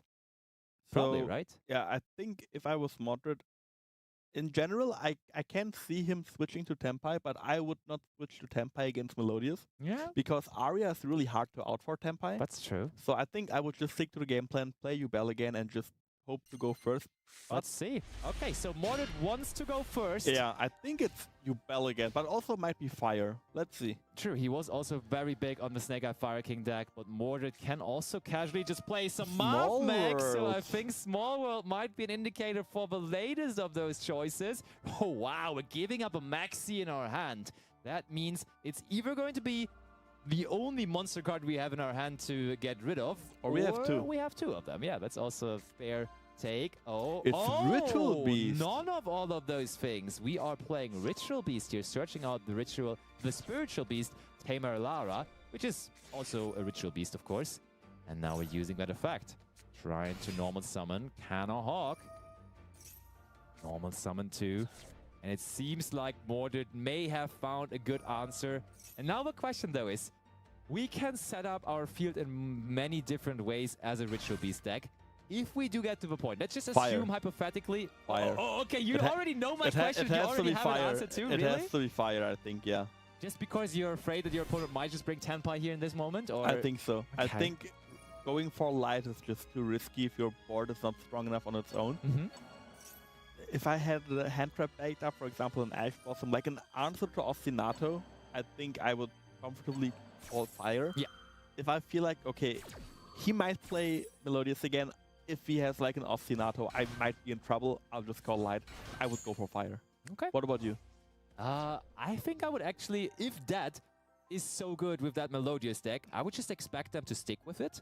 And therefore, I know it's dangerous for sure, but I think I would try to look out for that light attribute to be destroyed with the Protoss. But of course, if it is still Melodious, it is also very likely that we're going to be interrupted up until this point, right? Because true. as we just saw, Melodious is playing so many interactions in the hand, and therefore it would be very likely that at the very latest for the Banshee or for the Protoss, then there is a infinite impermanence or maybe also an effect beta to stop it. But we gotta see, first of all, Ritual Beast ulti Kimon Falcos is being link summoned out here. And so you were looking at the top cut. Is there any other prominent names making it into the top 32? Did you see any, for example, Quantal? Is Quantal with us? Quantal's there, obviously. Okay. Of course he's there, of course. Nice, Has nice. also made it. Okay. There are a lot of really strong players. Abo made it, as we saw in the last Of course, round. yeah. It will be interesting. Nikki made it. We'll see. That's good. All the Challenger Cup regulars are out there, but maybe it's going to be a new star born today, winning this 1000 days of Master Duel Challenger Cup edition in the 1v1 competition. But for now, Mordred is going to execute and showcase his Spiritual Beast, Rampango resolving its effect in the Ritual Beast combo here. And we are vanishing from the extra deck. And I think you doubled down on Rampango being this the cutest Ritual Beast monster, yeah? I think you I agree heard that with me, earlier. right? Yeah. I think it's good. I think pedal fin is also really, really fine. But I think pedal fin is optional. Like, not everyone is playing the pedal fin, and so you rarely are seeing it. But if it is there, I'm always happy. You know what Rumping reminds me of? Oh, it has to be. It probably is a Flanders monster, right? It is Empen. Yeah. It is, of course, Empen. How could it be any different? Both of them, of course, not able really to fly. But Mordred is off to a flying start here by now, also getting out the Not Sure Drago and the Yolti Cannahawk for a second time. And that is going to be activating its effects for a second time as well. And I think this time we are most likely going to search out Steeds, right? I think it has to be Steeds. We have so many Ritual Beast monsters on the field that it should be Steeds. But if we can extend even more, we might search something different and then go for the Steeds afterwards. So we'll see. But I think going for the Steeds should be a priority. Okay, so we're not even chaining the second effect just yet. Just leaving the Yolti Cannahawk on the field for the moment. And, okay, we're grabbing the Cannahawk. Okay, so that is very clearly, as you were already saying, an indicator there for him having more pushes, more monsters, more lines to play, and therefore probably having the chance to use the effect of Yolti Cannahawk a second time, or a third time even this turn then. So, that's going to be interesting to see. That, so far, not doing anything. But if there is a Nibiru, I think the only reason really why Nibiru right now is in the format is because of Ritual Beast and partly also because of the Snake Eye Fire King deck. I think those two decks, there it is, really good against. But then there's also other decks in the format where Nibiru is just really not that great against, right? Tenpai, it rarely does anything. Labyrinth. Yubel, not great either. Labyrinth, another good point. So it feels like a risk of even running the Nibiru at the moment. And especially when Mordred played the Yubel deck in the first game, I would have had trouble putting that Nibiru into my deck here for the second game in Death's Shoes for sure. But now, we get to resolve the Banshee, we get to grab a Nemesis flag, so we are actually really going to get to the point where the Protoss is going to get to our hand here, possibly. I think there's just no form of interruption. I think if we had Nibiru, we would have probably Nibiru'd way earlier. I think the sweet spot to Nibiru, the Ritual Beast strategy is always tough to find. It's almost impossible. You don't want him to have too many searches, but you also don't want to Nibiru too early, because he might have enough to even extend after the Nibiru. Yeah, for sure. So it's always a bit difficult. Players tend to wait sometimes too long. Yeah, and also the thing here is they could have just went into an Appaloosa there. Then your Nibiru in the hand doesn't do anything anymore, so you really have to perfectly time the Nibiru. Now would be the very latest, if you ask me, to just use it finally, but it does really not seem like there is one. And now Mordred, getting to this point, has to figure out what attribute he wants to end up calling with the Protoss. Let's see whether your theory was right and you just want to make sure to be safe against Tenpai. On the other hand, Tenpai surely would have done something already as well, right? It could also be the bot breaker version of Tenpai. True. But it also could be fire. Okay, what is it? It is fire. Okay, we're making sure no fire monsters are being special summoned for the next turn. And that means that if he is switching over, if he has switched over to that Tenpai Dragon deck, he is going to be in a world of pain, because that is not possible anymore now. Then we grab back the Cannahawk, Prioratory, getting one back from Vanish Zone, and then able to normal summon his Ritual Beast monster from the hand as well. And Cannahawk, as we know, not once per turn. Yeah, it says once per turn on the card, but that is whenever it comes back to the field. And that was, I think, the third time we saw the Cannahawk there. And there is again the ulti Cannahawk. So I think we really are going to see searching the Steeds now on top of all of this. And this opener is really, really strong. And I think even if it's not against a fire strategy, really tough to break, no matter what. 100% agree. So, getting back the Apelio, getting back the Elder. I'm surprised that Mordred did not special summon those yet, because the overall restriction for all the Ritual Beasts is always, of course, that you can only special summon them once per turn. And now that deep into the combo, that deep into that turn, he still did not special summon Apelio or the Elder. Still being able to use both effects of Ulti Cannahawk there is very, very strong to see. And now it looks even more promising for the Steeds, right? Because we have 3 Ritual Beast monsters on the field, and therefore possible 3 cards to destroy with that Ritual Beast Steeds. Okay, Dad, show us. Are you still a Melodious player, or did you really switch over to a fire deck? I think we're still on Melodious. I believe that's his thing, you know? It is It Melodious. is his thing. Ostinato. We just Good stuck to call. the game Good plan there call. as But well. there is the Ash Blossom on the Ostinato. Is there a third call by? Or is there maybe just another Ostinato, which would be as powerful, right? Yeah. Ostinato is not once per turn, which is something that you should be aware of. Oh, But- first movement solo. Alrighty, so the field is still empty, so that Ash Blossom on Ostinato did not hurt as much. First movement solo, now still able to activate and resolve, getting us a special summon of a Melodious monster for free. Yeah, and I mean, now all of a sudden, completely unaffected by the Protoss restrictions, I can see it happening, honestly. Yeah, I think we can also now confirm that it's pure Melodious. Yeah. Because first movement solo is one of the few cards that locks you out of other cards. So For sure, yeah, you're right, 100%. Okay. Oh, Skill That was the Mordred. one unknown card, and Mordred drain. has probably spiced his deck up a little bit, going first here in that best of 3 scenario where he would know that he goes first, and then throwing in that skill drain is a no-brainer, and it's probably going to be hugely important here for his deck. yeah, that's why I really like the dynamic of best of 3s. You can adjust your deck, even if it's a strategy that wants to go first. You can make it even better going first by putting in these very strong cards going first. Strong enough to not leave that any chance here, and therefore we have the equalizer, we have the 1-1, and we are going to have a third game here coming our way immediately for top 32. That was quite the feat, and then backed up with the skill drain. There's barely anything you can do against that, isn't it? Yeah. So now the mind games are happening again. Oh. Okay, we're playing the mind games with them. So I am dead. I'm Mordred. Okay, so I am a simple man. I like my Melodious deck, so I'm playing Melodious again. Let me tell you that.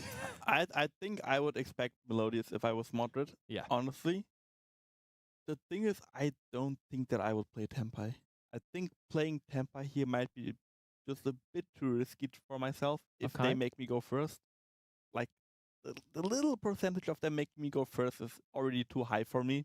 Really? Yeah, I like the safe route, so I think I would just play something I'm comfortable with. Maybe make it a bit better going second than Yeah, usual. for sure. And if they make me start, I still have a good deck to start. I guess because Tempai going first is not that strong. You'll set up with seals, but ideally you want to go second with the deck, obviously. You can put in Red Eyes Fusion. Yeah, We true. saw that earlier today. Red Eyes That is Fusion an option. into Secret Village, that's an option, yeah. But I think I would just stick with the deck that I feel the most comfortable Yeah, with. you're probably right.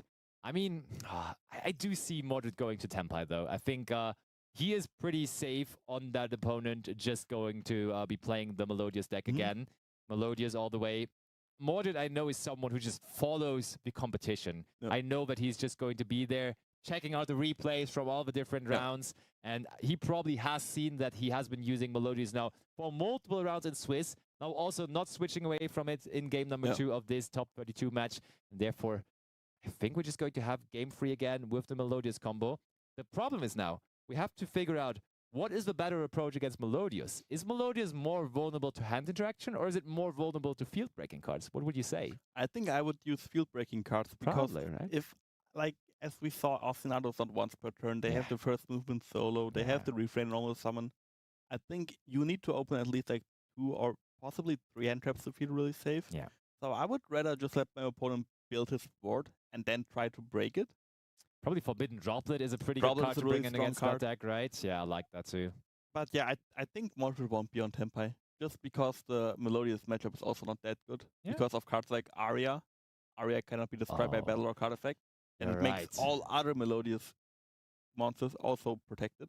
It does. But So, what is we're the matchup? starting. We're seeing Let's the see. decks in just a second because the players are ready. Into the game we go again. And we see that Dead is just going first again. I see the same sleeves on that side. So I'm seeing some Melodious and I'm seeing first movement solo. So no surprise. First movement solo, 2.98. So probably there was a single person that are not playing 3 copies of first movement solo. But usually you want to play this as a free off if you play it in your pure Melodious deck.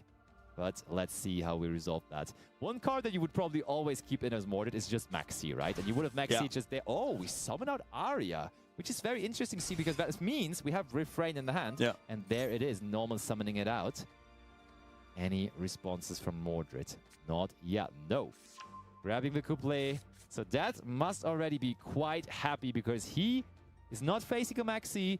He is already into the combo, has not bricked, and he possibly has all the tools available here to him, just setting up a field that he was dreaming of before starting this third game. Couplet now activating, successfully searching Concerto.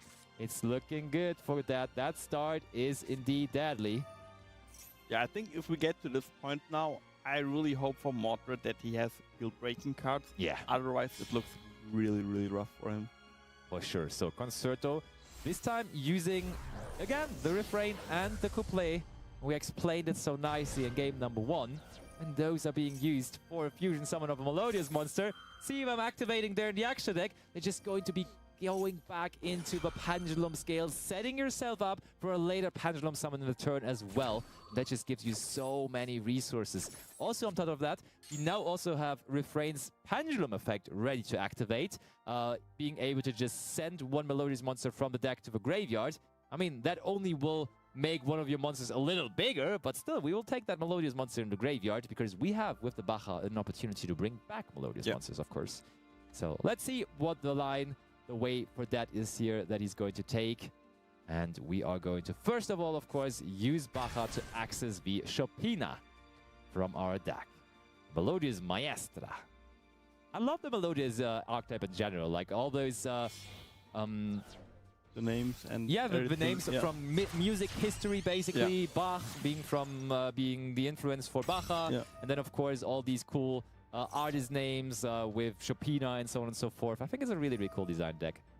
So, but next up, we're going to trigger the Baja in the graveyard. And as we said, we can just bring back any Melodious monster of choice. And we chain blocked our Link 2 once again, meaning we can special summon out 2 Melodious monsters from our deck. And Mordred still does not look like he wants to do anything against that. Maybe he wants to, but he can't. Yeah, this looks really tough for Mordred right now. That can just play his combo out however he wants, no interruption. And the Melodious Emperor is really... Yep, and there's Allergy. And Sonata being both of those Melodious monsters that do give attack and defense boosts to your Melodious monsters. As we see, all of the numbers went up drastically there, so they were quite small to begin with, but now they're not easy to deal with anymore all of a sudden. So we do also have the opportunity, of course, to fusion summon, and that is going to be what the Soprano is going to enable here. And do we see the same Flowering Atoll that we saw in the first game, or do we this time around maybe go for the Schuberta, which is another option in the extra deck? No, that is probably going to be the Atoll. Yeah. Flowering Atoll, the Melodious Magnificent in defense position, interestingly enough, playing around a potential Lightning Storm, because I think that is what you're the most afraid of right now in the shoes of that. That Mordred just decided to go all in on those breaking cards, and there is the Pendulum summon. Cool Pendulum animation. Haven't seen that yet today. Soprano and Aria joining the field, and we do have 5 different Melodious monsters now on the field. Holy. Yeah, the Flowering Atoll is a card that we only see in the pure version of Melodious. Yeah. And it's just so hard to interact with because it can banish your own Melodious cards and then bounce cards on the field up to the number of Melodious monsters you banish. And it's just a really difficult form of interruption to interact with because it also doesn't target. Yeah, and there's the Schuberta now on top of that. And the there Maxi is even a in Maxi. hand. There is no way. That is the start you're dreaming of in a game 3 of that prestigious of a tournament. And now the first card that Mordred gets to activate at least is going to be able to stop that Maxi from resolving here with the crossout designator. I think there's also no droplet on Mordred's part because I think we would have changed the droplet here. Must be, yeah, you're right. That's no good news for them. But let's see what else possibly there is. Maybe Jubel could not be that bad against the deck because they tend to leave some big monsters on the field. Book of Eclipse is a pretty good one, though. Really nice I love it. now. That is one of those field-breaking cards that we were talking about. Maybe not the approach to go for the hand interaction, but the field breakers. And look at this! The entire field and all the interaction is shut off with this. And I think Mordred expected it to be Melodious. Yeah. Because that's the field-breaking card that interacts with the Aria. It like plays around the Aria. True, very, very much. And we do see Mordred bring the Ritual Beast deck that was so successful for him already in the last game. So we just brought it back. We were like, hey, this is winning here in Top Cut. So let's go back to back with it here also for game number 3. And it seems like, yeah, we're banishing from the extra deck to then send the Lara from the deck to the graveyard. And that desperately now needs interaction from his hand because all the interaction he created on his field is not available to him anymore. Now we already see ulti, not your Drago. And we summon that out because we want to trigger the Tamer. Lara banished from the graveyard there. Do we have Ash Blossom and Joy Spring for that? We do not, apparently, as we are resolving that now too. And as soon as the Ritual Beast deck has 2 monsters on the field, it is in a really, really good position because that enables the ulti. Gaia Paleo. No, not the Gaia The Paleo. Raratori. No, also not that one. With the Canahawk. Yes! Finally, we found the solution. It was just blanked out from my head there. The easiest one. So let's see. I mean, we actually have the other Canahawk already on the field, so how could I forget about the ulti Canahawk there? But let's go. Emergency teleport. Mordred really having a super, super good hand here, honestly, because he does not only have that Book of Eclipse that just took care of everything, but on top of that, he has multiple good pushes with his own engine. And we get to see the ulti Canahawk that I had trouble finding its name with just a couple of seconds ago. I wouldn't have expected Mordred to come back that easily after that really strong turn 1 of that. And I think Mordred is at the moment in a better situation than that is, honestly. Yeah. I think we can break the board easily now by just putting up enough bodies, going in the battle phase and just attacking the cards 1 by 1. Just we have to remember where the Aria is. We cannot attack that first. That's true. But I mean, you can just go into the log there on the bottom right and just look it up and see where that Aria was. So you should definitely make sure to take that time there to make sure that you know where the one is. You don't want to just leave their face up on the field. Do you think Mordred kept Protoss engine in, even though he knew he was going second? I think so. I think actually Protoss is surprisingly pretty nice going second, even because it does help you break fields, and therefore I would expect him to just keep it in, Arguably, the Nemesis cards aren't that great, but the Protoss itself, so maybe you side out the Nemesis cards, but you keep the Protoss just when you hard draw it because it's a good card to keep on pushing. Would be interesting to know from Mordred's side. And I mean, that would be, once again, the curse of first place after Swiss striking, because we have seen this countless and plenty of times. You go there through Swiss without dropping a single game, being first after Swiss, and you play against the guy that just got in there, 32nd, super lucky, and you still end up losing. It's always like that, isn't it? That happened to me at YCS once, a while ago. I was lucky enough to get in at 32nd, played against the guy who got first, and won. Easy. Sometimes that's all it needs. From this point on, we have clarified 32 players remaining in the tournament, but they're all equal, they're all the same. They have no advantage of being first or second after Swiss. They're just playing their regular best of threes, and that regular best of 3 right now is more and more turning into the favor of Mordred. Look really good for that. It's looking better and better for Mordred. Even that Ghost Ogre and Snow Rabbit there, I don't think it's going to ultimately stop him here, to be honest. Demon Falk is now being summoned. And we're going to use the effect, of course, banishing one Ritual Beast monster from the graveyard to get an additional normal summon. Do you know how many normal summons you can at max get with the Ritual Beast deck? Because it's many.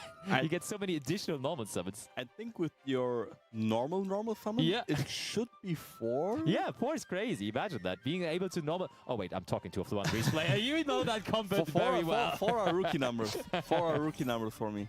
True. Yeah, but it's similar in that regard. Yeah. Also, a couple of wind monsters in there. So why aren't you playing Ritual Beast, my friend?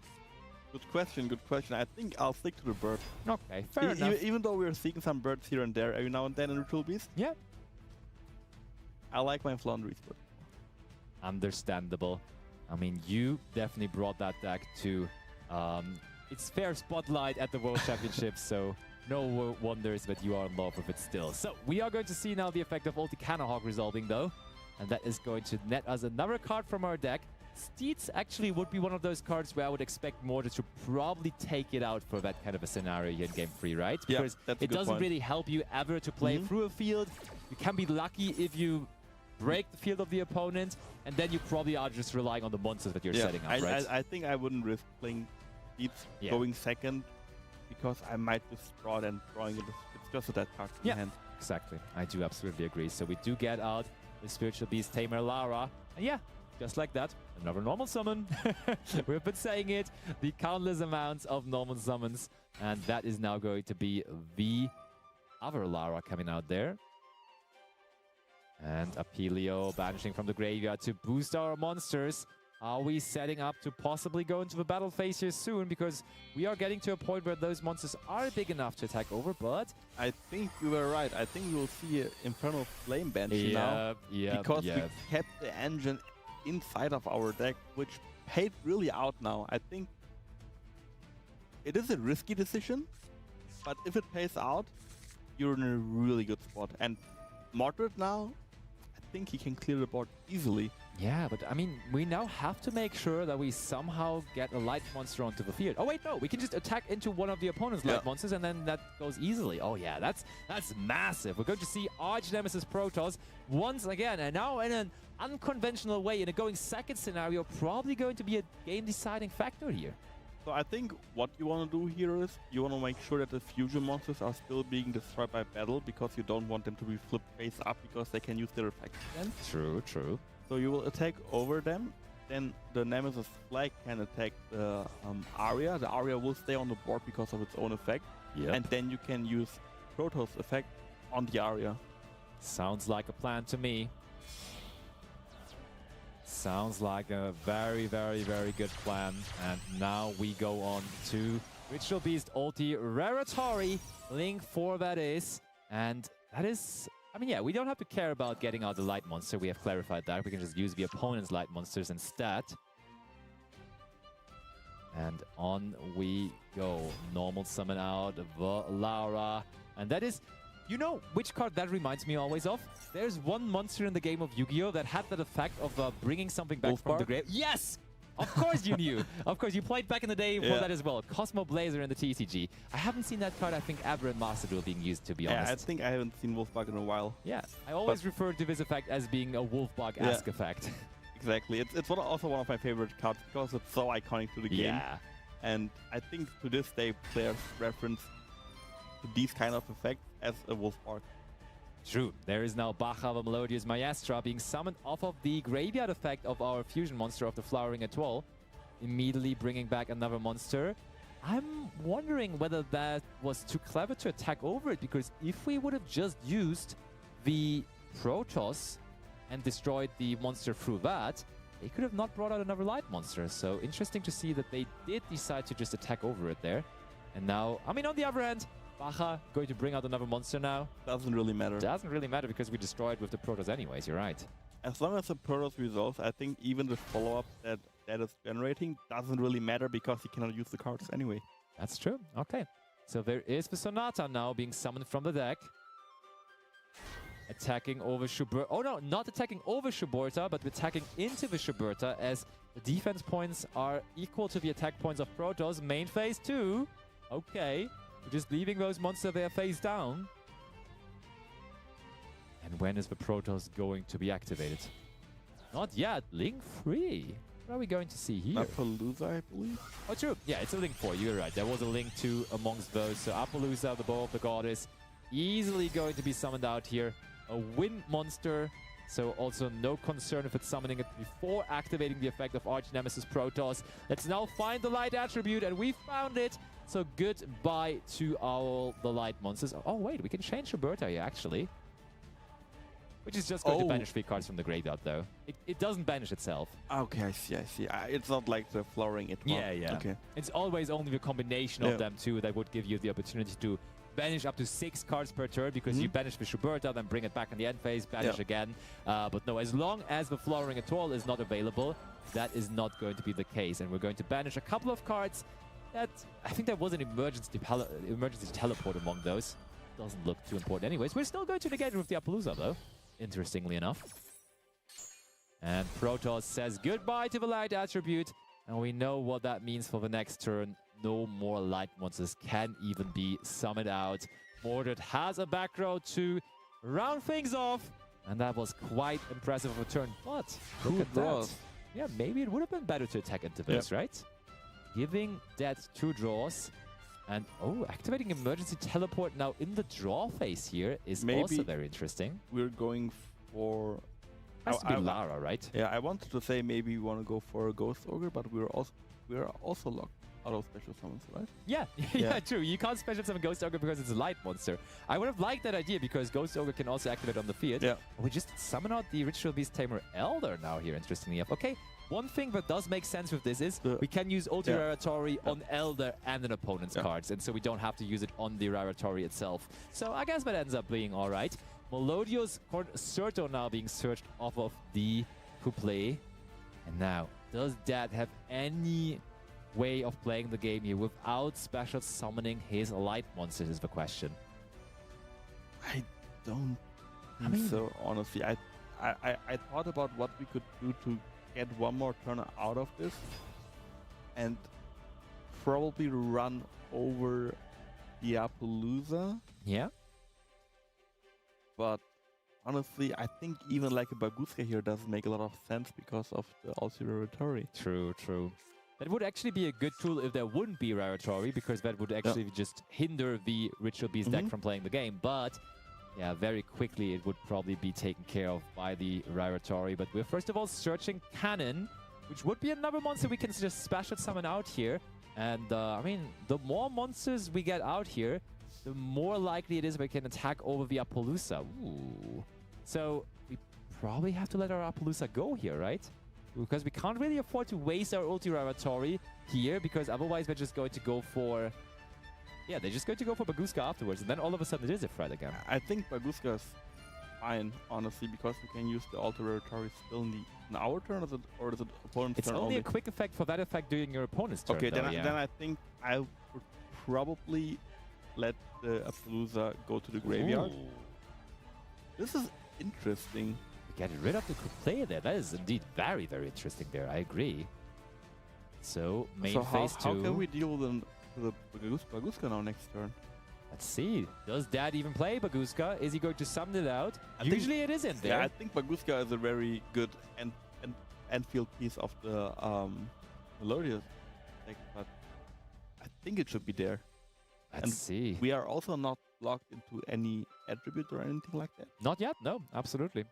I do agree, but does Dad also agree? Is that going to be the one that he's summoning out here?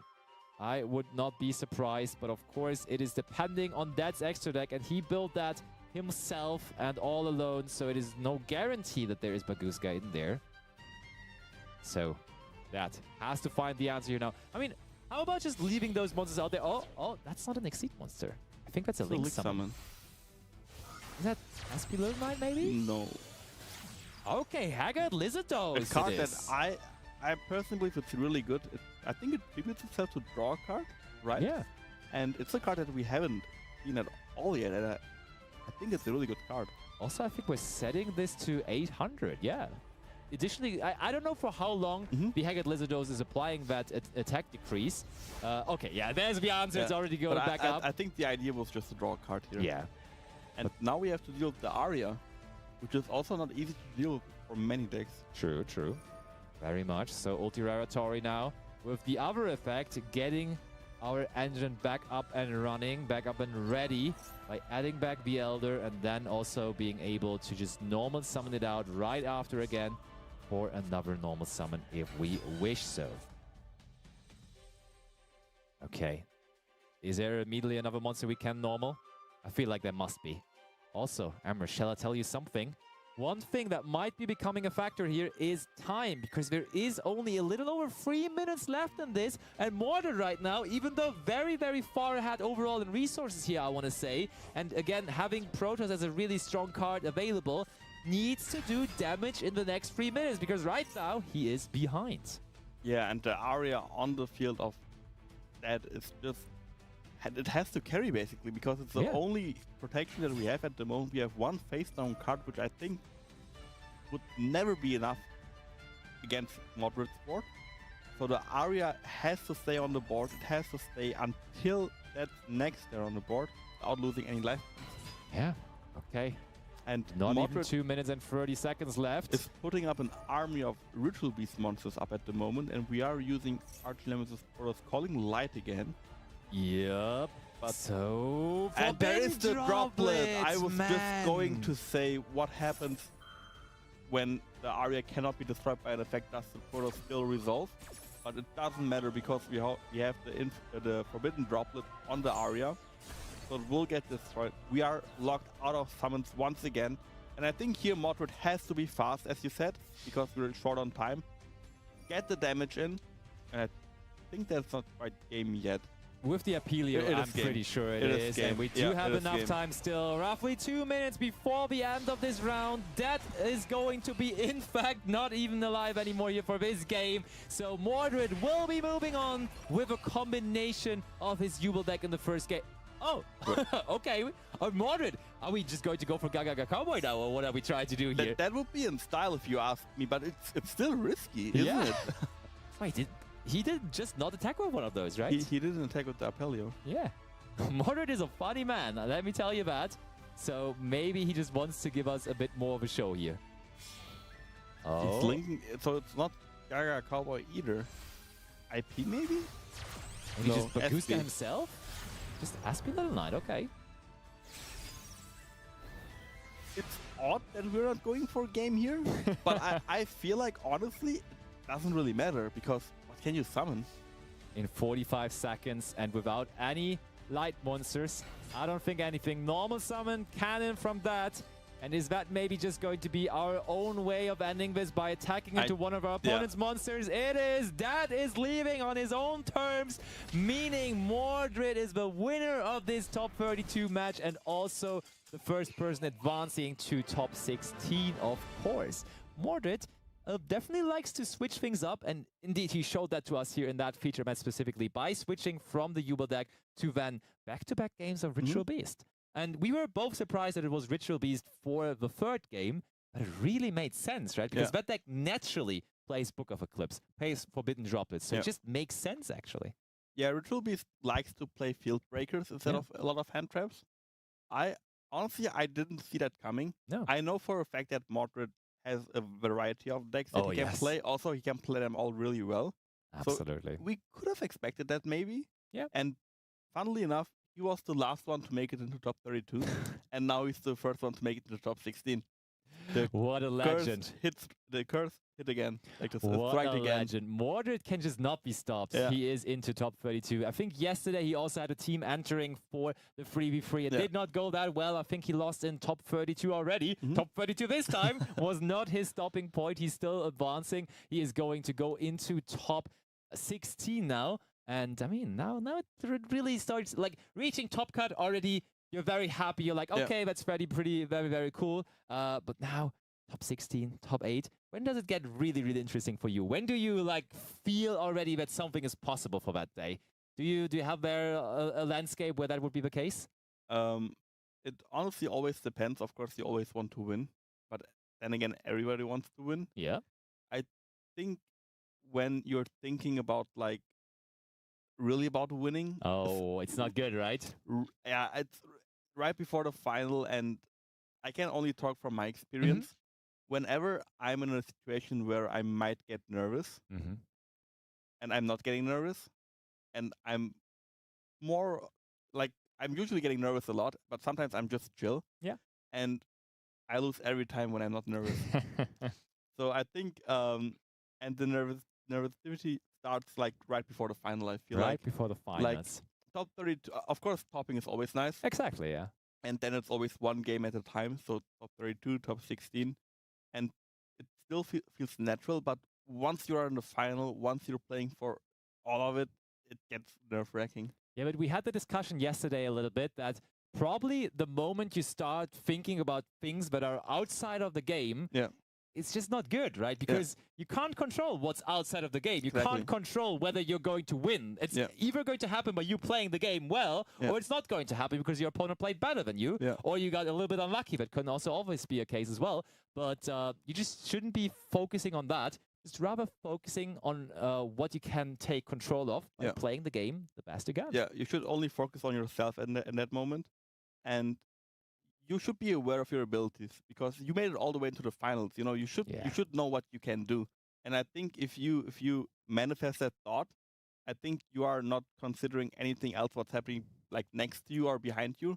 You are just looking straight at the game, and there's like nothing else that bothers you. I love that, yeah. And I think that's the mentality that you need to have to win a tournament. That's the mentality of a winner for sure. Let's see who can go with that winner's mentality through the tournament. We will be right back with the top 16 feature match, but for the moment, we're going to give it for a short product video.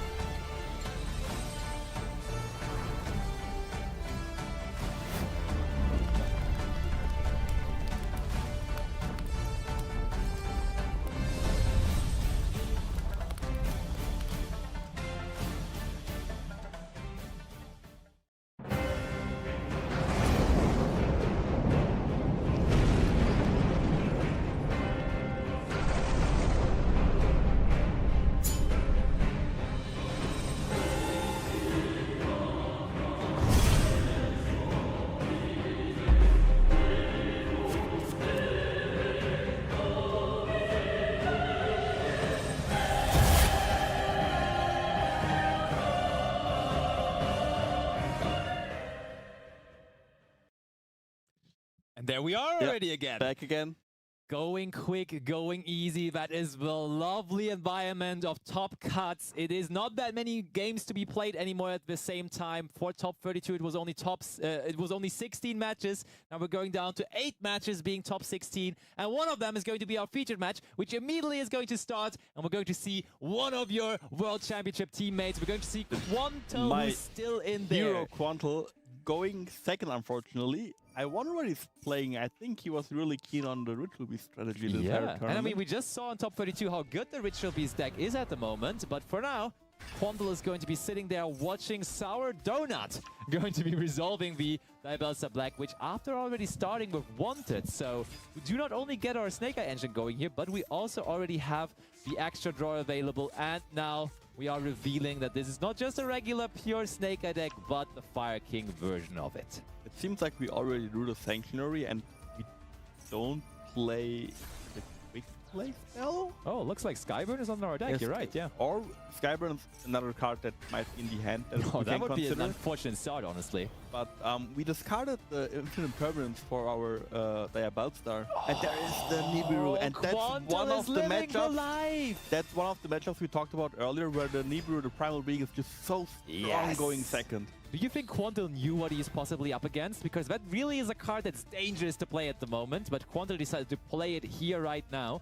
And also, when we see that Quantel has Nibiru in his deck, it probably kind of lowers the amount of decks that he in general could be playing here. Because I think if you have Nibiru in your deck, it's very unlikely actually that you're going to be on Ritual Beast, right? That is very uncommon for that deck to play.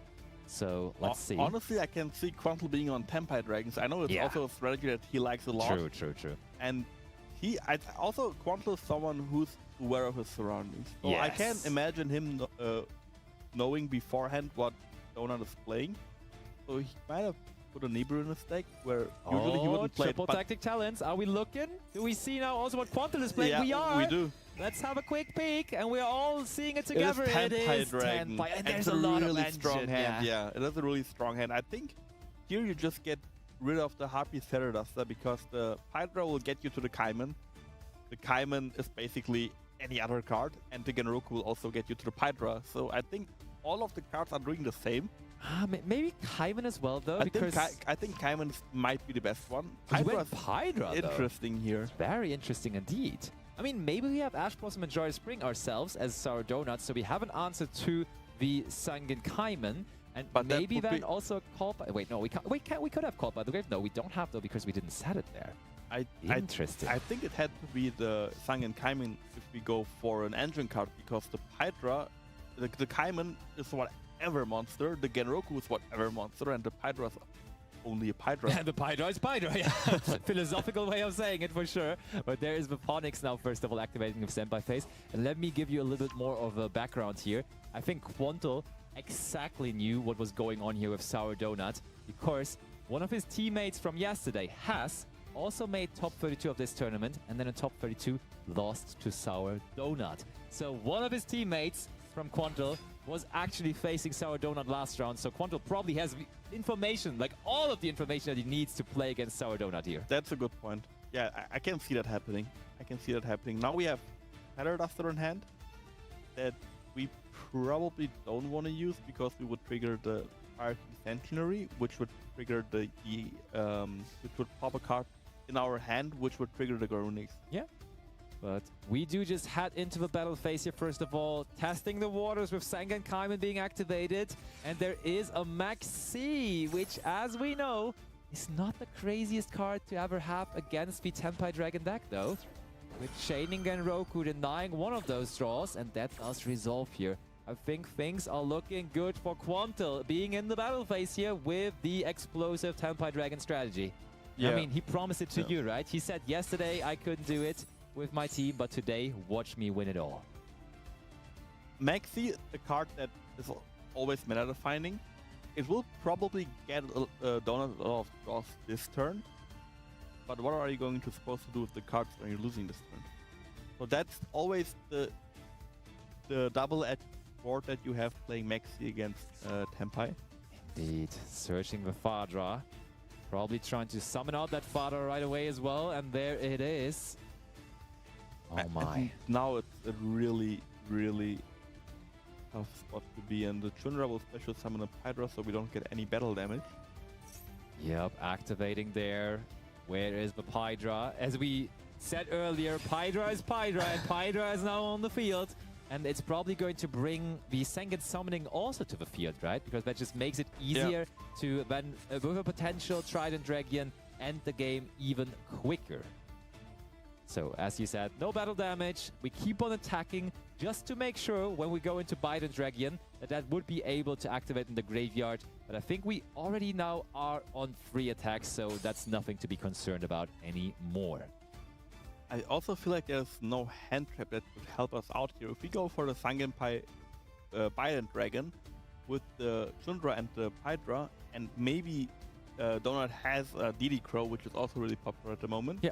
We could go into the Trident Dragon with the Biden, pop our own field spell, make Trident Dragon like push him to 6k attack 3 times, and that would be game. And still that would be game. You're absolutely right. I think there is plenty of ways for Quantel, and it does not really seem like he would be able to be stopped here. We can even afford to go into Odd Eye's Meteor Burst here beforehand.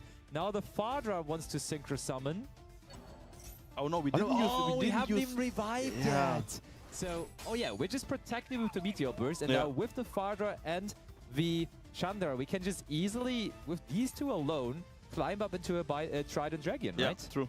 Yeah, this was really well played. I think the Meteor Burst Dragon is just a tool to make your battle phase even safer than it actually is. And I really like this play because now there's no card that can make Donut live 1 more turn. Yeah, absolutely. It's like a mini Transcendent Dragon, right? Yeah. But it is as impactful, as powerful here. It is a bit of a difference because Transcendent negates or like prevents all cards, all effects, and this is just monster effects. But as there is cards on the field right now for Sour Donut, it would only be monster effects anyways, because Infinite Permanence is not a threat when there's cards on the field. There is now a really, really powerful card on the field though, and that is Trident Dragon, destroying our own Nibiru and the Sangen summoning, as you were saying, pushing it up to 6,000 and giving it the ability to attack 3 times in total. So, goodbye to the Nibiru token. And now the life points are vulnerable.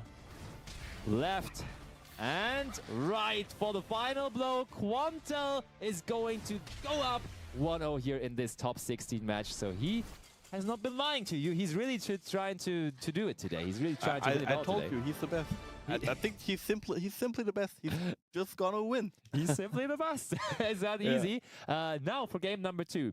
do you just expect him to ring Tenpai again? Because you would be expecting... Okay, we're playing the mind game again. I like how we did I'm that Quantle? earlier on. You are Quantle. Okay, I'm Let's go Quantle. ahead. So your thoughts first here. You are playing against me, the sour donut. So, so I would think at this point, if I already picked Tenpai before, you Yeah. would kind of expect me to pick Tenpai. Sure, sure. But Quantle is smart. Trust me on Okay, that. yeah. I think Quantle will pick Tenpai again. Oh, outplaying the outplay, kinda. Yeah. I like it. I like it. If you're thinking like on the one side, he's like 3 steps ahead. Always ahead of the competition. That's Yeah. something that Quantle definitely is known for. So I would also not be surprised by doing that. If I'm Sour Donut right now, though, I think the best way to approach this situation is not to focus too much on what Quantle is going to do, but to focus more on what I'm going to bring. Mhm. And therefore, I think I'm just going to look into my deck collection here, and I'm picking the deck that, to me, at the moment, seems the strongest going first. If there is Gimmick Puppets in there, and I hope there is, I'm picking Gimmick Puppets. If there isn't, it might end up being something like Labyrinth, Yeah. or possibly also just a really big combo deck like Plans or Mhm. something like that. I think those would be very good and valuable Yeah. options right now. That's a good point. I think that's also something we can expect. It's a really good point. But then again, I would rather have Tenpai against those decks Yeah, I than agree. anything else. But maybe we're going to see Gimmick Puppets today. I know for a fact there's also a tournament going on in Japan at the moment, a Okay. Master Duel tournament. And I know for a fact that Gimmick Puppet is crushing the tournament scene over there. Really? The deck is really, really popular in the OCG. Interesting. Still haven't seen it here yet. Yeah, I don't know why. I think also the deck is really good. it's really, really good on Yeah. paper, for sure. Yeah. And maybe we'll see it now. Maybe it's like, I mean, it has to be really good. Even if it's not that good in ranked, it has to be a really, really, really strong deck in the Challenger Cup scene because you know you're going first. Maybe now the outplay of the outplay from Quantle, though, is I played Tenpai, so maybe they sent me first here. So I'm And playing nothing Gimmick Gimmick Puppet. Puppet. That would be really Let's funny. see. But we're going to see game number 2 on our hands. And it is going to be the Donut, the Sour Donut, going first here against Quantle. And let's see what he has brought here. Is his impressive going first deck? Fire King again. Just that. Good old reliable. I mean, we can't say that this deck is not good going first, so it does make sense. But Quantle immediately having an effect veil on the Ulcanix, and that can very, very often be quite strong to stop the entire Fire King turn. Is it going to be that strong this time around is the question. So, do you know why Quantle now veilered the Volcanics and didn't wait for like maybe a Promethean Princess? Go ahead. So, I would assume Quantle still plays Tenpai, Yeah. and when you play Tenpai against Fire King, you don't just want to hand trap the first thing that you can hand trap. You're hand trapping result oriented. What that means is you want your opponent, like, you can break almost any board, but Yeah. there are just some boards that you can't break. For example, the Fucho. Yes. And if they go for a Fucho, it doesn't matter what your hand is, you can just not beat over it. I see. And the Veiler on the Volcanics, like the Volcanics itself is a 1-card Fucho. Because you can It can change itself to level 1, level right? 1 That's the thing. and the yeah. opponent can special summon itself, and that's already a Fucho. So I think what Quantle is doing here is he's result oriented. He's hand trapping result oriented that way, yeah. And I think that's really smart, and that's something that I would expect him to do. I like it, for sure. You would expect that from Quantle a lot. And now we're going to go for the Pawnics. So Sour Donut had a way to extend, because sometimes, as we said, it is definitely just going to be the case that one effect Veil on Volcanix just stops the entire turn, but having access to the Black Witch there means Sour Donut can go on. And now Quantle gets to activate... Sour Donut gets to activate the Fire King Island. If we have Ash Blossom and Joy Spring, do we use it on the island here? I think we have to, right? I think we have to, yeah. Is there an Ash Blossom and Joy Spring? Of course, we saw him having Nibiru last game. That would also be a very powerful card still to have for this game as well, of course. But we're resolving the Fire King Island first of all. I think we might see a Zombie Vampire here, maybe. Ooh. To check out what the opponent's That's deck is, also right? one thing that we can do. Information part. Just getting the information what the opponent's deck is. I like that. The Runics activating. We're counting the summons. And a very late Maxi here from Quantle. So, why did Quantle make C here, you may ask yourself? There's a call by anyway. I mean, still, you can give us the I was just justification going of to why say we did it it there. doesn't really matter now, but I think Quantle wanted to get the most out of his Maxi in one chain. Yes. If Quantle would have Maxied earlier, maybe Sour Donut would have stopped playing. And now asking myself, what is Quantel's hand? I think he wanted to get the most value out of the Maxi. He didn't really care if Sour Donut put up a strong board. So maybe Quantel's hand is not that strong. Maybe it's good breakers, but less engine. So like we're trying to draw into engine with the Maxi, as we already have answers to the field. So maybe there's a Forbidden Droplet and the Raigeki in his hand, but he's like missing just a Tenpai monster. We don't know yet. Maybe Sour Donut has a triple tactic talents to round things off here. That would be crucial. That would be really On good. the other hand, he would have probably already After the activated Veiler, it yeah. because there was the effect Veiler very early on in the turn on the Okonex. But now things are looking quite nice for Sour Donut. Does Quantel have another Nibiru as he had in game number 1 is the question, because now would have been the perfect time, but there is nothing like that Solomon inside. Great. Sunlight Wolf. And now I think you're going for Zombie Vampire here. I think this is a really good spot for Oh, the Zombie Vampire, yes. and we're seeing that. And we will also most likely see what Quantel is playing this game. Yeah. Finally getting the answer, but first of all, Sunlight Wolf recycling Kirin, I would imagine? Yes. Yeah. Kirin back to the hand, the Fire King High Avatar. And what is it, Quantel? What have you been hiding there from us? Is it just a regular Tenpai deck once more as it was in the last game? Or do we mix it up? Oh no, we can't tell can't still. tell. We still cannot tell. That was, I think, Nibiru, Ghost Moner, Effect Veiler, and Ash Blossom?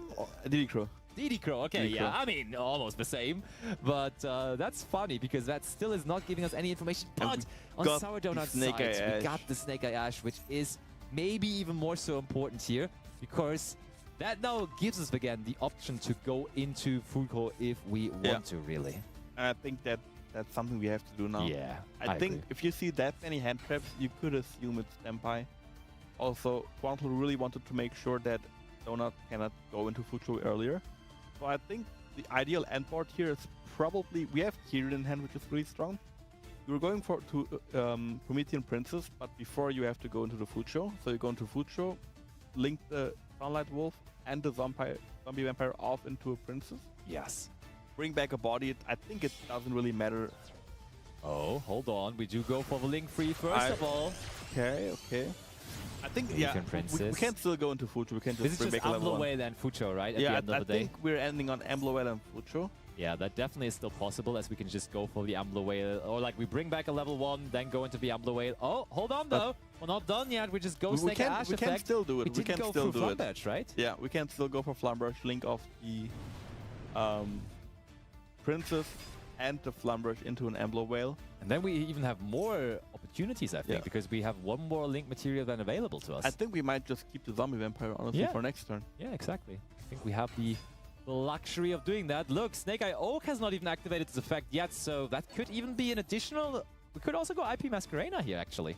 This could be IP Masquerena, and then also, on top of that, the Fucho and the Ambloel, I think. Let's see. Is it really going to be that much? You have a lot of options now. Yeah, so this is most likely, most certainly going to be the Ambloel. I think we can be safe about that. And there it is. The amphibious swamp ship, Ambloel. But what's next to it?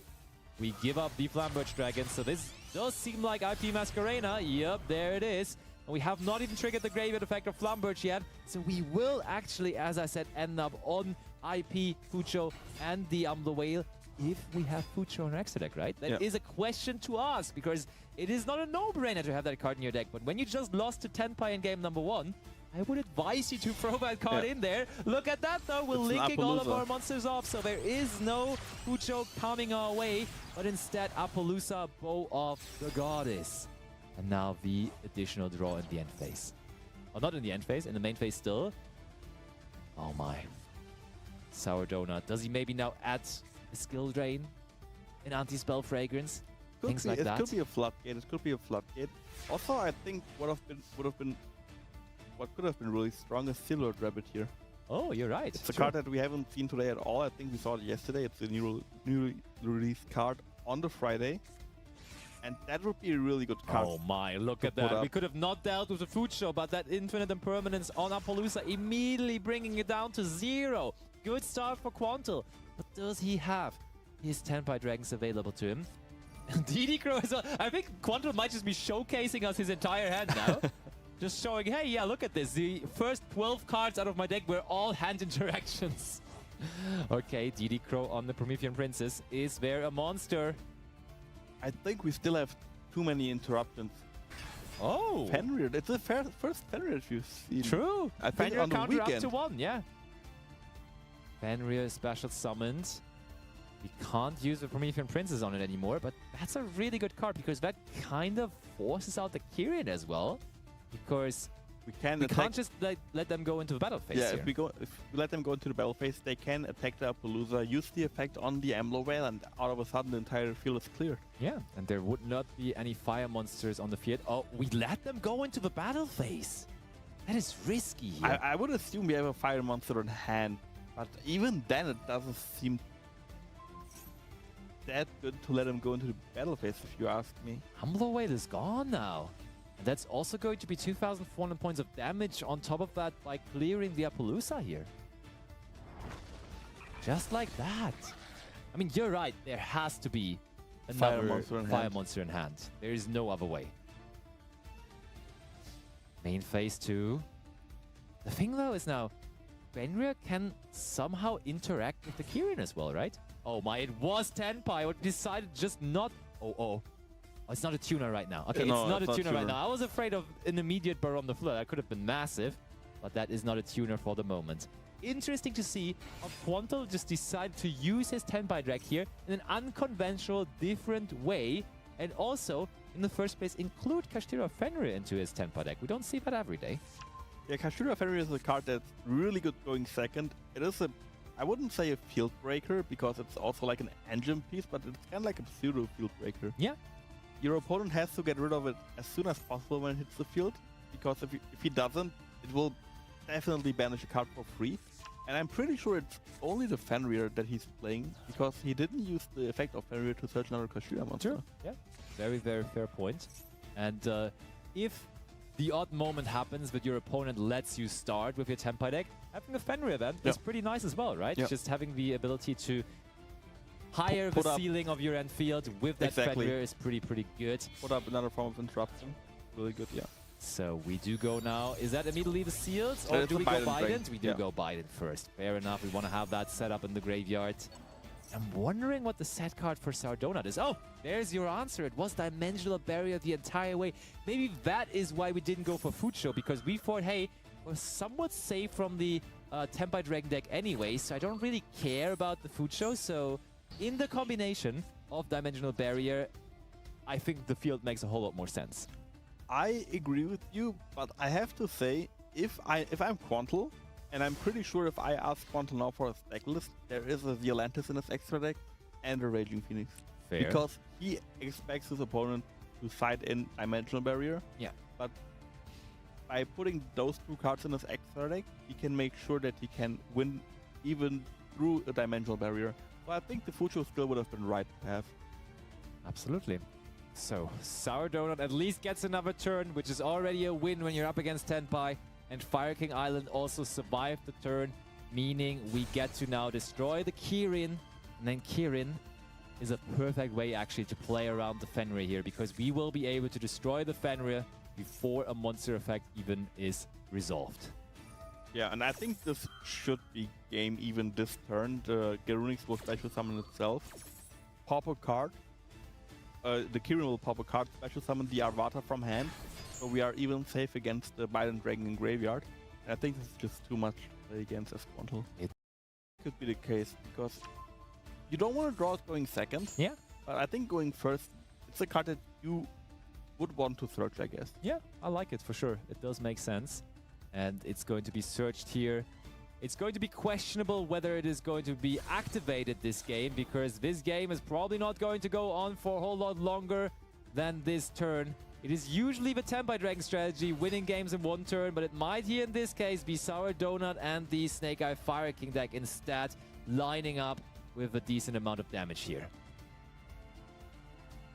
Sour Donut, that's not enough just yet. Okay, we're not ending it here. We're giving Quantal another turn by the looks of it. Now the funny thing is, do we even attack with the Ponix? Probably not, right? It's 500 points of damage. you enable the third attack to... I think it yeah. doesn't matter. It doesn't really matter? I Okay. think I would attack, and if Quantle wants to Oh, it use the does. Iron Dragon, I think we can use Arvata, destroy our own ponies. It will come back anyway. True, true. It's probably actually good Yeah. for you. You're right. And then also, Biden is once per duel, so Yeah. you would not have to worry about that later on anymore. Yeah. Yeah, I agree. I like it. The attack definitely was justifiable. Next up is going to be the main phase 2. Sour Donut, you're safe from one monster effect, so maybe you just pass it over like this because there is not that much that Quanta can do with just a singular card that he's going to be drawing for turn here. So Sour Donut has the Skyburn Surge. I said it's probably not going to happen, but now it is there. And I think this is a setup almost impossible to overcome for even a world champion like Quanto. Hypothetically, which single card do you think could get him back into the game? If Pot of Desires. I think there's a better one. There's a better one than Pot of If- Desires? if- Pot if- of Greed. if there was, let's say there's no Arvata, what? If there's one monster, If there's one monster, Yeah. then Shanra, I guess. Elemental Hero Bubbleman. Okay. yeah, you know why? got me there, of course. You could special summon now, draw 2 cards. Exactly. Did you ever do that yourself? Yeah, back in the day. Same. I had that moment as well. I did definitely enjoy myself some Bubble Man. And Quandel now passes it over. Sour Donut, empty field ahead of him. Monsters on the field, already big enough to attack for game here if my math is not off. Oh wait, we're missing 200 points of damage here. Sour Donut, can he find 200 more points of damage? It's going to be quite the challenge, right? Is that deck ever going to find it? Maybe normal summon Max C. That's always a cool move to end it. Come on, Sour Donut. Normal summon the Max C. Do it for the fans at home. I think if Sour Donut now normal summons Maxi, he has to be aware that he needs to attack with Garunix and Ponix first.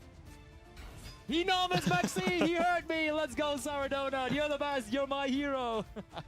But now the order of attacks is important. Yes, you're right. Because of the Biden Dragon. But I think he goes for the right order. That is Ponix first. Garunix has to attack now, correct? Yes, indeed. And now it doesn't matter. Yeah. Now it doesn't matter anymore. Avatar attacking. Biden Dragian Yeah. live with that. But And- Quantal knows it's over. Yeah. And so we do, with Maxi scaring the attack for game, go into a third game overall here of this match. And now Quantal played Tempai twice. Can he afford to play Tempai again and just pick second? What do you think?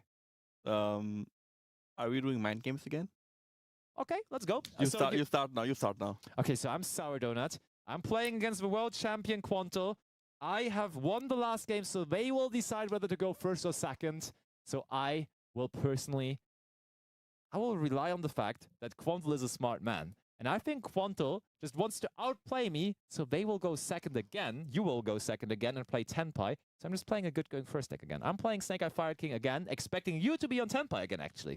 What do you think? I think that's too risky if I was you. But that might be the case. I don't know. I know that Quantal is really good with Ritual Beast, so True. I can see him play Ritual Beast. Yeah, I like that as well. I also know that Quantal loves a certain runic strategy. Oh, all right. Do we see Runix? Yeah, I would love it. Have we seen Runix at all today? I don't think so, right? We didn't. But I know that Quantal likes the runic deck. I think Quantal will go first and play Ritual Beast. Ritual Beast, yeah. Because I don't think Quantal would risk going second and then just not draw a hand that might Yeah. out the end board. Yeah. And I also don't think that Donut would risk anything at this point because it might be their last game. If they lose it, it's over. For one of them, in fact, it is their last game, Yeah. for sure. One of them is going to move on to top 8, and the other one is going to be out of the tournament with a respectable top 16 finish. But still, when you're already in top 16, we talked about it before the match, you should not be thinking about what could be, whether you could Yeah. maybe win a totally cool tournament today.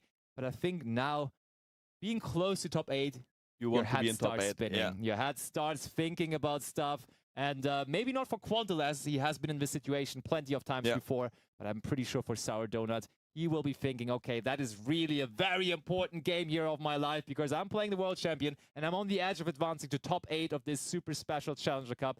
So I would believe that Quantel might still be the chill guy that he always is. Sour Donut, though, on the other hand, he might be struggling to getting his things together, but we're getting the answers, we're getting the decks, we're getting all the information and the gameplay as Game 3 between these two is starting now. And there we have it. Look at that. I love the animation of going into the game, and Quantel is going first. I just know my guy. I just know my boy. You do. But is that going to be successful? Is that going to be the right strategy? It is Ritual Beast. You are really a true friend to him as you have perfectly read his soul and mind there. And we are starting off with maybe the best normal summon that we could start off with by immediately accessing another normal summon through the Elder. So Elder normally summoning Ritual Beast Rampengu. And let's see if that will resolve now. Rampengu. Oh, and there is a Maxi from Sour Donut. He may be shaking. And there is the now call even by more the grave. Though. Wow, called by the grave. Huge. That is huge indeed. Sour Donut, as I was saying, is facing a world champion, and now he's even facing his own Maxi, not resolving.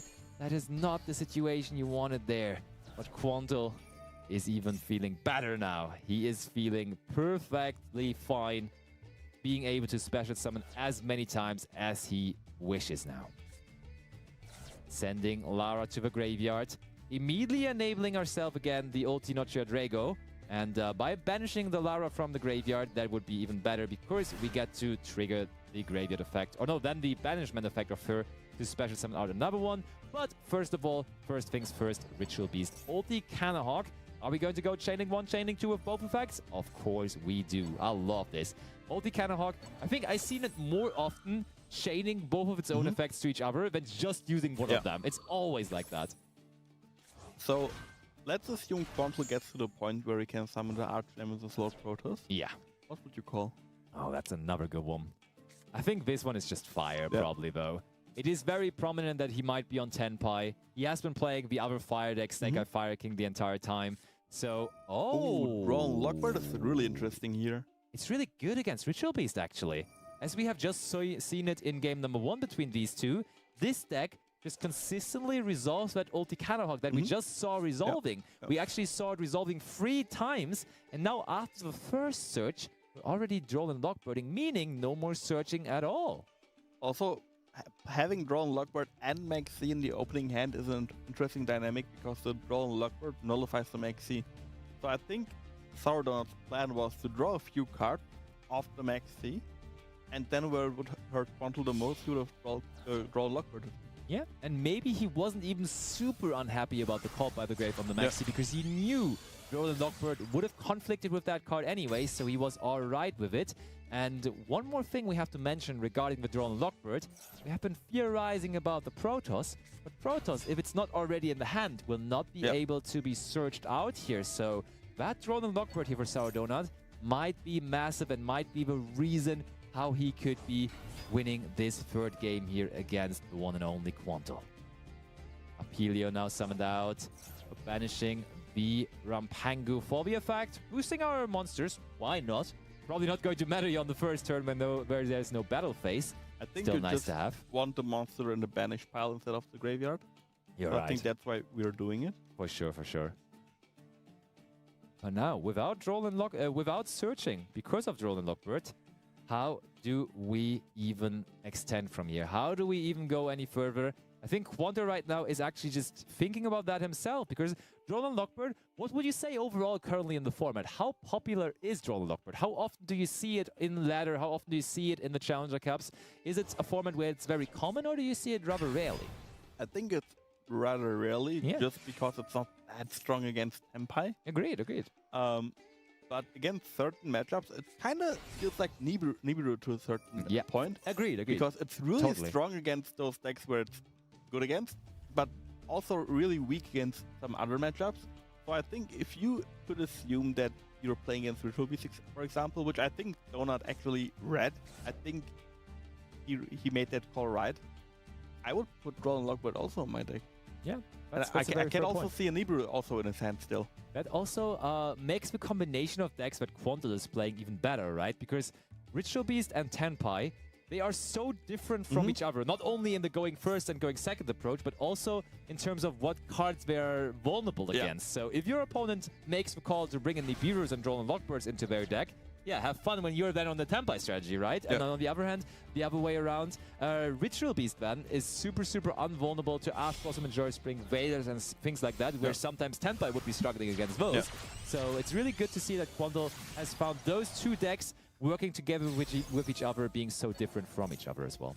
And we're adding back the Steeds here, which is really nice. Yep, we don't need to search when we just banish it first and then add it back with the ulti rarity. That's really good. I see 2 level 4 monsters. Do you know what that could mean? Is it Baguska? It has to be Baguska, yeah. No option for the Flame Banshees, so it is the terribly tired tap here, the number 41 Baguska. Additionally, the Seeds, and that against 4 cards in hand for Sour Donut. Looks formidable through Droll and Lockbird, if you ask me. So now we have to deal with the ulti rarity, we have to deal with the Baguska and the Steeds. So this is really tough to deal with only 4 cards in hand. Yeah, I do agree. So, Sour Donut, what is the deck of choice? What would be a good start here? I think one thing that could be really strong would be, first of all, a call by the grave on the Lara, making sure it cannot protect, and then follow that up with a Raigeki or something like that. That would be the way possibly to go after this. But, I mean, you need the combination of those 2 cards, first of all, to even start thinking about those things. Okay, and it is 1 for 1 instead. 1 for 1 is... Okay, so we do just still play the Fire King deck. Very, very reasonable, as he has been having very big success with it, especially in the last game. And now the thing, though, is we can go into Relinquished Anima. And Relinquished Anima, of course, is not going to be forced into the defense position, as it is a Link monster and can't go into the defense position. So that would possibly be able to challenge the ulti rarity there. But there, of course, also is the Steeds waiting, right? So we got to see. Also, you can see... Draw Skyburn. Yeah, we drew Skyburn here. That's massive, because we discarded Garunix. Yeah. That is actually insane, because that will be able to activate on the resolution of this. It's really tough for Quantly here. That's super, super good, and it resolves. So also, of course, the Ponix is now resolving, because the Baguska does not prevent monster effects from activating, it just prevents them from resolving. And now in Resolve, Baguska is not there anymore, and therefore it freely is going to add ourselves the Sanctuary of the Fire Kings. Now Garunix activates in the graveyard, and we're all of a sudden free to go. Sour Donut. We really had struggles finding good ways to break this field, but this is a perfect way to do it. Also, the Sacred Fire King Garunix is a card that you don't want to see in your opening hand most of the time. But in those certain spots, like this, it's so good in the hand. Now you have to use Steeds on the Garunix, because otherwise it would just get destroyed by the Kirin, just activated in the graveyard. And that's not really the monster you want to destroy with the Steeds. It's not really a high value interaction here. Normally you want to look at other cards to destroy with Steeds, but Quantal forced to do it here. And therefore now the Kirin is going to come back as the only monster for Sour Donut for that moment. Oh my, what a nail biter we have immediately here. I loved it. Top 32, we had a great match. Top 16, it's also insane. Those top cut matches so far have not been disappointing at all. What is up next, though? I think it would have been correct to special summon the Ponix. If we go for the island, we could have popped the Ponix and it would have returned in the next standby phase. But I don't know what Sour Donut is going for right now, so maybe it doesn't really matter. I mean, the Ponix is coming back in the standby phase anyways, isn't it? Because it was destroyed through a Skyburn, so that option is still totally valid. True. And this monster is just bigger, and we can just attack all the ulti rarity possibly, or some other monster here. So I think you're correct. I think the ulti rarity can still banish a card. Yeah, that's something that we have to be aware. Very much. And I think Sour Donut is giving up his Garunix to keep his island alive. That's probably the case. The Fire King Sanctuary cannot protect the island if it gets banished by a card effect. Yes, so we do now target the Ulti Notcher Drago with the effect of Raratori, and that means still the Ulti Raratori is going to resolve to banish the Garunix, but also we're going to bring back with the Notcher Drago our Lara, and now in main phase 2, Fire King Sanctuary. And you gotta assume there's another monster in hand that we can destroy for it. Is there? There is. And we are destroying Volcanics, Volcanics even. That's probably the best card, one, yeah. right? That is really, really strong. But And that could be the turning point here for this match. where do we go from here, though? Where do we go from here? Because we have the Arvata. Yeah. The Volcanics will special summon the Garunics, but I think we can normal summon still, right? We haven't normal summoned, I believe. Did we not? No, we did not normal summon. Yeah, we used 1-for-1 as our first interaction. Yeah. So there is the Avata. And is there a fire monster in the graveyard of Quantal by any chance? Maybe Apelios in the graveyard. It could be, yeah. It That might might also- be a way to go. It might also be banished. I'm not sure. We have to see if it's in the graveyard or not. It will definitely depend on that, I think. But for now, Sourdough Nut going through his options. And he has no further options, and he's just going to pass it over. Avata, of course, ain't bad having the ability to just negate one monster effect, but Quantal has all the tools available to him now. Yep, that Pawniks also returning to the hand, but guess what? In the hand, this turn, it's not going to change anything. So Quantal with the game in front of him here. And do we start off with Ulti Raratori here immediately? I think probably, yeah, right? I think so. Probably Ulti Raratori as the first action. If it gets negated, we can just continue to play with our other Ritual Beasts. And, okay, oh, look at that. Just, we returned it to the extra deck. Usually you play 2 Ulti Nurture Dragos anyway, so there probably would have been a second one, but we are starting with that first of all here. Ritual Beast, Ulti Nurture Drago. Oh, hold on, Ulti Cannonhawk. So we do everything but going for the Raratori here. I think it doesn't really matter. Quantal knows that the only interruption that our Donut has is the Fire King Arvata. He does absolutely know that. So maybe he's trying to force it out, maybe with the fact that he less prioritizes. But ultimately, I think it shouldn't really matter at this point anymore. And the Apelio is a wind monster that I just saw. I thought it was a fire monster. he looks like a fire monster, He for sure. does, yeah. He's a cool looking guy. Could join the fire family. But it is now going to be both effects of Ulti Cannonhawk being chained to each other once again, once more. And is that where... Yeah, that is where Sourdough Nut says, hey, let me interrupt the Avata. That's no good news for Quantal as he does not get to resolve that effect of Ulti Cannonhawk. But at the same time, it's probably good news for him because now he's free to go. He now can do whatever he likes from here on. And he just basically needs to find a way to get those 2 monsters off the field there. On the other hand, wait, I think a Runix might now also trigger? It's banished. Oh, it's... By Oh, the you're right. Ultra You're Raratori. right. You're right. True. That's very important to note. Okay, so we're adding back. Normal summoning the Wen. Using the Wolf Bark-like effect. Yep.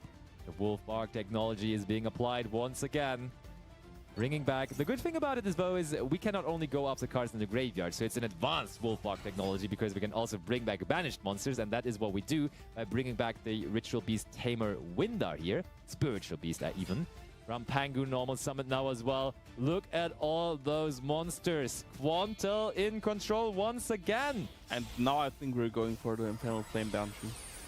That we true. couldn't do turn 1 because of the drone Lockbird. And I mean, And a Protoss on that it's just game. is just game indeed, because none of the fire monsters can return, can activate.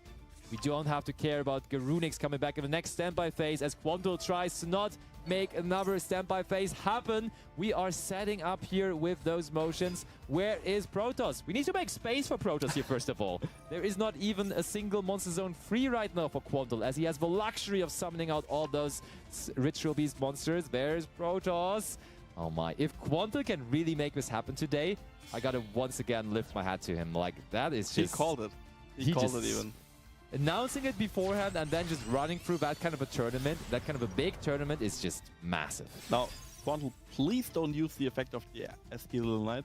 Nah, we just needed it for space reasons. I told you, he has no zones available, so where to put the good old, reliable man there even, the good old Protoss. But there he is now. Where's the fire monster that we want to tribute? On the opponent's side of the field. Fair enough, yeah. We had that earlier on where I was missing it against the Melodious deck. Now you got confused, but of course Protoss, as long as there's something on the field, you can call whatever. Skyburn. Skyburn protects it though, so those are going to stay on the field. Did Quantal think about that? Because, oh wait, no, I think still that resolves with saying you cannot summon any fire monsters for the rest of the turn. I mean, it's the same than just using Protoss on itself, right? Because Protoss, when you call Dark, is also not going to destroy itself, but it's preventing Dark monsters from being summoned from the next turn. So it should be the same scenario here. I think it has to resolve as far as it can. Yeah. And it doesn't matter like if it gets stopped mid. Yeah, that's what I think resolve, too. Yeah. It's just kind of a replacement effect there in the graveyard with the Skyburn protecting the fire monsters. Now there is Ulti Cannonhawk, I want to say number 7 this game already. And it's going to be summoned out again, and it can activate its effect again, of course, as well. Noteworthy, actually, we are going very low on the timer for the round. How much time do we have left? 1 minute left, exactly. Life points are equal right now, and Quandle is in a comfortable situation of already having a monster big enough there to attack over the Avatar. So I don't know whether we're necessarily going to find the 8,000 points of damage required to win a normal match of Yu-Gi-Oh! But with the time rules, we might just be getting ahead on life points, which would be all that we need. So Quantal probably having the timer somewhere available as well. Oh, look at that. We just keep on going. That is now going to be the ulti Gaia Paleo. Really strong. This deck just has so many different boss monsters, doesn't it? Like, it already has the ulti Raritari, it has the ulti Gaia Paleo. I mean, Protoss is an honorable boss monster for the deck as well. Colossus as well. True, yeah. There's just so many of them. It's such a cool variable deck. Now going, attacking, putting in some damage. And I think this should be it. No matter if there's timeout soon or not, I think this is it. Yeah, I do agree. And I can confirm that there even now is timeout with 0 seconds remaining on the clock. Sour Donut should not be able to even execute a turn here. He will be getting back the Ponix, yes. But that's probably going to be the last thing that's happening here for this top 16 match. So Quantal is indeed advancing to the top 8, is one of the prestigious 8 players and probably the most prestigious player remaining in that pool. But I mean, there's other big names. We said it, we talked about it. Abo yesterday fell short. 2nd place finish from the best blended player. One win away. Maybe today, though. And of course, Nicky Boy, always hungry with his rescue A strategy, always out there winning, always out there trying. Definitely trying to make it happen today as well. So Quantal definitely has to face a lot of still very, very strong opponents here. But I think we just saw on this duel how strong the Retubi's deck can be, even through like multiple hand traps. Yes. We had an answer to the Maxi, which is something that I think players can count on by playing more outs to Maxi than Maxi itself. But also establishing a really strong board through the draw and Lockbird. Absolutely. I think the Ulti Raritari basically won the game by banishing the Garunix. If we wouldn't have banished the Garunix, I think it might have been a bit more difficult because the Fire King Arvata popped the card. There would have at least been more possibilities, right? And as the Fire King deck works, it's really layered in its interruptions. So if like one interruption like goes into the other, for example, if like we destroy a fire monster with the Arvata, the Garunix comes back, we can pop another card with Kirin, we can overlay them both into the rank 8. Yeah. So I think the Ulti Raritari basically won the game here. Yeah, I think we can say the same thing for Challenger Cups, but we're also seeing a lot in the ladder because there is not that many Ritual Beast players, but the ones that they are super successful with the deck. So I think there definitely is a correlation between the ranked gameplay in Master Duel and also now here the Challenger Cup competition. Because at the end of the day, of course, the same game is being played, which is Yu-Gi-Oh! Master Duel, and you're just trying to play the best deck to the most success. And Ritual Beast, you can't discount that deck. It is one of the best decks right now in Master Duel without any discussion. And Quantal, on top of that, is one of the best players in the game. So that is a very, very, very good combination to have there. I agree. Very, very good combination. For the next round, for top 8 is going to be you and Ibris, I believe, because I'm going to go on a short break and it's going to be the other two covering that top 8 match. So we're going on a short break with a clip for the next pack, or for the just released pack, my bad. And then we will be back with top 8. See you for that.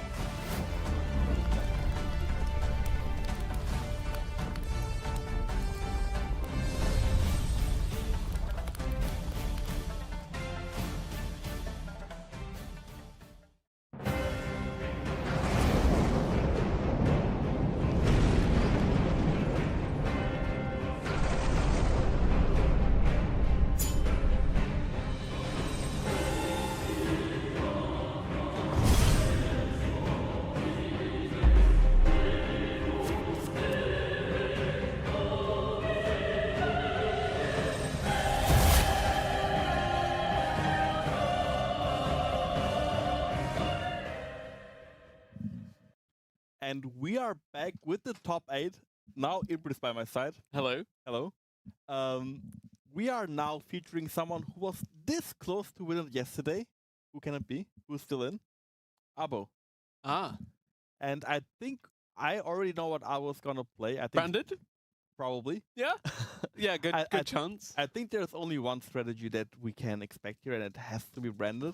I mean, one overall strategy perhaps, but we did see that there was the 60 card variant. We did see that he also ran a tighter variant of it as well for one of the games yesterday. So definitely some nuance there depending on the matchup.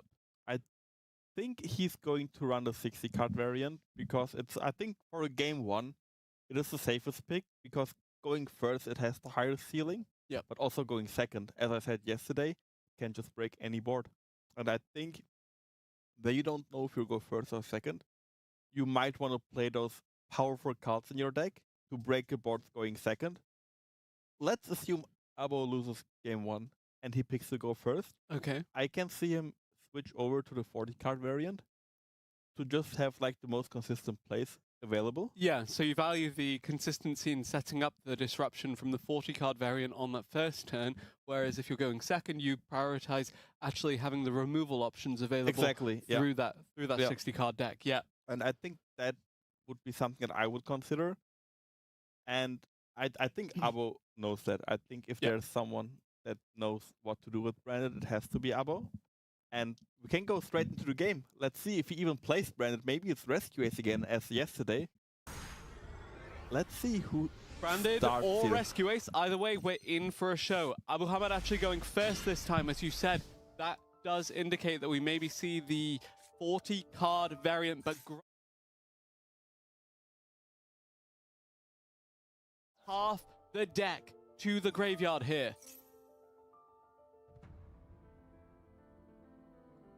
So we milled approximately 20 cards here.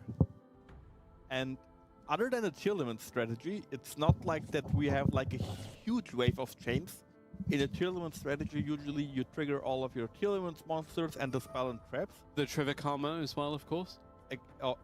Exactly. But in a branded strategy, you just want to basically park your branded cards in the graveyard to then get them back with the branded retribution. So we already have a branded retribution in the graveyard that got milled by the Bestial Saturnier. And now we're going to use the Albion, the Shrouded Dragon, to mill a branded fusion. And the retribution can then get the branded fusion from the graveyard to the hand that we can then use. And I think that's exactly what I was going to do. And the grass not being disrupted here suggests that the branded fusion should also be able to resolve without fear of disruption, because typically if that grasslet screener is played, it gets disrupted. Otherwise, the game swings massively in favor of the branded player. Abu Hamad in a very comfortable position here against Gargalo. Exactly, and I think there's only one card that I would like to ash more than a branded fusion, and that has to be that grasslet screener. Because that's the only card that you want your opponent to resolve even less than a branded fusion. But Abu's hand is full of cards that are limited at 1. We had that grasslet screener, we saw the Gold Sarcophagus, and now we're going to normal summon Guiding Quem. Yeah, Guiding Quem the Virtuous here now, able to extend further, and eventually you have to imagine access the fusion monsters so integral to this branded strategy. Still no information on what Gargalo is piloting, still no indication that there is a disruption available here. Maybe we see a Nibiru, maybe we see something like that, but right now, everything just going by way of Abu Hamad here. Branded fusion going to resolve. Where do we go from here? So I think here you want to send, obviously you have to send Fallen of Albas, but you also want to send Bestial the Lubellion actually went there.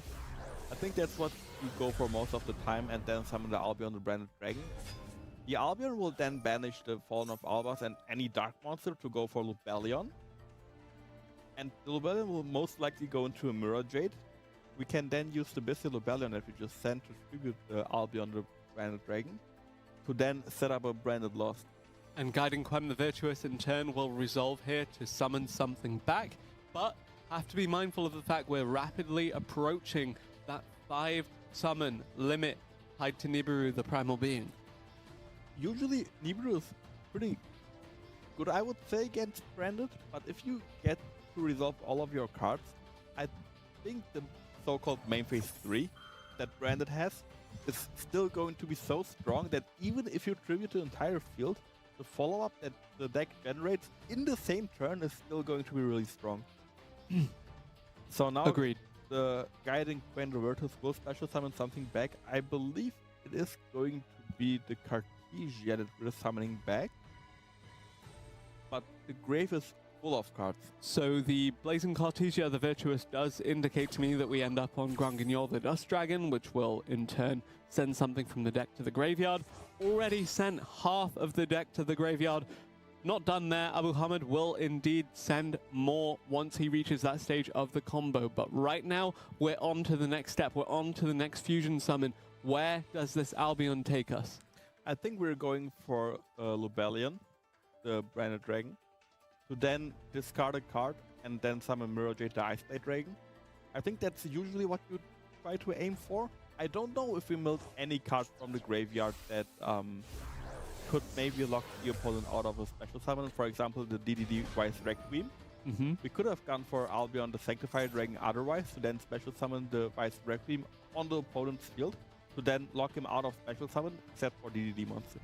There is Lubellion, the Searing Dragon, now summoned, as you said. And here was a further summon, actually.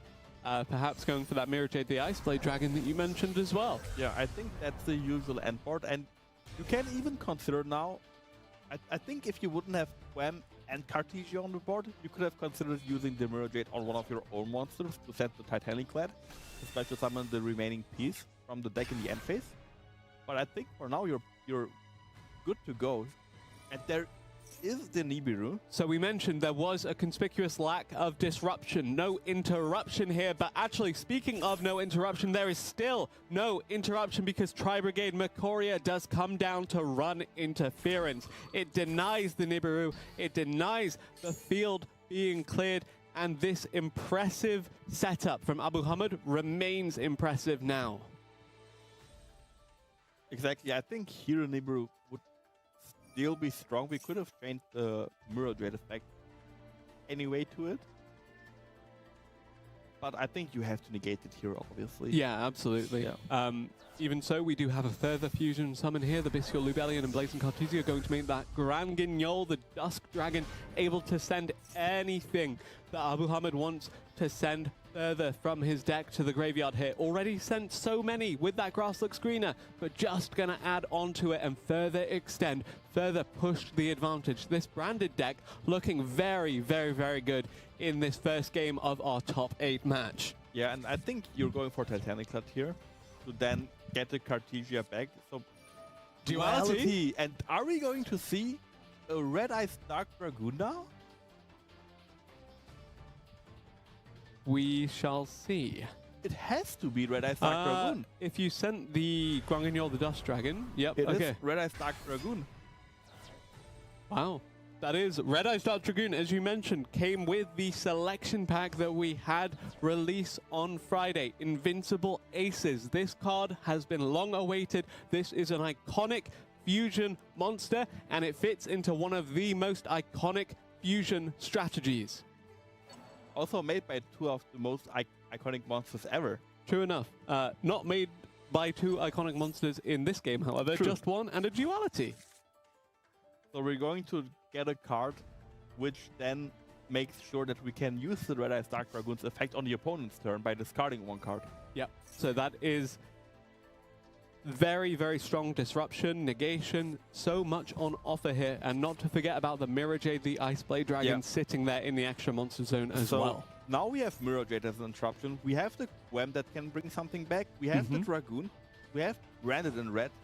The Titanic Clad will bring back a Cartesia. And I think that's it. But those are so many layers of interruptions. I think we could theoretically even use the Mirror Jade twice. It's just so many different layers of interruptions that it is so hard to deal with. So many layers of interruptions and so many resolutions in that end phase that you mentioned. The extra main phase that main phase for Branded the gets, yeah. branded. Yeah, as you said. Now moving into Gargalo's turn, he has 6 cards in hand off of this draw, but is facing down disruption in the form of Red Ice Dark Dragoon, Mirror Jade the Iceblade Dragon, a face down, and that Quem, of course, functioning for a further extension if needed. 4 cards in hand for Abu Hamid. I think mostly just branded spells and traps, but potentially also a disruption. Immediately, the Infinite Impermanence comes down, crucially before any kind of other commitment from Gargalo, so it can be activated from the hand, suggesting that we do see a big commitment from him this turn specifically. He knows if he does not mount a comeback this turn, the game could very well be over. So decides to negate the effect of the Mirror Jade, the Iceblade Dragon. Where do we go from here, Gargalo? What are you playing to begin with into this branded deck? That's a good question. I feel like the Infinite Impermanence is not that strong here, because what we could do is we could get rid of our own Mirror Jade and then bring it back with Cartesia, and then it's can use its effect again because it's not negated anymore. But we're playing Tenpai, and now the question you have to ask yourself here is, do you want to use Red Ice Dark Dragoon on the activation of the card, or do you want to wait until he uses the effect? I guess it was the activation that did trigger that though, so the Sangen summoning doesn't even get the chance to hit the field.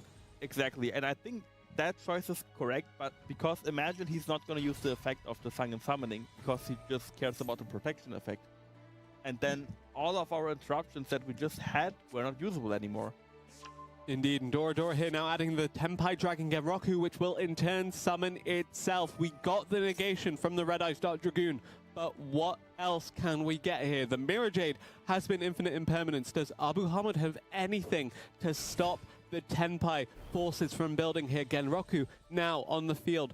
There is one huge form of interruption, but I think we're going to wait.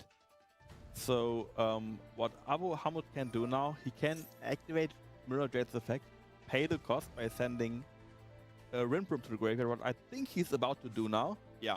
So he's going to send the Rinbroom. The Rinbroom says in the graveyard that you can banish it, or you can activate the effect, either banish Fallen of Albas or the Rinbroom, and then special summon the other piece on the field. Since Rinbroom wasn't properly summoned, you have to special the Fallen of Albas. So the Albas hits the field, and we saw it earlier. When Albas is there with Dragon Monsters, it just can use every Dragon Monster as a fusion material for Alba Lenatus. Exactly. Wow. Yeah. So basically, if you get that Albaz onto the field, then suddenly these Tenpai cards become fusion materials for that Alba Lenatus that you did mention. Yeah. Fantastic read there, Emre. And do we see Gargalo play right into Abu Hamid's hands here, or is he remaining conscious of that? Rinbrum, the striking dragon in the graveyard now. The effect is being activated. It got sent there off of the Mirror Jade, the Iceblade Dragon, as cost. So that Infinite Impermanence crucially did not negate that. But is that enough? I think here you have to change the effect of the Dora or the Genroku? The Genroku, to tribute it, to get the Pydra. I think Chundra and Fadra doesn't make sense here because they would just be used as a fusion material, and the Pydra would still trigger. Yeah. So the Pydra triggers, we can get a Kaiman or another Sangen summoning. We did get a Chundra to the graveyard as well, by the way, with the Dora effect. So there is the potential for further extension if... Okay. And I feel like we could have waited with the Rinbroom here in general. I felt like we could have waited because now we're fusing the field away, but we're letting our opponent have the Sangen Kaiman. Yeah. And I think we could have waited until the Sangen Kaiman resolved. Alba Lenatus, the Abyss Dragon, now hitting the field. Of course, we do still have a Tenpai Dragon resolution here as the Kaiman is added to the hand. The Sangen Kaiman prepared by Gargalo, but a whole field of monsters prepared by Abu Hamid. Blazing Cartesia, the Virtuous, again now resolving into another fusion summon. Do we see another Mirror Jade, the Iceblade Dragon, but not negated by the Infinite Impermanence? I think so. No, it is Lubellion. And that will in turn bridge into another Mirror Jade.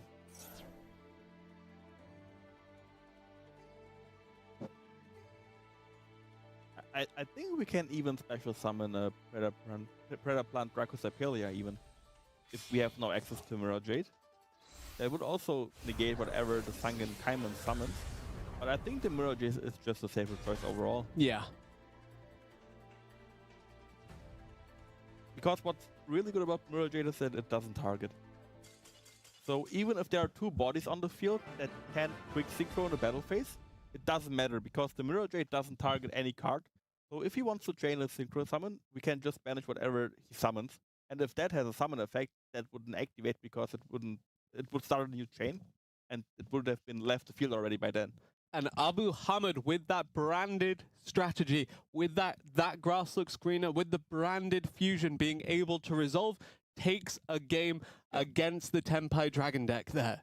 It is always just a joy to watch Abu Hamid playing branded, I have to be honest. Like every time I see him play branded, it's just I can sit down, relax, and I know he's not gonna make a mistake. I can just rely on him playing perfectly, and it's always tough to play against him because you know that, first of all, branded, I said it earlier, branded is a really strong deck. Yeah. And if you know that your opponent just does the best plays every time, it becomes really hard to counter it because you need to know how to play the deck as well to counter it perfectly. Yeah. And now imagine the guy in front of you knows how to play it better than you. And that's something that I think gives Abo always an edge against his opponents, is that for a fact he just knows his deck entirely. It was really intriguing to see Red Eyes Dark Dragoon make an appearance, especially off of the duality there. How do you feel about that card fitting into these existing strategies? So Duality is a really nice card that has been used in other decks as well to dodge cards like Veiler, Effect What was Veiler. it getting before Red Eyes Dark Dragoon? So there was a way when you played Runic, in the Bestial Runic deck, you would summon the Hugin. Yep, Hugin the Runic Wings, of course. Yeah, you would summon Hugin the Runic Wings. And if you would have used the effect and your opponent would have had a Veiler or an Infinite Permanence, you could have changed the Duality, and then you were able to summon a level 2 fusion tuner called Alvain. I don't know the full name, but it's Alvain. It's a pretty unknown card because I think that's one of the only uses that the card has, is that it's a duality target. So you would have a level 2 body on the field. Yep. You would free your extra monster zone for your runic cards. You would get the effect of the Hugin. Yep. And if you like play Sprite, for example, Runic Sprite, you could then extend with the level 2 body that you have with your Sprite cards. So that was one way to use duality. And the other way in the TCG was with Red Eyes Dark Dragoon. That was something that people were that people knew. And I think Abo, there's one other way to, like, another card to summon. And I think it's with Aluber. I'm not sure if Duality can special summon synchro monsters as well, or if it's just fusions. I believe it's just fusion, but I'm not 100% either. I think it might be Entis that you can summon off the Despia Aluber. Elder Entity Entis, of course, just functioning as removal typically when sent from the extra deck. But but that has this use case too. Yeah, exactly. It's one way to dodge an effect failure or an impermanence onto Aluber, which is probably the #1 prime target that you want to negate because it's a card that gets you to that brand fusion. Yeah. And now with Red Eyes Dark Dragoon back in action, I think that's also a really, really good target as we just seen. So, in part thanks to Red Eyes, Dark Dragoon, and Duality, Abu Hamid was able to take that first game with the branded deck. Yeah. But we cannot count out the potency of the Tenpai Dragon strategy. And now, importantly, even though the Tenpai Dragon got to go second, which is the preferred one, perhaps they draw something else that can deal with an established field a little bit better. We've seen it before from the Tenpai Dragon. Do we expect to see the same matchup this time around? Of course, we expect Abu Hamid to play branded again, but his opponent... If I was Abu's opponent, I think I would have played a different deck. I think we can go straight back into the game while I'm talking. I think I would not play Tenpai anymore because of the fact that Rimbrum, together with the Albas, it always steals your board. And it's something that you can not prevent in other decks. Voiceless Voice for Gargalo now, by the way. Voiceless Voice is a really good deck going first, and also a pick that I really like. I also like the Emperor Charles the Great Protectors, by the way. Good choice. Actually, the first time we're seeing those from Abu Hamid, typically he would run the Red Eyes Dark Dragoon sleeves with the 60 card Yeah. branded. Yesterday And we then saw that. the Sanctifier. it was, Albion yeah, the Sanctifier, Albion Sanctifier Dragon ones with the 40 card branded. But now so we're seeing a shall Maxi see. resolve on the Indeed we Zafira. are. And now I think Abo's playing 40 cards. It's not branded anymore, is it? Theory crafting based off of card protectors is a whole new level. That being said, another new level is Skull Guardian, Protector of the Voiceless Voice, able to be summoned. Low the prayers of the Voiceless Voice as well. Very, very scary to deal with when those two cards are established on the field. The disruption has to be respected. The access to the further disruption from the Voiceless Voice, continuous spells and traps. The Radiance is so good at offering removal. And you have to really respect this from Gargalo. Still going to hold one more card in the hand. Actually, no, just going to set all of them. And this is why the Voices Voice deck is so good. It can play so well into hand traps like Maxi. Basically traded a 1-for-1 with the Maxi, and Gargolo basically did this full combo. Yeah. And Voices Voice at the moment is known for a deck that likes to go first, mixed up together with Floodgates. So I wouldn't be surprised if we see a card like there can only be one. Yeah, there can be only one, of course. Very, very good in this deck because the Skull Guardian is a warrior. The low, I believe, is a fairy. Yeah. Yes. And the Sorvis Dragon is a dragon. Yeah. Yep. And it might also be a summon limit, or maybe could be anything, honestly. Anti-spell fragrance I think would have been used already. Oh no, we're still in the draw phase. It could also be a anti-spell fragrance. DD Crow now coming through. DD Crows. Okay, I think we have a way. I think it might be Tempai, honestly, because we want to make sure to get rid of the prayers, the ritual spell, because it also has a hidden graveyard effect. If a ritual monster leaves the field because of an opponent's card effect, you can banish it and then special summon a Voiceless Voice, I think, a Voice ritual monster from your deck onto the field. So if you want to get rid of the Skull Guardian with Raigeki, for example, it doesn't really matter because the spell card will get another copy back, and because a copy of Skull Guardian was summoned onto the field, the low will come back also from the graveyard, which could then also activate another Voiceless Voice card through the spell trap zone if we had the space for it. But And with that, we finally exit the draw phase here. Abu Hamid almost able to do something. Anti-spell fragrance, you said it yourself, just absolutely shutting that down right now. But Red Reboot. Red Reboot is so strong here. Solemn Judgment. Trading half of Gargalo's life points to deny that crucial interruption, and suddenly spell cards shut off for Abu Hamid there. This looks really tough for Abu Hamid now because we cannot use any spell cards in the main phase.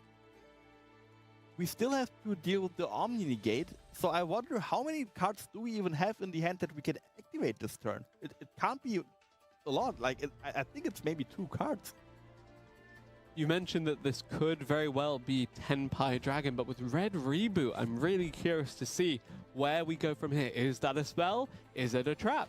I guess we'll find out on next turn because there's no activating anything for this turn for Abu Hamid. 3 face downs. Do we see a 4th? Is this a disruption that we hold? Oh. And he calls it a day. He does indeed, and we don't even get to see what deck that was. We just know for a fact that it probably was not branded, and it did not have a good matchup into Voiceless Voice. Very, very well played by Gargalo there to even up this series. So I would assume it is Tenpai, because Tenpai likes to play Red Reboot. Especially, I think Abu Hamid and Gargolo, they know each other. Yeah. I think they played multiple times against each other, and maybe Abu Hamid knows that there's like a Voiceless Voice deck somewhere in his arsenal of decks. And Red Reboot is especially strong against that because it stops the Radiance. Yeah. And it also stops any counter trap that you could have sighted in. The Solemn Judgment was so good. Yeah, the Solemn Judgment was so good. I think if there was no Solemn Judgment, we might have played that turn. Yeah. Because I think Abu's hand was just full of spell cards. He set 3 cards and then thought for himself, okay, it's probably not worth it to play here because the follow-up is just too big. Yep. What would you do now if you were Gargolo? You know Abu Hamid would probably play Branded. What would you play? Yeah, he's going back to comfort, so I'd say I would also go back to comfort. But I guess it depends because now you know for a fact that Abu Hamid will have the decision as to whether he wants to go first or second as well. So theoretically, if it's that 60 card, then he'd want to go second. But again, that's the versatility of Abu Hamid being able to pilot 2 variants of his signature deck. Yeah, I think we will see the 40 card Branded deck now. Okay, Just so you because- think that he'll go first? I think he will go first. It's just a bit more consistent, I'd say. And I think the 40 card version still also has more answers to Maxi. Yeah. Since you have 20 less cards that probably don't do anything against Maxi, you can. I think your deck will be like full Branded engine, like the most important pieces, and just answers to Maxi. I can even imagine him playing the 1 copy of Cypher Gear Gamma. Just to have an answer against that Maxi. And on the topic of answers to Maxi, Gargolo played fantastically with the Voiceless Voice there. As you mentioned, only special summoning once with that low after the Skull Guardian had already resolved, so as to only give 1 card drawn to his opponent there. And Abu Hamid only benefiting by that 1 card, ultimately couldn't do anything versus the anti-spell Fragrance. So yeah, as I said earlier, that makes the Voices deck so good. It's so resilient against hand traps in general. You have so many different extenders that all do the same. Let's say I have a Zafira and you're like, okay, you don't want me to get access to my ritual monsters, you'll just ash it. I have like probably 10 other ways to get to my ritual monsters. I could play pre-preparation of rites. I could just Diviner of the Herald? Diviner of the Herald, exactly. I could just normal summon that. I could just go for a low. I could have hard drawn a barrier. It's just so many possible options that it makes the opponent think a lot on where to hand trap. And I think just often there's not the right spot. I think you just have to hope. Regardless of Voiceless Voice masterclass there. And especially, you know, thinking back to Voiceless Voice, it was a deck we were really expecting to see at WCS this year. But to bring Gargolo to this decisive Game 3, who will progress to the top 4? Gargolo or Abu Hamid? Abu Hamid going first. Abu Hamid playing Branded, as you said. It's the 40 card variant. Last time, no disruption from Gargolo, but Gargolo this time as well, allowing the Branded opening to resolve. Very doubtful, however, that we see that grass looks greener again in the opening hand for Abu Hamid, but we shall see. So here I think Abu Hamid plays around the Effect Veiler because we're still in draw phase. To make sure that we higher the chances of us getting into the Branded Fusion, but Gargolo has the Infinite Impermanence on the Aluber, the Jester of the Despia. So actually this disruption already putting Gargolo off to a better start than previously. As you correctly identified there, Effect Veiler only usable during the main phase, so the commitment here as early on as the draw phase of turn 1. It doesn't get any earlier than that. Abu Hamid just going in on that, and Aluber, the Jester of Despia, now in defense mode. No effect for the turn. Abu Hamid, what did you draw? What did you draw in your opening hand, rather? I think Abu's hand now is really bad. Because if you go for the Aluber, the draw phase, you are telling your opponent that you don't have talents or trust. You are telling your opponent that you probably have no way into Cartesia, because otherwise you would have gone for the Cartesia earlier. Then summon the Aluber, and then you can dodge Veiler and Imperm with the Cartesia. And yeah, as I said, there is nothing more in Abu's hand. I should maybe start playing Branded, I'm not gonna lie. You really understand the in and outs of the deck. I'm surprised by myself at the moment. And let's see what Gargolo's playing. It's Tenpai. Okay, and Tenpai with no disruption now, with essentially a clear field with which to conduct this battle phase. Genroku, not necessarily the best of the normal summons, but still it's enough, and it's enough to start this chain off. Tenpai Dragon Chundra now following up on Genroku. There's gonna be access to massive attacks, there's gonna be access to massive synchro summons. Where do we go from here as Gargolo? I think it's over. I think already going to battle phase. I think that's all you need. I think that's all you need. I think even Ash Blossom here, it doesn't matter. It's over.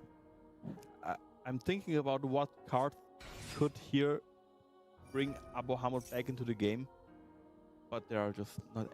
There are none. There are none. I think we're just going to take over the Aluber, get a Kaiman, attack with the Chundra, use the Kaiman on the Fadra. Yep, Sungun Kaiman, as you said, is now here. Chundra is there. Fadra is there, ready to continue to climb into those higher level synchros. 1500 into 0, but here's an effect now. Going to special summon another 10 Pi Dragon monster to further access those synchros. Fadra here. Yeah, now you're going to attack with the Fadra. I think I would have gone for a synchro before I declared the attack. Just to make sure to really play around that DD Crow. But let's be honest, I think it doesn't really matter here. So now we're going to use the effect of 3, 3, and 4 does make 10, which is, of course, the best number possible for the 10 Pi Dragon. But do we first go into the Biden Dragon instead? Yeah, we're going into the Sangen Pai Biden Dragon first, just to get an additional body onto the board that can also attack. And then we're going to the Sangen Pai Transcendent Dragon. Yep. To seal the deal. Typically, when it comes to 10 Pi Dragon making this explosive finisher on turn 2, it is with that Sangen summoning, but no need for it this time around. As Emre said, Odd Eyes Meteor Burst Dragon just going to be the insurance policy here, as Sangen Kaiman is there to follow it up. I like to call the Odd Eyes Meteor Dragon Sangen Pai Fire Dragon at home. Because it kind of does the same, but it just is a bit worse. But let's be honest, it doesn't really matter. We will now go attack with the Chundra, attack with the Odd Eyes Meteor Burst Dragon. And then synchro once more to finish this one off. Now we're going to a Synchro 7, and then we're just gonna attack. Sangen Pai Biden Dragon, you have to imagine, will be the option here for Gargalo. It looked shaky for him at the start of this one. Abu Hamid convincingly taking game 1 with the branded strategy, but Voiceless Voice comes through in game 2 for Gargalo, and now 10 Pi Dragon is the way forward. It's the way forward out of the top 8 and into the top 4 for Gargalo. Gargalo taking down Abu Hamid here in the Challenger Cup 1000 Days qualifier. Yeah, as you said, we just seen a nice game, and going for that Aluber play, I think told Gargalo, like, sometimes it's really tough to hand trap branded because they just have an extender and another extender. Yeah. But going for that play basically told you that it's the only play they have. The Infinite Impermanence was correctly timed to disrupt the Aluber Jester of Despia. One of the only cards that was really impactful there. Yeah. But I think we have another game going on in top 8. I think let's straight jump into it. Quantal again, by the way. It is Quantal, and it is 1-1. It is game 3 against Ben Charo. And Dimensional Fissure now coming out to offer disruption in regards to just banishing where possible. But Ash Blossom and Joy Spring now going to be a direct response to the Maxi. Again, if we see the commitment here from Quantal, he's going first, he's setting up. It is going to be Ritual Beast. And now the Dimensional Barrier, the Dimensional Fissure, also banishing makes everything. your combo better by banishing everything. And it also makes sure we can't get Effect Veiler. It makes sure we can't get Ghost Ogre, because those cards need to be sent to the graveyard. Yep. Spiritual Beast Tamer Lara now coming back as well, starting things off for the Ritual Beast. It's been so effective throughout this tournament so far, largely because Quantal has been piloting it like a dream. Now continuing to go. He's stopped the disruption, he's disrupted the disruption, and he's just fusion summoning left and right. Ritual Beast ulti Canahawk starting things off. And I think at this point, I feel like Ben has no other hand trap that he can use. The Maxi got Ash Blossomed, and I think now Quantal is just good to go. Ritual Beast ulti Nokia Draco now as well. Ready? Emergency Teleport going to get another Spiritual Beast Tamer Lara from the deck. You have to imagine it is a good start. It's as good a start as any. Actually, it's going to get the Ritual Beast Tamer Elder, which is even more of an extension to eventually end up with that Lara. Exactly, and I think we want that Elder here because it's also another name that we can special summon. Because as Lumpy said around earlier, the Ritual Beast cards have one big restrictions, and it is that they can, the main deck monsters at least, they can only be special summoned once per turn.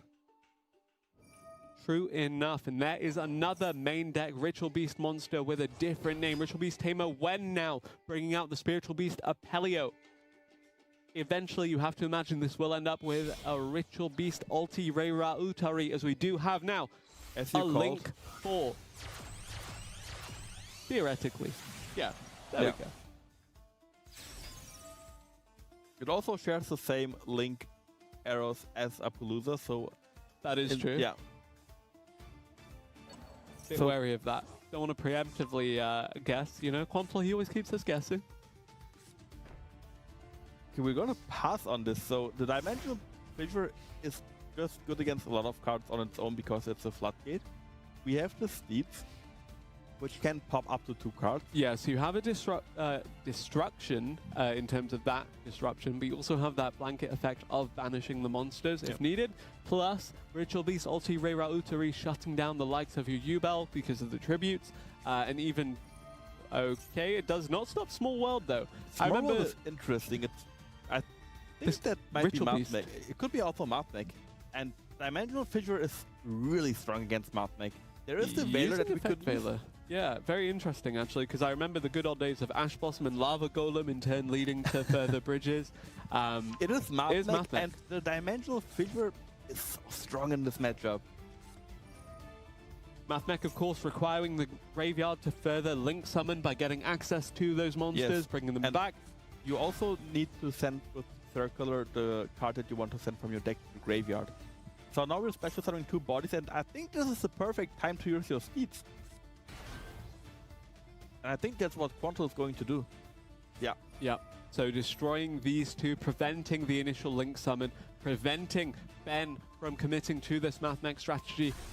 How does he deal with the Dimensional Fissure? How does he deal with the Ritual Beast Ulti Reira Utari? He does not deal with it. At all, yeah. So Quantal makes it into the top 4. I can't lie. Happy to see that. So we have Just- Gargalo, we have Quantal. Who else do we have? Will 2 be more really players. interesting to see who rounds out this top 4, as you mentioned. Very, very exciting games here in the Challenger Cup 1,000 days qualifier. Yeah, and he called it. I don't know what to say. Quantal called it. You know it, I know it. He told me yesterday, I'm just going to win. And we have a 4th match going on, the very last match of top 8. The score is tied 1-1. They will start soon. I think they're currently siding, so they have to decide on what decks to play. Okay. Yeah. Yeah, really, really interesting back and forth games here. And I think testament to how back and forth it's been is just the speed at which that first series was, especially in the game 2 and that game 3. And now the fact that we were able to see Quantal then make his 3rd game victory as well. And now we still have a 3rd game of another match to see. Really, really goes to show just how contested these games have been.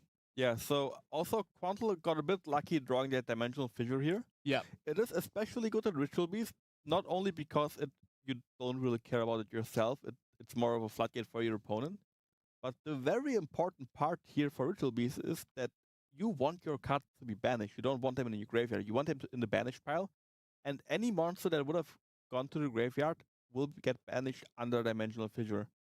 So that's something that makes the usual Ritual Beast combo even stronger. And also we saw on Ban Send, he had more hand traps. He had a Veiler that he just couldn't use at all. Yeah, my big takeaways from these games are that Ritual Beast, very, very strong. Yeah.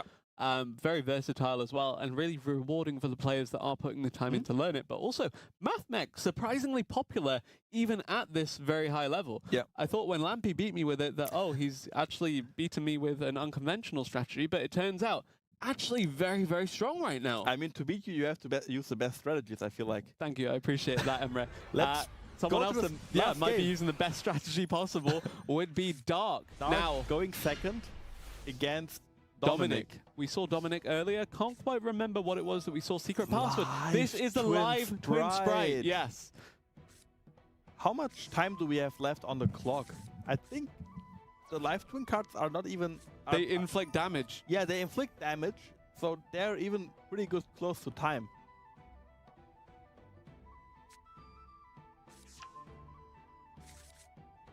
Yeah, we have approximately 6 minutes left, and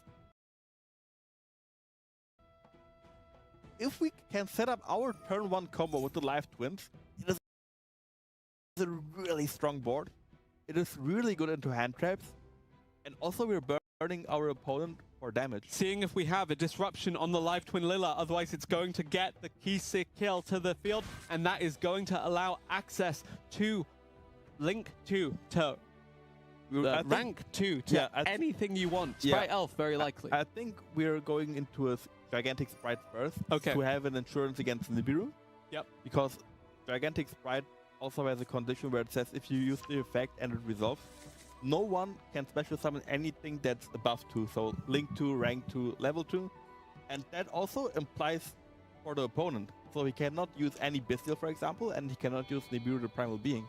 As you said, it's an Xyz summon. It's going to be the Gigantic Sprite to defend against the potential Nibiru the Primal Being. And then we further climb with that. Dominic now, with his very unique live twin Sprite build, is doing okay, but the Infinite Impermanence is going to run some interference here.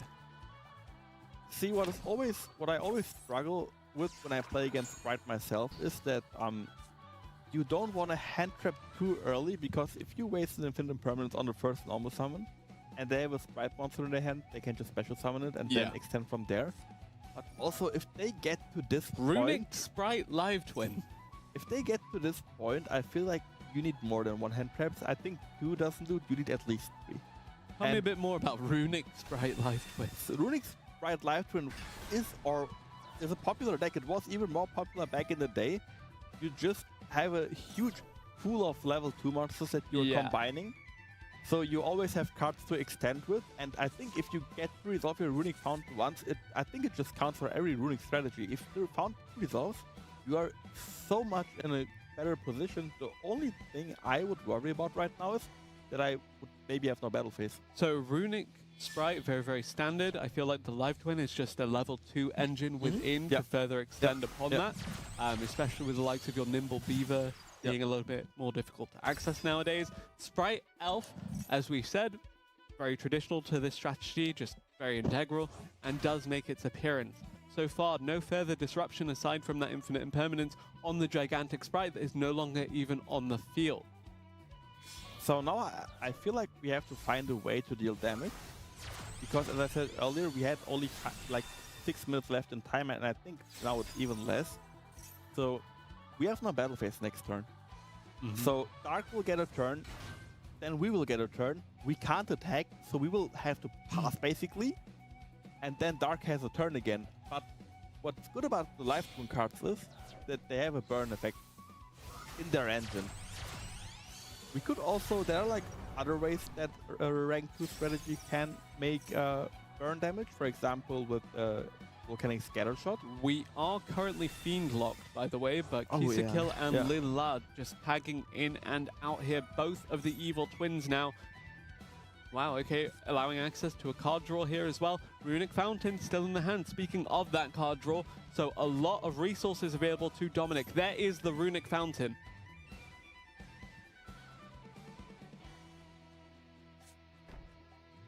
One card set. I think I would have gone for the burn damage if I had the option, but there is a Firecracker. Okay. Which can discard itself. Yep, to do Inflict 1,000 damage. damage. You skip your draw phase, but it's Runic anyway. Dominic was going to be drawing cards. And now I think Dark has to risk it. He is under time pressure as well, so we might not even see the best place possible just because of the time problem that we have. And now it looks really good for Dominic. Firecracker, a very, very infamous card in Challenger Cups for these exact situations. I mean, yeah, essentially. And remember that even though Dominic was Fiend locked, didn't need to summon anything else to be able to get that advantage. Yes. And even if the field is not too formidable, just the long game here is very much in command of Dominic. So what is Dark playing? It is Lab. Labyrinth. So RS Labyrinth Butler will allow access to a trap, but which trap will that be? We can also special summon a Labyrinth monster from our hand, and I think if we go for Lady Labyrinth, I don't know if Dominic has a way to deal with that. that just is an attack glitch and attacks over the elf, the Sprite elf. It is more damage than we dealt with the Firecracker. Sprite Red now coming back. Trap trick. Trap trick. Trap trick being flipped. And we only have 50 seconds left in this, and I don't know if we have enough time to deal any kind of damage. There are, to be fair, trap cards that also deal damage. For example, Ceasefire or Secret Barrel, like cards that are probably almost as old as I am. I didn't quite see what was banished there. Just Desserts! So Just Desserts is, of course, another iconic card that can deal this damage. Does it resolve? Does it successfully go through? So that's 2,000 points of damage.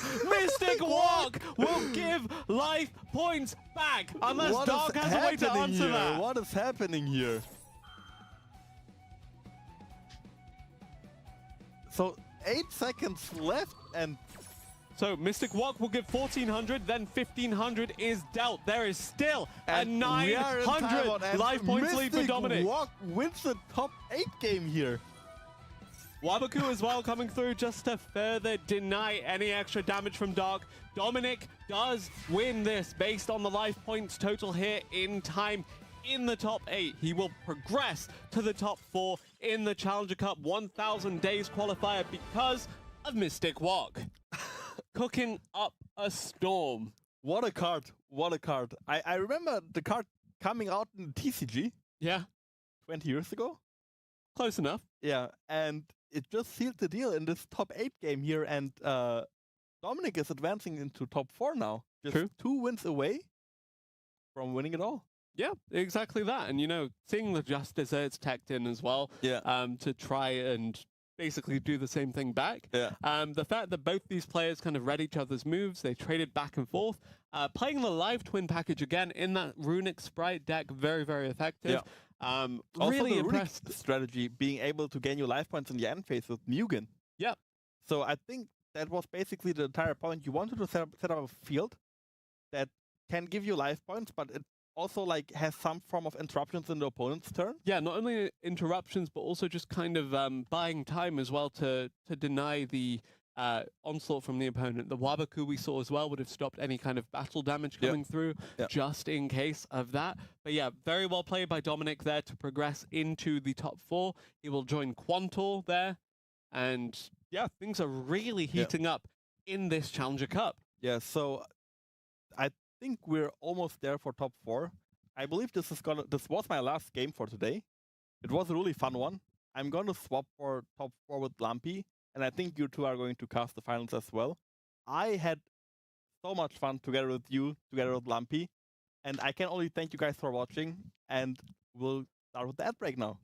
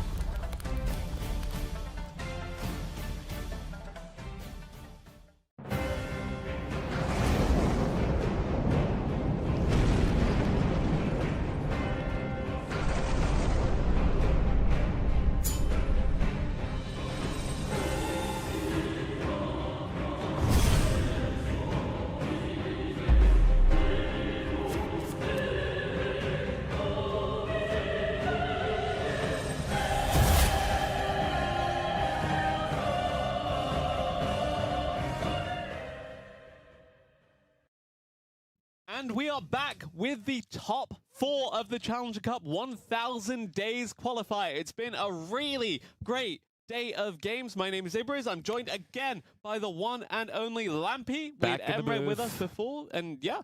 I am, and we have seen a crazy finish to that top 8 bet there. I was watching there outside what you guys were casting. Mystic Walk after Just Deserts. What year is it? Exactly that. And then we even saw the Wabaku for good measure there. Just really, really fun to see that. But across the board, just fantastic variety of decks being played throughout today. And I gotta say, that Runic Sprite Live Twin deck is one of my personal favorites because I have been enjoying that so much and I've been playing it non-stop. But that version there with 60 cards, never seen a 60-card version of that How have I deck seen before. Runic Sprite Live Twin with Just Desserts? With Mystic Wok and Wabaku. Firecracker as well. Before I've seen Runic with the White Forest cards. Yeah, true. Maybe we're going to see that now, though, because we're going to again go with Dominic, who we just saw there, and he's going to face off against the one player that we didn't really pay attention to there in top 8, because Chris was actually 2-0ing his opponent there to swiftly and firstly move on to top 4. So he had the longest break out of all of those players. Then, of course, when you have been playing now, you know how long we're live for the entire day. All of those players, of course, have been playing for that entire time too. So it's good to have a bit of a break there. It's good to refresh. And now he's going to be the freshest in top 4. It's also good to get the opportunity to view your prospective opponent. Yes. As well as that, going to time and then immediately jumping into your top 4 game. A lot of pressure on Dominic, but we saw him manage to pull out that win. He pulled the silhouette rabbit out of the hat. Can he do it again? And you remember, very early on in the tournament, we two casted a match of Dominic, and I told you, now realizing that he's in the tournament, he used to always play those Sky Striker cards in his Snake Eye deck.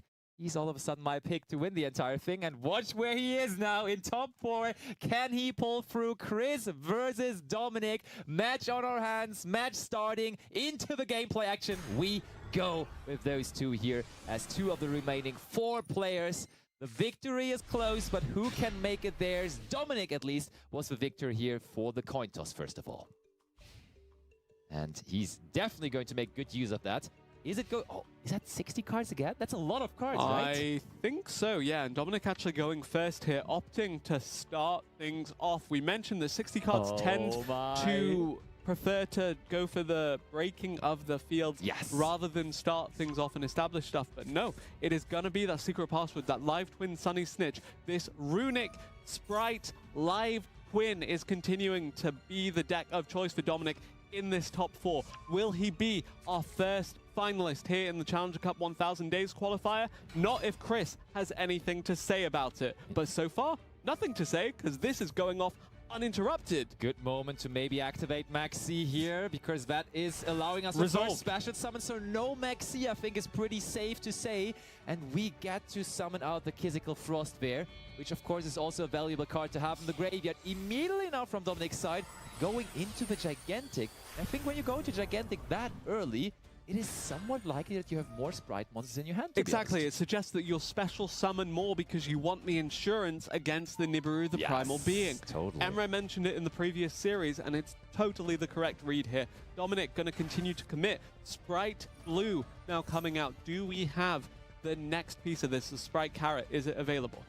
That's going to be seen. Maybe Sprite Jet first of all, or Sprite Red, the last option available, of course, out of the Sprites. It's interesting to see how Sprite all of a sudden is in the spotlight again. As I was saying, Chris in top 8, he played a really crazy adventure Sprite deck to get there here into top 4. Dominic now sticking with Sprite strategy as well. We have to question, are we just time traveling back like 1 year ago? Because if we remember for the last World Championship before the last one, Josh actually qualified with Sprite, and now that deck is back. I actually quite like that Dominic has also committed to the Sprite Blue mate, by the way. Oh yes, it's all full-on theme for him here. We mentioned Blue, Red, Carrot, Jet. Now we have Elf on the field. The whole family reunited here in top 4 of this very special Challenger Cup. Getting back the Quizzical Frost means we would also have access to our extra deck Live Twin monsters now again. And I would be no surprised if that is now the next monster that we summon out. Indeed, there it is. Yep, Evil Twin Quizzical. And Quizzical will in turn allow us to get a Lilla monster back from the graveyard, which we will then see linked off with the Quizzical. You have to imagine, or with the Elf into the link Evil Twin, and then you get the card draw. Yeah, so you can't use the Elf, but you rather want to have the Quizzical in the graveyard anyways, as you want to get that back then afterwards, allowing ourselves to draw an extra card. So there is the Lilla that will not activate the effect on the summon to destroy something, but it will activate its effect to bring back the Kizikil, and that is just a free card. And who doesn't like drawing free cards? Dominic surely does. There it is. 5 cards in hand. As he just started his turn, just on top of it, there's a Sprite Elf and both of the Evil Twins on the field. Easy peasy. Runic Fountain as well now in the hand. Very, very good start for Dominic. Again, this is going off uninterrupted. This is really accessible for Dominic as things are starting off dramatically. This is great news for Dominic for sure. And I can tell you at home, we didn't tell him to just play the Evil Twin cards because they are the topic, of course, of our 1000 Days of Master Duel campaign here. No, Dominic played those freely. It's beautiful to see that those cards are now in action and not only on the screen for our overlay. And another card that may want to cover current topics would be the Muckraker from the Underworld. Yeah. The news reporter, what are we trying to bring back here? Is it going to be... I think it's probably going to be one of the Sprite monsters, but I'm not entirely sure. Oh, wait, it has to be a Fiend monster, so we just bring back one of those Evil Twin monsters from our graveyard. I believe so, yes. So it's probably, like, you always have to make sure in which way to arrange those, because the one of them can now on the opponent's turn summon out the other one. So Evil Twin Lila can summon out the Kizikil, which gives us a draw, but as an interruption on the opponent's turn, of course, drawing is not really an instant interruption, but the Lila being summoned back from the graveyard, being able to destroy a card on the opponent's side of the field, more so is an interruption. So it's interesting to see that Dominic went this way around of having the Lila already on the field. And look at that, I think Chris is sticking to the crazy deck that brought him through top 8. Yep, the Rite of Aramesir hopefully going to get added here for Chris. The Adventurer engine, so reliable back in the day with the Drakabak, the Rideable Dragon, the Wandering Griffin Rider, the Illegal Knight even. Just so many options with the Adventurer token to support this strategy. But now we have Live Twin Kizikil Frost being banished from the graveyard. To draw an additional card. Dominic just loves drawing cards. So many effects in his deck that allow him that. And we are going to, when Chris gets that card there for free, also just take our chance and get ourselves a card too. And there is the Rite of Aramesir now. So far, no disruption from either player. Both of them getting to do their game plan. And that does continue. Chris gets to resolve the Rite of Aramesir. Here comes the Adventurer token. Crucially, though, level 4. So not quite accessible for that Sprite engine. Absolutely. But now also, of course, Fateful Adventure being activated. Fateful Adventure, as soon as it hits the field, usually also being activated shortly after to grab that Wandering Griffin Rider from our deck. But maybe Chris already has it in hand. We will have to see. But as soon as that card is activated in the hand to special summon itself out, Dominic at the very latest is going to be forced... Oh! Okay, so in response to the monster effect being activated, Triple Tactics Talent is here. Do we look at the hand? Yes, we do, and we do shuffle one back. But these runic spells are all available to be used from the hand because the fountain is on the field. Runic Flashing Fire now being used on the Adventurer token. That's great, because it is going to make sure that this Adventure token is being destroyed. And then, Forbidden Droplet to negate the effects. The thing about tokens, though, is you can't send a token to the graveyard. Just gameplay-wise, game mechanic-wise, this cannot be used for cost. We can send the Triple Tactic Talents. We may as well send the Fateful Adventure. The token, though, is not going to be a legit card to send there, so it will be destroyed anyways. 2 negations available here. What do we go for? Sprite Elf for sure, but what else? Muckraker or the Live Twin? Definitely the Evil Twin, I'm pretty sure. But look at that. He can respond because we send a spell card and a trap card. Therefore, Sprite Elf, even though it might be negated in a heartbeat, and there is the Evil Twin. We're just chaining all of our monster effects as we're allowed to do so.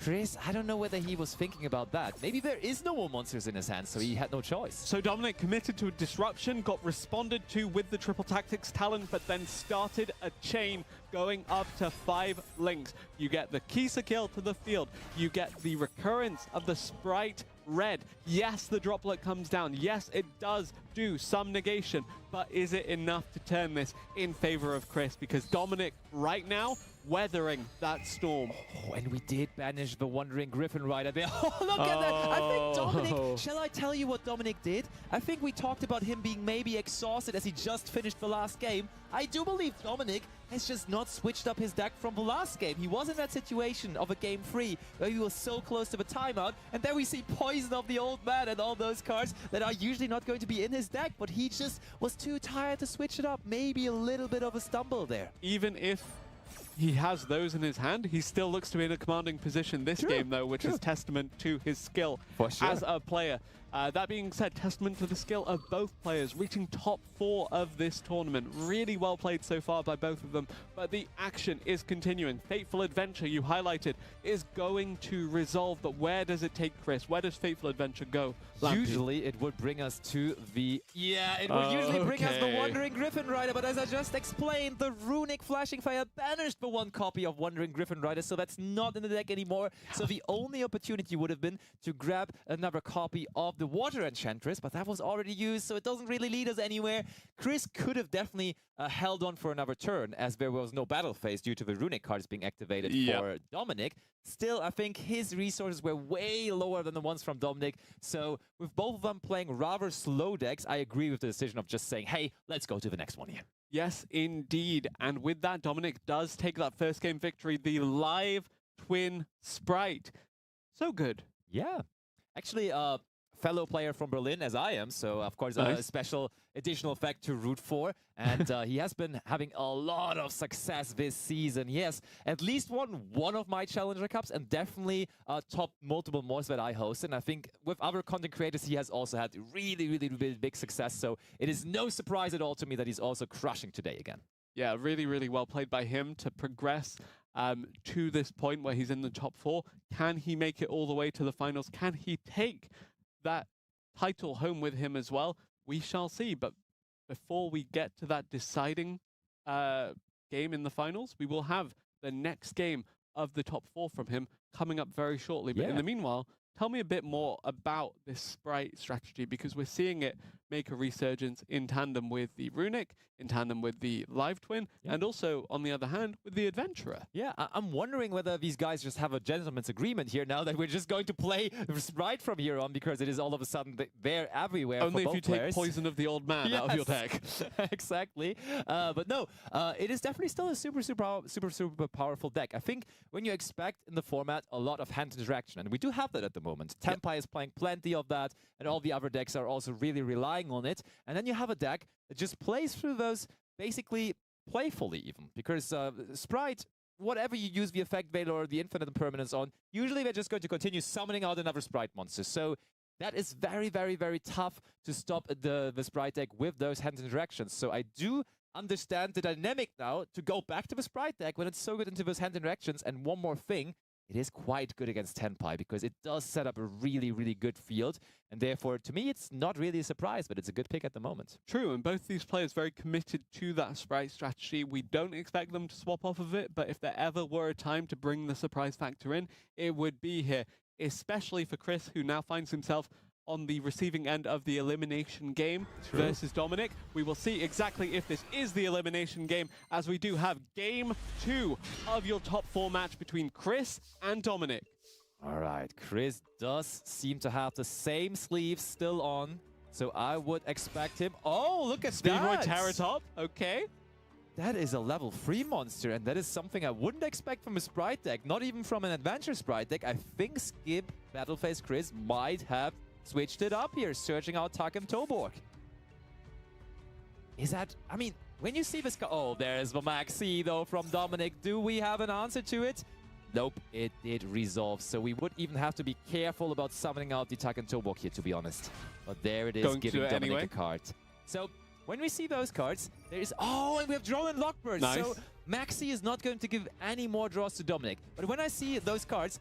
There's no, it's still that Nimble deck. Sunfish. It is still going to be the Adventure Sprite deck, I'm pretty sure, because I was already trying to find a philosophy where those cards could be included into, and I think Goblin Biker would be the most prominent deck actually playing the Takem Toborg and exactly the Takem Toborg and the Speedroid Terratop. But besides that, there's not that many decks that actually play it at the moment. But as we can see here, very clearly, also the Adventure Sprite that can play it. Sprite Sprint now going to send a level 2 to the graveyard. It is Nimble Angler, which will in turn allow the summoning of 2 level 3 or lower Nimble monsters. We don't have as much access to the Nimble Beaver as we once did, but this card is doing work.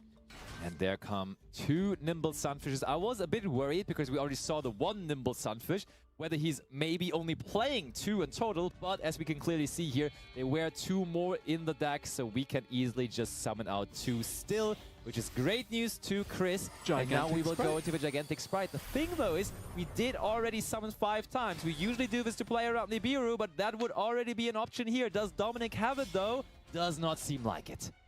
Does not seem like it. Next up on the list for Chris is going to be, that's probably just Sprite Elf. Yep, that is Sprite Elf. Yep. Making sure we're protected from Infinite Impermanence and Effect Veiler here with our Gigantic Sprite.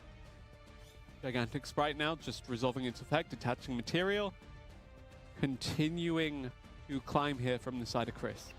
And it does resolve. Great news for Chris. So we do see both players really completely embracing the Sprite strategy, summoning 1 level 2 monster after another. A bit interesting by Chris that he was also going through those Speedroid monsters there because, I mean, they were doing nice though because they were just used as link material for once the Sprite Elf and also for the Sprite Sprint. And keep in mind, Sprite Sprint and Sprite Elf share the requirement to only needing 1 of the level 2 monsters, and the other monster doesn't need to be a level 2, so you may as well use these. And there now is Melfi Catty being summoned out to the field. That's a very interesting one. So this is not only Adventure, Speedroid, Sprite, but also there's Melfi cards in there. This man doesn't stop.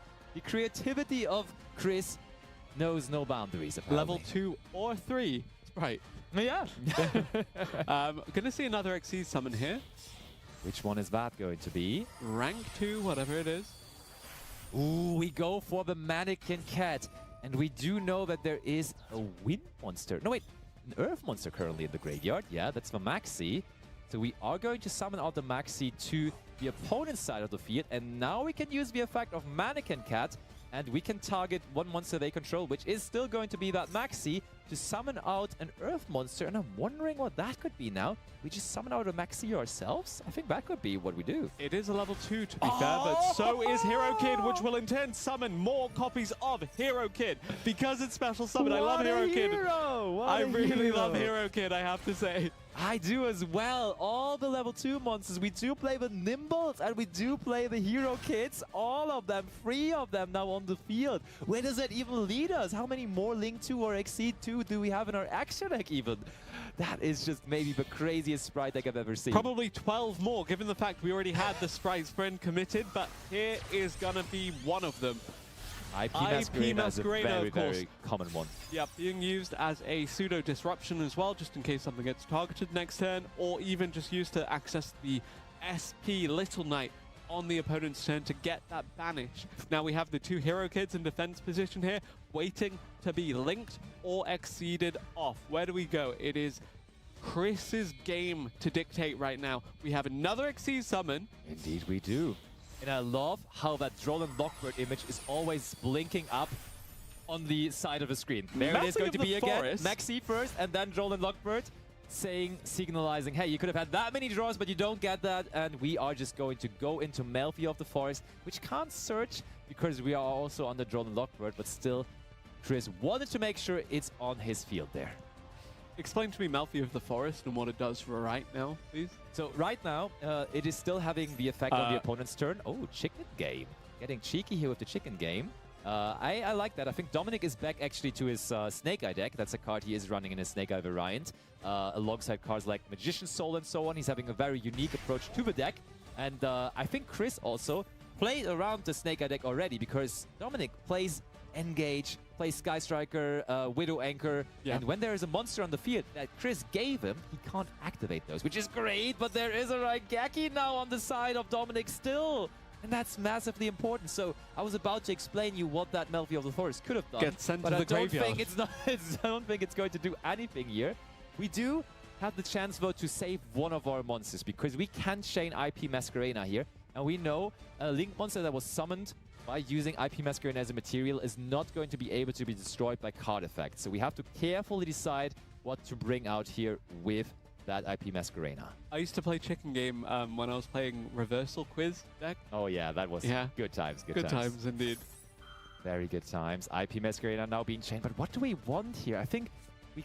Oh my, we can't even bring anything out. Forbidden Droplet, Dominic here. It's just going to 2-0 and move on to the finals. Raigeki Forbidden Droplet was all he needed, and Chris says no more of that. So first finalist of this tournament is going to be Dominic. And despite Chris getting off what was essentially an unstoppable first turn, the disruption got answered with a disruption of his own.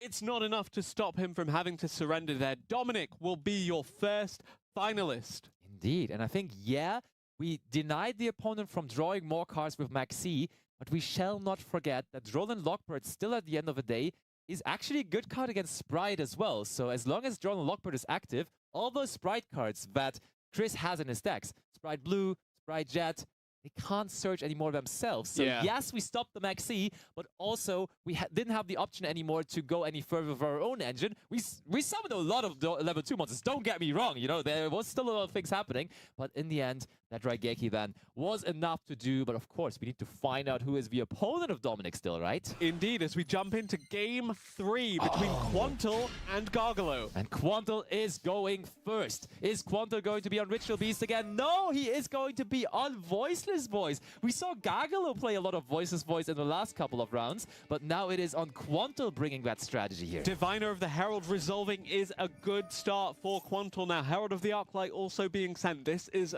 as an ideal a start as you could possibly get, especially if it continues to go off without a hitch. And we do grab ourselves a copy of Skull Guardian, the protector of the Voice of Us, and we have Saphira as well. That is indeed going to be the best possible start that you could imagine for this Voiceless Voice deck.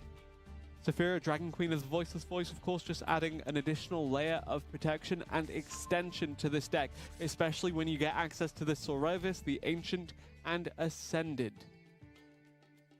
Very, very old card, but now in this deck being a key part of the strategy. And usually it was always really used for the hand effect of dodging targeting effects from the opponent, but now with the Voiceless Voice strategy, as it is a ritual strategy, you can always just ritual summon it out yourself, bring it to the field, and use its super powerful on-field effect as well, where you can, when your opponent is special summoning, just negate a special summon altogether with the Saravis. Yeah, just very, very powerful, honestly. Like, very happy to see the nuances to the Voiceless Voice deck when it comes to creating these interactions, is what I was going to say. But Bestial Magnum are actually an interaction of Gargalos here. The disruption coming down. Again, when that Diviner of the Herald resolved, we thought, okay, maybe the disruption opportunities are limited, because typically you'd see that denied. But with Magnamut coming a little bit later, could be very interesting. Trias Hierarchia, however. Immediately chaining Trias Hierarchia there. That is not going to interact really with the Magnamut for the moment, but still, it is definitely worth activating here. And, oh, Gargalo has Maxi as well. Maxi, normally not that great of a card against Voiceless Voice, but now that he's already announcing an effect to special summon, that is going to give Gargalo a couple of draws here. Yeah, the commitment here to that Trias Hierarchia does mean that we will get one draw, plus eventually the Skull Guardian, you have to imagine, will be special summoned and give another draw. Low as well, another draw on top of that. Yeah, even quicker. We tributed the Diviner of the Herald, so it was definitely pretty surely to assume that he is going to special summon something through that as well. Veiler. Effect Veiler now preventing the low. And, oh yeah, we said that though. Yep. Saravis originally always was used to dodge those targeting effects, and we do dodge the effect Veiler here. So the game plan of the Voiceless Voice, protect low at all costs so that it can resolve, so that it can access the Skull Guardian. And it looks like it will indeed do that. Barrier of the Voiceless Voice does come out to further add insurance to that game plan, and Skull Guardian perhaps going to be added to the hand now. Skull Guardian already is in the hand, so true. We have to figure out whether we need something else. Oh, we just add the Radiance of the Voiceless Voice. Yeah, that's good. That's really, really good. I think Skull Guardian was like, oh, okay, we don't even summon it out. Fair enough. We don't want to commit any further into Max C. I like it. I gotta say, I do understand that. But now Gargalo, when there is a Bestial Magnamut, there is very good likeliness, but there is also Tempai Dragon cards in his deck. So Tempai Dragon is going to go into this field without a Scholar Guardian, the Voiceless Voice. So you gotta say that's not really that crazy of a field. Yeah, you're losing out on that negation. Quantal trading away a guaranteed negation in return for denying one draw to this Tenpai Dragon deck. We said before, Tenpai Dragon, they only need one card to get things started. Right now, Gogolo has 4. He's going to draw one for turn, but his field is going to be well established on top of that. It is, and we see Gogolo now using the effect of Pydra to set that Sangan Summoning to the field. And when the first action in your main phase is activating a set Sangan Summoning, things are looking good for you, because the Radiance of the Voiceless Voice that set there is right now not even able to use its effect to destroy cards, as there is no ritual monsters on the field. So yeah, we can chain it, we can special or search here, but that is not going to be as impactful as the destruction effect. Which effect are we going to use? Are we going to bring out a monster, or are we just going to search for a monster? That is the question here. Shuffling back the Soravis here to see where we go with it indeed. Radiance of the Voiceless Voice going to resolve, but it's in response to Sangan Summoning, that crucial field spell from the Tenpai Dragon. Another low now coming out. Do summon out the low, and low now wants to search one more time, of course. And we have seen different trap cards. Oh, that's great! We can actually activate Blessing of the Voiceless Voice, enabling us to ritual summon now on Gogolo's turn. So we weren't going into the Skull Guardian initially on our own turn by not playing into that Maxi any further, but now that the Maxi is not available and alive anymore, we may as well just use it here on Gogolo's turn to bring out the Skull Guardian. Yep, Skull Guardian, of course, going to protect the low and also offer some negation, some disruption against this Tenpai Dragon strategy. But Chundra now being summoned by Gogolo here. Tenpai Dragon Chundra, in turn leading to further Tenpai Dragon synchros. Choo choo Chundra, as Gogolo says here, but on the summon, Blessings of the Voiceless Voice is going to activate, so Skull Guardian wants to have a word here as well, and it seems like it is resolving. Low is going to be tributed as it is designed to do, and there it is, ritual summon for the almighty Skull Guardian, protector of the Voiceless Voice, and right now also protector of Quantal here in this top 4 match. Low going to be special summoned back, and you have to imagine Soravis also going to be added to the hand again by the Skull Guardian, protector of the Voiceless Voice. That could be the case, yeah, I could see that for sure. Soravis could help just to build up as good of a defense as we could somehow figure out, but it is Saphira instead. Okay, so let's just follow up. But there is Dimensional Barrier. I was already trying to figure out what that set card could be there for Quantal. It could have been something like the Summon Limit, but also, of course, something like Dimensional Barrier is making it so hard for Gogolo to go into any synchro plays. Now there's none of those available anymore. And please note, Quantal is finding a really good time to do this here, because otherwise, Gogolo, next action could have just gone into Baron de Fleur with the Chandra and the Steel Magnum. Yes, indeed, Gogolo locked out of synchro summoning, that core component of the Tenpai Dragon victory plan. Quantal, it looked a little bit shaky once this Tenpai Dragon got going, but it's been stopped in its tracks thanks to Dimensional Barrier. Still have the negation live from the Skull Guardian as well, so things are looking very, very good for Quantal right now. Indeed, they do. One thing worth considering would be for Gogolo to go into Black Rose Dragon here, if there would not be the Dimensional Barrier applying, though. If there would not be the Dimensional Barrier applying, though. Would actually be really, really good here, just clearing the entire field, but Gogolo will have to do without now. Normal summoning out the Dora Dora, getting another copy of Chandra, but yeah, we already special summoned Chandra from the hand, so that's going to be just a card for next turn. Sangan Kaiman is revealed off of Dora Dora, so the attack points are not going to be increased here. I imagine that Hieratic Seal of the Heavenly Spheres is an option, but I'm not sure where you go from there, is the thing. Yeah, I mean, that's probably the last thing you would summon out then before you pass it back over to Quantal. And there is a chance that Gogolo is on the Link package that the Tenpai deck is sometimes playing, which would be something like Promethean Princess, plus the Raging Phoenix and the Zelantis. We usually use those in the Snake Eye decks, but there is still that negate from Skull Guardian, so that is just immediately going to fall to that. So I don't even know whether it's worth going into all those resources to commit into that Link play because we basically would have to use all of our monsters there on the field to give those up.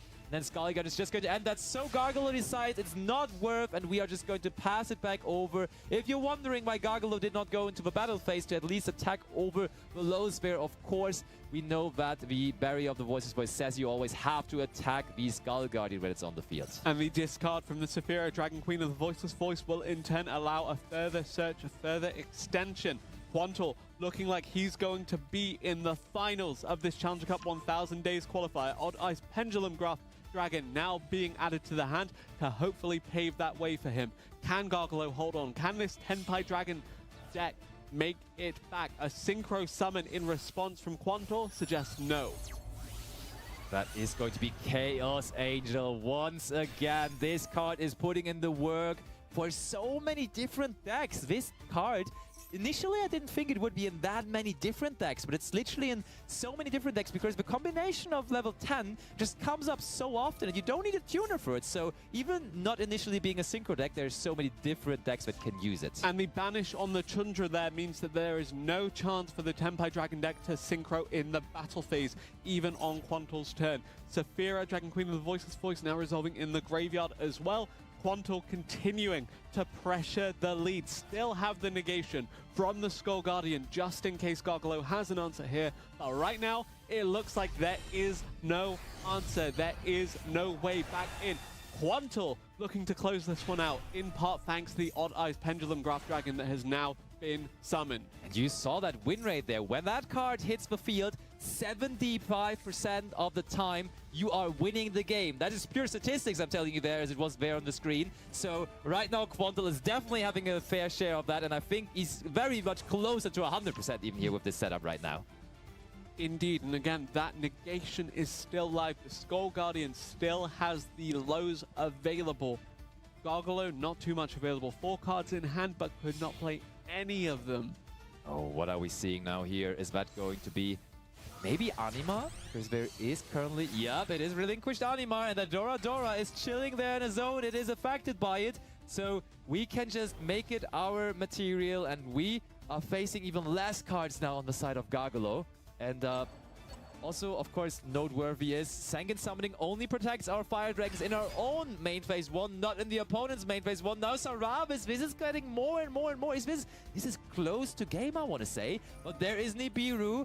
But of course, you have been saying it, and it's still there. Skull Guardian, Protector of the Voiceless Voice, protecting from that Nibiru now as well. Yep, indeed, protecting Quantal's path to the finals here in the Challenger Cup 1000 Days qualifier. The Voiceless Voice is currently making a statement against Tenpai Dragon, considered to be the deck to beat coming into the tournament. Looking at yesterday, looking at earlier in the day today, and yet it is the Voiceless Voice deck that looks to be closing this one out. Chaos Angel can still attack. Skull Guardian can still attack. And that is the game. We have relinquished Anima, knocking out the last life points of Gargalo, and Quantal did not promise too much. Yesterday he fell short with his team, and now just marching through convincingly here with that Voices Voice deck into the finals. I did question the equipped Dora, but it was the difference maker in the end. It does secure that last 200 damage with the 400 attack points on the relinquished Anima, and it does get Quantal into the finals to face off against Dominic. Oh yes, that's going to be a very, very interesting matchup, because now, of course, we know there's a short break, we don't have gameplay, but for them, a very important phase is starting, because they are going to have a couple of minutes now before the finals, and they need to adjust. They need to make sure, hey, what am I expecting from my opponent? What am I picking against that? And we do know that there is a lot of Snake Eye being played from Dominic, so how is Quantal going to adjust to that? They also need to take out the poison of the old man. Oh, please. Maybe the Mystic Walk too while you're at it, but regardless, some very exciting gameplay. Yep, so we are very excited. Of course, I hope everyone at home is also as well. A lot on the line there in the finals. We're going to talk about that in a short moment again. We're going to go into a short product video, and then afterwards, we're going to be back with the final of this prestigious tournament. So see you for that.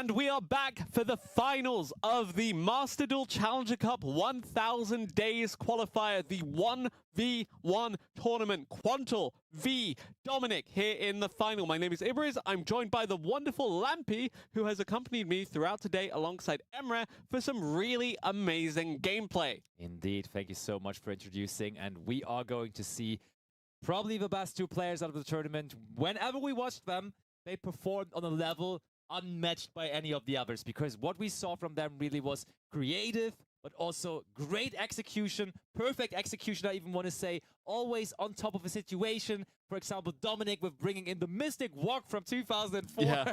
and really being on top of the competition. But of course, there can only be one of them literally being on top of this competition. Exactly that, and you mentioned just how dominant they'd been in their victories, but that being said, Quantal getting pushed to 3 games on multiple occasions in this top cut so far goes to suggest that he's having a little bit more difficulty perhaps reading his opponents compared to Dominic. But now is a new series, now is a new match, and now we'll decide who will walk away triumphant in this, the Challenger Cup 1000 Days Qualifier Final. Speaking of the 1000 Days of Challenger Cup, or of Master Duel Challenger Cup, we gotta speak about the prices, because right now, for this match specifically, for this best-of-3 set between them, there's a lot on the line. Not only does the winner walk away with a cool iPad, but also additionally to that, joining the 3v3 winner team from yesterday, the winner of this is going to be invited to that IRL tournament in March, showcasing their skills to the world in an IRL Master Duel tournament. And another segue I can pick up on there is saying that, speaking of 1000 Days of Master Duel with the live twin alternate artworks, we did see the live twin deck from Dominic, the Sprite package, picking that one up perfectly. While Quantal is playing more of your standard expected competitive decks, it's Dominic that's surprised so far, but he's surprised enough to make it this deep into the tournament. Speaking of expected decks from Quantal, what are you expecting from him here for the finals? He plays Tenpai Dragon, he plays Voiceless Voice, but we've seen him play so many different decks to a great degree of success. This is a world champion. Granted, he was playing Tearlaments, which is an entirely different beast now, but he's still a fantastic player, as proven by the fact he's made it here to the finals. Yeah, but putting you on the spot, which deck is he going to bring now for game 1 of the finals?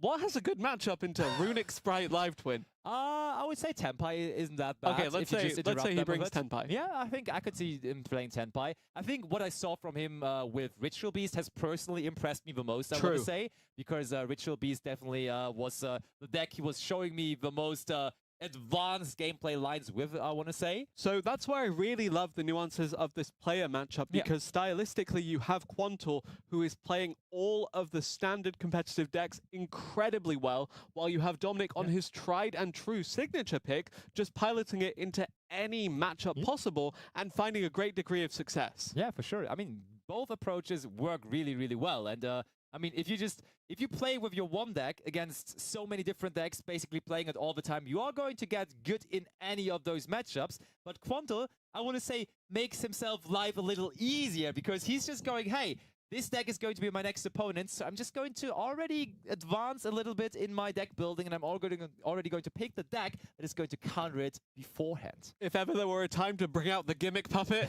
now would be here. Please, in the finals. Quantal, bring us the gimmick puppets, but at least bring us some exciting gameplay. Players are ready, and so are we. Finals of this exciting tournament is starting now. Let's see what the action is. And action, first of all, sees Quantal not playing Tenpai because he wants to go first here. Yes, and Quantal going first here suggests he will set up a field of negations. Nemesis flag suggests Ritual Beast. But also suggests rather of an unordinary, I don't want to say bad start for the Ritual Beast deck, because that is not necessarily how you want to start things off. You always want to normal summon one of your Ritual Beast monsters. So Quantal activating Crossout Designator is a really interesting move, because yes, we do get to banish. Oh, we're calling Maxi here. That is some very interesting stuff, but I can explain why he's doing that. He probably has another one of the Nemesis monsters in his hand, and when you now have Nemesis Corridor, you need a banished card, and that is indeed what we have here. So if Dominic has Maxi, he can't chain it anymore, or he could, but it will not resolve anymore, and we do have 2 level 4 monsters here. So Quantal... 2 and a 4, actually. Oh, it's 2 and 4. It's not even the second level 4 monster. You're right. Do we see That's Colossus. I'm pretty sure we're going to see Thunder Dragon Colossus here. Thunder Dragon Colossus and a dream for Quantle in the finals. Yes, indeed. Thunder Dragon Colossus now going to shut off any of those searches if they do come through. It's not the ideal end field for what you have to presume is the Ritual Beast strategy, but it is still formidable. It's still enough, and it still puts a significant amount of pressure on Dominic here in the Challenger Cup 1000 Days Qualifier Finals. Yeah, but to name you a couple of cards that Dominic likes to play, Change of Heart, Infinite Impermanence. There is plenty of cards in his deck that actually can deal with that Thunder Dragon Colossus quite easily. And there's the Pressured Planet Race-Off. Ember and me, actually, we were having a chat about the Ash Blossom Kashtira cards being Spring. so good. And Dominic shows us here in the finals that he is relying on those cards, but he's not going to get any of the Kashtira monsters because of that Ash Blossom and Joy Spring. Snake Eye Kashtira has been making a resurgence, and it could still very well be this. Wanted Seeker of Sinful Spoils does suggest that is indeed the case. Going to add the Diabell Star, the Black Witch, to the hand. Can we see this then bridge into something else? Again, just facing down the Thunder Dragon Colossus right now, but it's been Infinite Impermanence. There's no worry about adding that Diabell Star, the Black Witch, to the hand. Actually going to send something else for that cost to summon that one out. The little sister, the Snake Eye Diabell Star, was discarded there for the Diabell Star of a Black Witch. And that also shows us how important the Infinite Impermanence was, because both the Pressured Planet Race-Off and the Wanted were both cards that are searching from the deck. So Colossus would have been great against it if not for the Infinite Impermanence. Yeah, and the original Sinful Spoils, Snake Eye now coming out to send away that field spell that was not doing much of anything since it got interrupted there. Snake Eye Ash going to start off another chain, going to start off another combo, going to start off Dominic accessing the Poplar, which will summon itself, and then you just bridge into further monsters. I guess we're going to grab the field spell here, the Temple of the Snake Eyes, because we already went for original Sinful Spores, and that is indeed what we're going to grab. The Divine Temple even, and that is going to be activated shortly after. Usually, you want to try to put that Snake Eye Diabell Star into the Spell and Trap Zone. We already have that in our hand, though. Oh, look, we can also put it into the Spell and Trap Zone from our graveyard, and that's what Dominic is going to do.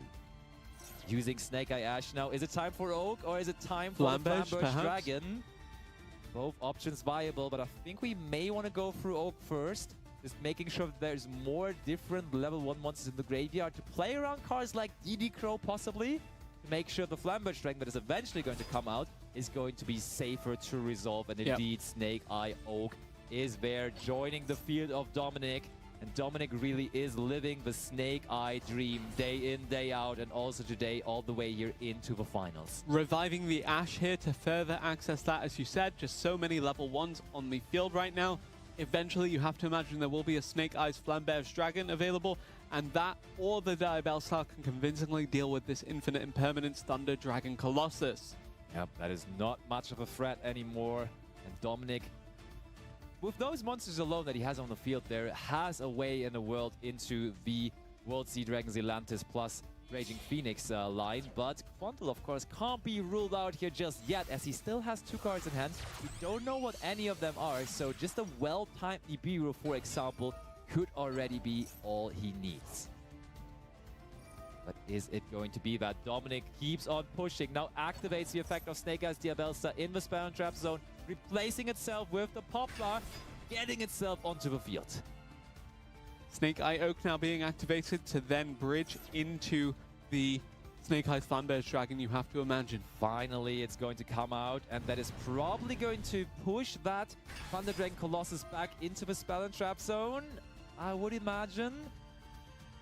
Yeah, come on. Yeah, there it is. Okay, there because we go. the funny thing is, if Dominic... Oh, we just go...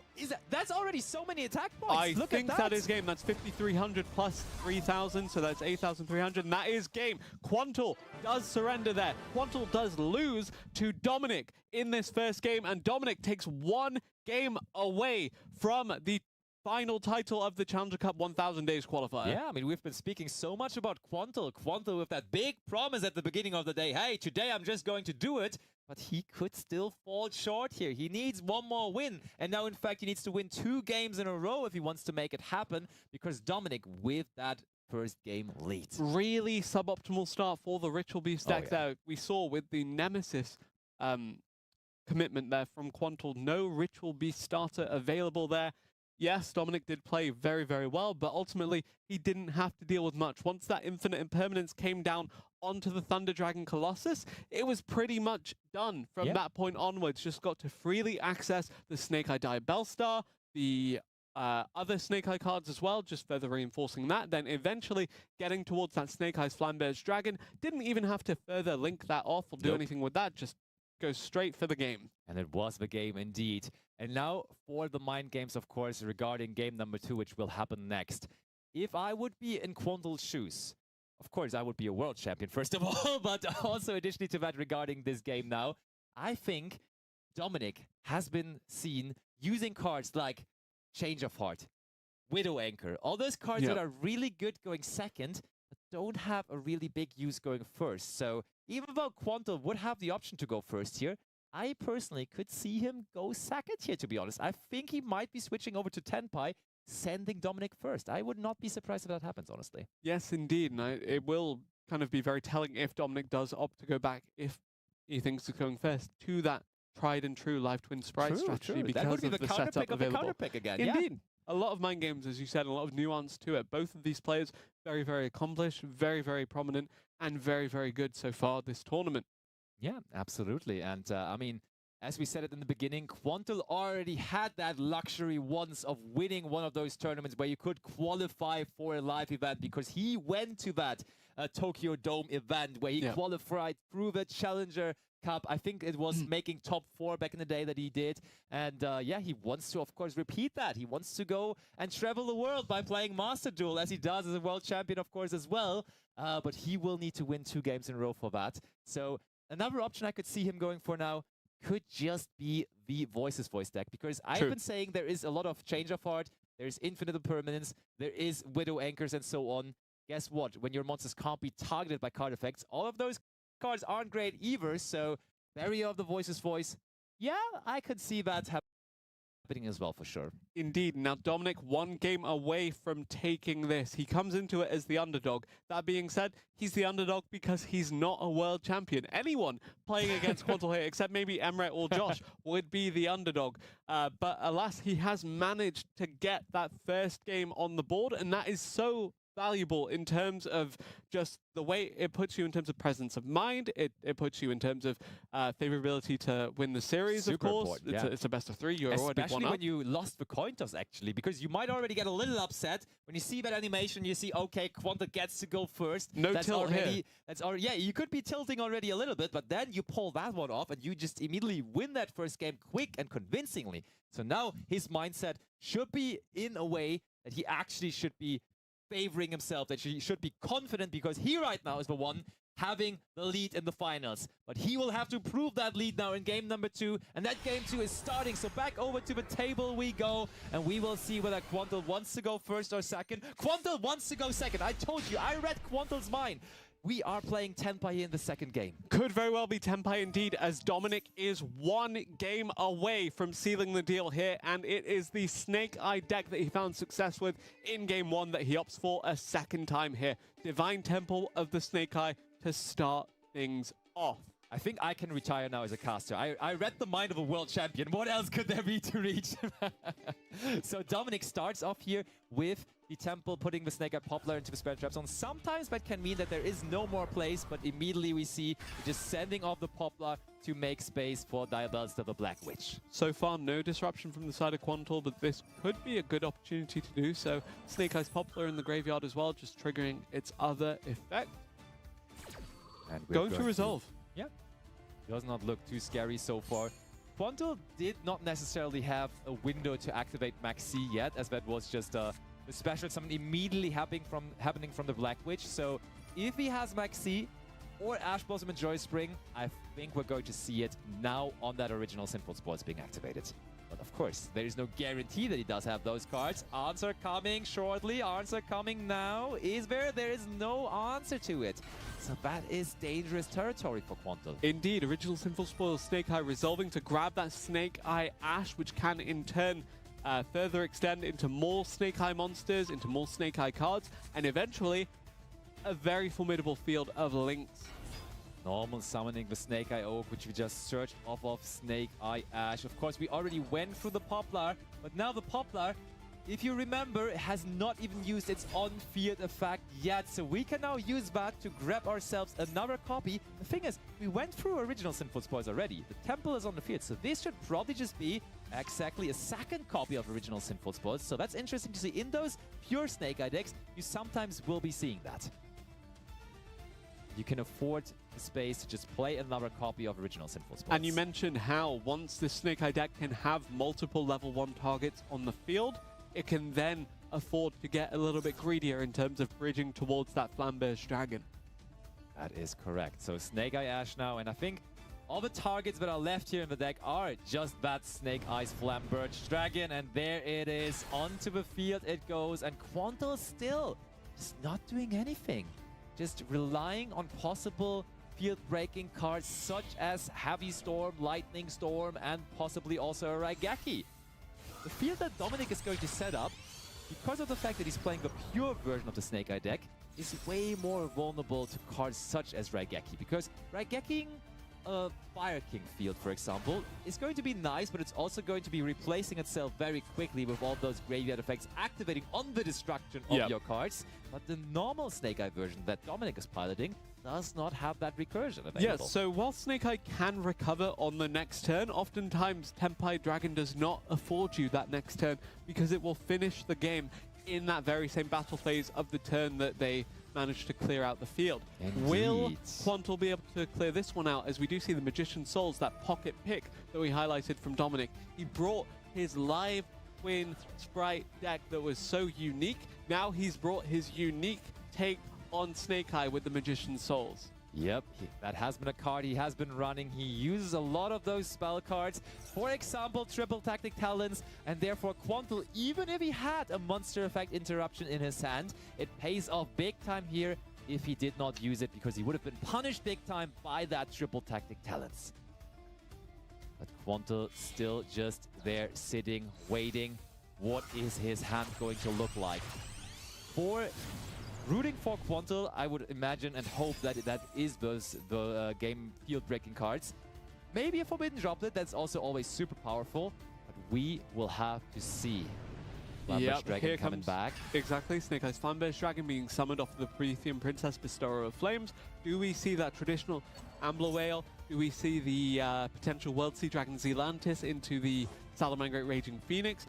A lot of combo lines available to Dominic so far, and he has not seen a single disruption from Quantal. We mentioned Tempai Dragon. It tends to favor doing the clearing of the field rather than stopping it from being established. And here is the Salamangreat Raging Phoenix to say, even if you somehow clear the field, there is a way back into this for the Snake Eye strategy. Yep, Raging Phoenix always trying to come back when something is destroyed.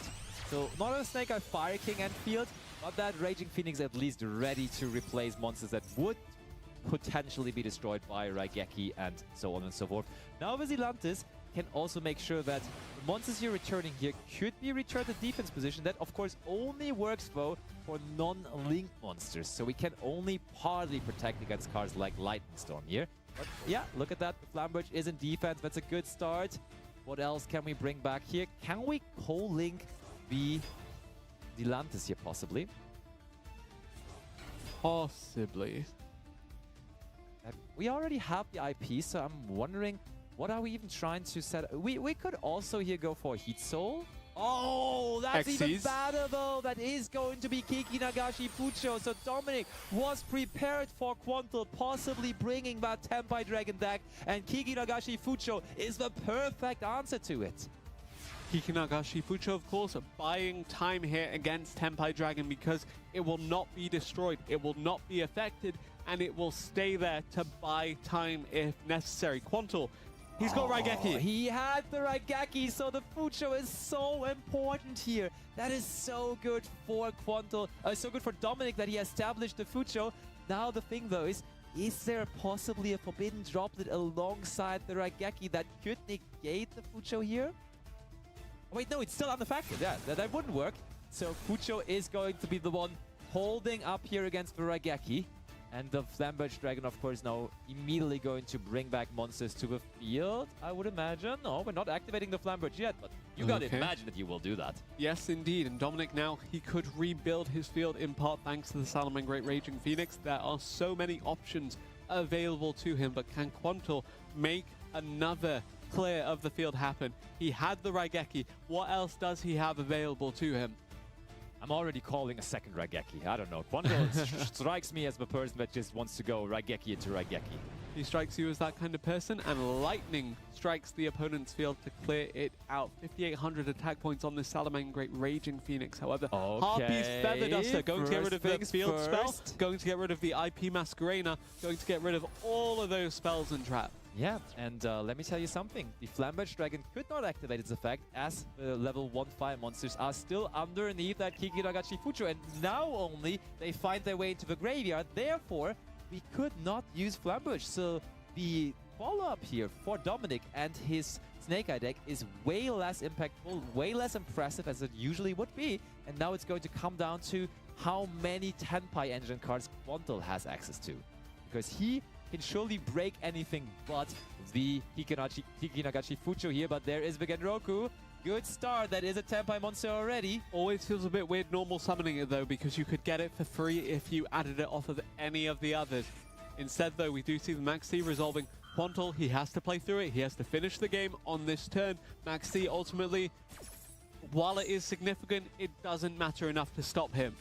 I mean, it kind of does, because I was just saying Dominic is struggling to have a follow-up resource here. And Quantul basically, and the Tenpai Dragon deck in general, they don't really have any answer to Kikinagachi Fucho that activated its effect as well. There is just no card in the deck or the extra deck of a Tenpai Dragon player that is capable of dealing with that card. I mean, any deck somewhat struggles against this card. So I'm certain that Dominic is going to get another turn, and it's going to be on Quantul now, deciding with how many cards in hand Dominic is going to start that turn, as he's the one, of course, in charge now of deciding how many special summons he's going to do. Indeed, but giving enough cards to Dominic here to make a convincing follow-up on his turn could very well spell the end for this.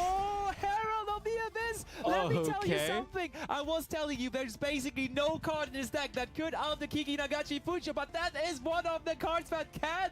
None of a card that I see very often, but one of the cards, of course, a world champion would use. Herald of the Abyss outing the Kikinagachi Fucho. And let me explain you why. Because it is Dominic that has to send his own card here to the graveyard. So Quantul is the one activating the Herald, but Dominic is the one forced to send his own monster to the graveyard. So that is so good for Quantul right now. Declares Winged Beast without hesitation, even though Emre is his teammate, just goes in there and manages to turn it around here. We're giving draws with the Max C, but it does not matter as long as these attacks go through, as long as the synchro summons can come down here from the Tenpai Dragon. Quantul declares an attack on the Salamangreat Raging Phoenix, chains the Fadra's effect here. And we're going to bring back the Genroku, and honestly, that is just preparation of a world champion once more. He already prepared for the technology that is designed to prepare against his Tenpai deck. So he outplayed the outplay here with the Herald of the Abyss, and I'm sure now in the battle phase we're going to see Quantul getting rid of that Salamangreat Raging Phoenix. Here we go with the Synchro Summon, and 3 attacks have already been declared, by the way. Indeed, so Biden Dragon not even on the field yet, probably going to be the next card on the field, but already ready to use its graveyard effect as well. And we question what Quantul will do now that he's 1 game down. And the answer is go back to the tried and true Trident Dragon eventually, but also this Tenpai Dragon is going to be the thing that will take him there. Immediately going for level 10. Sangenpai Transcendent Dragon immediately coming out here, followed by the Sangen Kaimen. It had to be the last card, Sangen Kaimen in hand, when you already go into the Transcendent, because that had to mean we have another way for a tuner on the field. And there is our tuner. There's Chandra back to the big stage. And now Dominic, whatever he wants to draw with that Maxi is not going to have any impact, as Transcendent Dragon is just not allowing Dominic to activate any effects. And Herald of the Abyss was so clutch here. Such a useful, such an unconventional card, but it's exactly what Quantul needs to turn this one around. Sangenpai Biden Dragon, Tenpai Dragon Fadra, Sangenpai Transcendent Dragon, all on the field right now, and eventually this will be a Trident Dragon with 6,000 attack and so many attacks available to it. A true world champion, true execution of the world champion, Trident Dragon. We've not seen this card for the first time just now today. Has been deciding games all day, but it's also going to be deciding the outcome of this game here, favoring Quanta, and also, of course, favoring our broadcast, as that means we're going to see a third game between these two. 6,000 attack on that Trident Dragon, and a further 3,000 from the Song by Trident Dragon does mean Quantal pushes this to a game 3 and takes down Dominic. The Tenpai Dragon strikes back. Yep, it did in the end work out, and you really got to give it to that man. You really got to give it to Quantal, figuring out that you have to include that Herald of the Abyss because of the deck choice from Dominic, because Dominic is playing one of those decks that can just easily get level 1 monsters onto the field. So Fucho is going to be a very, very common side in his extra deck. And rightfully so, he summoned that Fucho, as you're supposed to do against Tenpai. That was a good read against the Tenpai strategy. Very Honestly, really, really well played by him to set that up. But regardless of the setup, we said Tenpai Dragon, it flourishes in the removal. It flourishes in destroying established fields. And it did exactly that. Raigeki, Harpy's Feather Duster, and then that follow-up. So good from Quantal. Most importantly, the Herald of the Abyss. That was the card that made it there. That was the card that is enabling him this game 3. Because I'm sure if it would have gone back to Dominic, Dominic would have had all the tools to just probably seal it as a 2-0 victory. A relatively one-sided game 1 and one of the most explosive game 2s we could have asked for. What do you think we see both of these contenders take for game 3? Game 3, Dominic in game 3 tends to bring in some Live Twin cards, so I'm just calling he's going to do it again. I think we're going to see Live Twin Sprite, maybe with a couple of Runic cards as well from Dominic. I would love to see that. We saw that his Snake Eye deck is really good going second, but maybe going first, he just wants to go with those Sprite monsters. And on the other hand, then we have, of course, Quantal. Quantal looked good with Tenpai. Not gonna lie, I think Quantal might just be going back to back with the Tenpai deck here for game 3 as well. And speaking of going first, it is again that mind game kind of thing where you're thinking, do I let the opponent go second, assuming that Quantal is taking the Tenpai Dragon again? Or could I potentially get baited into thinking that and then he takes Voiceless Voice or something else? Yeah, exactly. Ritual Beast. True, yeah. So I think the risk of just sending Quantal first is too high in my personal opinion. Because there is still, as you say, that chance that he's just going to bring one of those really, really powerful going first decks that he thinks are also strong enough to go second. I would mainly think either Ritual Beast or Snake Eye Fire King are the decks in his arsenal that he thinks are good going second, but are also still very, very good going first. So I would just rule out that factor. I would just bring in my deck that's the best going first and hope that it's going to stick. And that advantage that we said Dominic had going into game 2 of having won the first game and being able to relax, he has a 1-game buffer. Gone. And you get the momentum swing in favor of Quantal. He kept his dream alive. He kept himself in this series. He could still very well take home the title of the Challenger Cup 1000 Days Qualifier 1v1 champion, and he could still qualify for this offline event. Indeed, that's going to be on the line here, because that is the last game of a long day of dueling action. Only one game to decide it all. Sometimes it just comes down to that one game to be played, and that is going to be this one between these two exciting players. Quantal's top cut games consistently have gone down to that third game decider, but there's a reason why he's here in the very final game of this tournament, and that is, of course, because he shows up when it matters. Indeed, he does. Even yesterday already in the 3v3, his team, when he featured it in top 64, they could have already been out in top 64, but Quantal showed up in the last game of the entire set to make sure that his team advances. Then in top 32, they couldn't push him any further. He couldn't keep his team alive. But today, himself in a 1v1, only relying on his own skills, brought him all the way into this final, and now also brings him into this third and decisive game where we are going to see who's going to be crowned the winner of this. And while Tenpai Dragon was what brought him to this game, it's his mastery of the Ritual Beast strategy that did enable him to make it this far. Granted, game 1 was not all that great for him, but he could just do better this time. We may run it back with Ritual Beast. Just at some point, there's not enough you can think about anymore. You just gotta blank out and listen to your heart, honestly. And in some moments, when it's very much on the line, you just go, okay, my heart right now is telling me I shall play Rich Rubies, and maybe Quantel has that moment right now.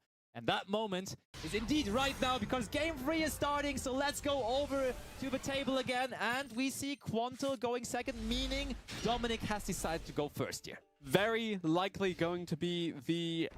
Oh no. I was actually going to say very likely going to be the Tenpai Dragon for Quantel, but no, he didn't choose to go second. But as you said, oh no, Dominic just setting one. This is not ideal, regardless of what deck he is piloting. That's true, and that is especially vulnerable against Tenpai, but Quantel is just copying the strategy. Setting one, setting two. Does not look like a huge play. Okay, is Quantel maybe playing Labyrinth all of a sudden? It could be. Suddenly it Labyrinth. may as well be. I think Quantel just brought it back to Labyrinth, which is a deck he has been skillfully piloting for a long while as well. So I wouldn't be surprised if this is just Labyrinth. He plays Ritual Beast, he plays Snake Eye Fire King, he plays Tenpai Dragon. He made a name for himself on tournaments. Is there any deck this guy does not play?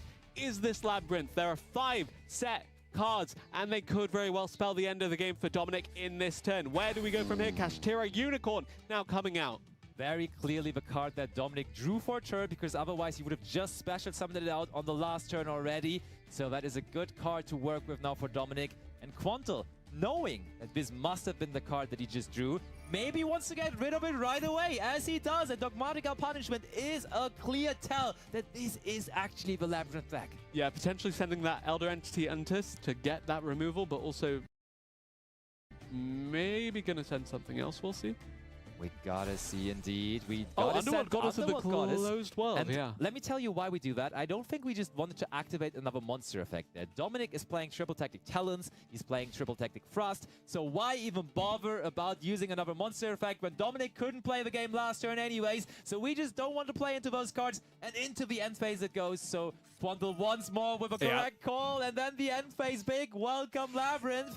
Getting mad with Ash Blossom and Joyous Spring though, so Quantel for now is being held to no play as well, but he has Lady Labyrinth to further advance, or to actually start to advance his engine now. I'm curious if this is Furniture Labyrinth or indeed that simultaneous Equation Cannons Labyrinth that we've been seeing so much of. Now we have Lady Labyrinth being summoned. Yes, the Ash Blossom did disrupt that big welcome Labyrinth, but it doesn't matter in the end. Labyrinth, Emre told me, it loves when it's down to just drawing the top card of the deck, because once you've starved your opponent of resources, oftentimes that single card is much more valuable than whatever they can draw. Indeed, and now a crossout designator is being activated in response from Dominic here to the Terrors of the Overroot. So Quantel just destroying the set card there on Dominic's side and replacing it with a set Ash Blossom from the graveyard. And of course, Quantel tried to get his Lady of the Labyrinth to be chained to that, but crossout designator denying that. Will be interesting to see. What are we even calling? We're calling Dimensional Barrier with the crossout designator, because why not? Because why not? Not really anything that is going to be taken too seriously anyways, as we are in the end phase of this turn still. Yep, still one face down set for Dominic now, with Dimensional Barrier being sent. I am curious as to what that could potentially be. So the set card actually was different Dimension Grounds. So those are some options from Dominic probably that he's usually setting with Triple Tactic Frost going first. And so I think a one-off Dimensional Barrier, a one-off different Dimension Ground, that is usually going to be the package that you want to have in your deck, just in case Triple Tactic Frost resolves without monsters on the opponent's side of the field, attacking over the Ash Blossom here that was set back with the Terrors of the Overroot. The thing with Labyrinth, even if it is a very control-focused strategy, it does take a couple of turns to actually close out games. Yeah, that is true. Very rarely you're going to have enough resources to just run over your opponent, and it's very... The thing though is, it strives in those game states where it does take a couple of turns, because as the longer a Labyrinth game goes, the more it also gets favored, because just the recurring resources of the deck are just so well, and therefore a deck that has to grind with Labyrinth usually is going to be hard to find. There is the discard of Triple Tactic Talons, therefore last turn, well done not activating a monster effect. And the Witch is now going to be summoned out. Does Quantel have an answer to that now as well? Yeah, on the topic of monster effects, here comes Skill Drain to stop that one. No more monster effects ever again on the field here for the rest of this duel, as long as that Skill Drain keeps on being phase up on the field. That is a really good position for Quantel. He can't activate the Lady now anymore, But guess what? Sometimes all it needs is 3,000 attack points. Yeah, 500 more attack than your opponent's strongest monster. Yeah. Absolutely running with it. For sure. And now maybe even another welcome Labyrinth or something like that? Not just yet. Okay. Again, to echo Emre's sentiment from yesterday, when the Labyrinth gets to the point where you're both relying on that top card of the deck, it loves being there. It loves the back against the wall because that card is always going to be more valuable for it. And here, 3,000 over 2,500, we said, can't quite close out the game this turn, but in a fantastic position to continue to apply the pressure. Diabellstar the Black Witch, of course, can resolve in the graveyard because skill drain only is applicable on the field. But you mentioned Triple Tactics Talent. He had 2 in his hand. 2 of them. Well done by Quantal once more. Do not play into it. We're activating the Witch on the field, but it is not going to resolve as skill drain, of course, still is applying. So Dominic down to a singular Black Witch on his field. And Quantal looking great now, also getting rid of that last card on the field. Okay, with chaining the Lady Labyrinth, is there maybe possibly a way to get it off the field now? Yes, with chaining Big Welcome Labyrinth, and that is going to be the final move of this tournament. Quantal has not promised too little. He is the winner of this 1v1 tournament, and he is going to go to that offline tournament in March. And natural entertainer that he is, he goes to 3 games every opportunity possible, but he shows up each time. This guy is so reliable in those high-pressure moments, and you're seeing exactly why. He does it on Fire King Snake Eye. He does it on Tenpai Dragon. He does it on Ritual Beast, Voiceless Voice, and finally, in that final game of the tournament, pulls out Labyrinth for the first time in forever. Yeah, for sure. And I think the crucial part about this final surely was that second game. Surely was the moment he had that Herald of the Abyss. That was, I think, the deciding factor of that entire best of 3 set. Just securing him to actually win that game too, because without that card, it would have not been possible. So kudos to him for including it into the deck in general. Really, really well played there. And again, the presence of mind to read, hey, the opponent might have Triple Tactics Talent. They don't have much else, so got to be wary of that. And Quantal just, again, showing you the caliber of player that he truly is. That being said, Dominic, credit to him for actually showing up enough and making it to the final. Still walks away with a fair amount of prizes and still gets to celebrate 1,000 days of Master Duel with us on this Challenger Cup. Yeah, have to say, also was fun celebrating with you yesterday and today here, 1,000 days of Master Duel. Beautiful 2 tournaments. I had some exciting games to watch, and I mean, the slogan of the weekend, of course, the slogan of our lives kind of is just, I love Yu-Gi-Oh! And we got to witness some fantastic Yu-Gi-Oh!, right? Absolutely. High stakes, high level gameplay. So much fun being had across the board, both by us, both by the players. Emre too, we loved having him here. He added to the fun for us. He added to the fun for you guys. And we really hope you enjoyed that. The Challenger Cup 1,000 days qualifier. 3v3 yesterday, 1v1 today. So much fun. It was indeed. So, congratulations once more to Quantal. He will be joining Team FSN from the 3v3 tournament yesterday. So we have 4 players in total that have qualified, and they are going to be seen for that offline tournament in March. So definitely wait for more announcements regarding that in the future. Yes, indeed. Those exact players would be Quantal, How Fast, Boss, and Bronus. After these 2 days of tournaments, those 4 players will be the ones proceeding. Really, really well played by all of them. Really fantastic games overall. Really love seeing the variety of decks, especially in those later Swiss rounds from earlier today. Ice Barrier was one. The Umi Control as well. Dinosaurs. So many cool things. We had very, very many different decks, and we could showcase all of them.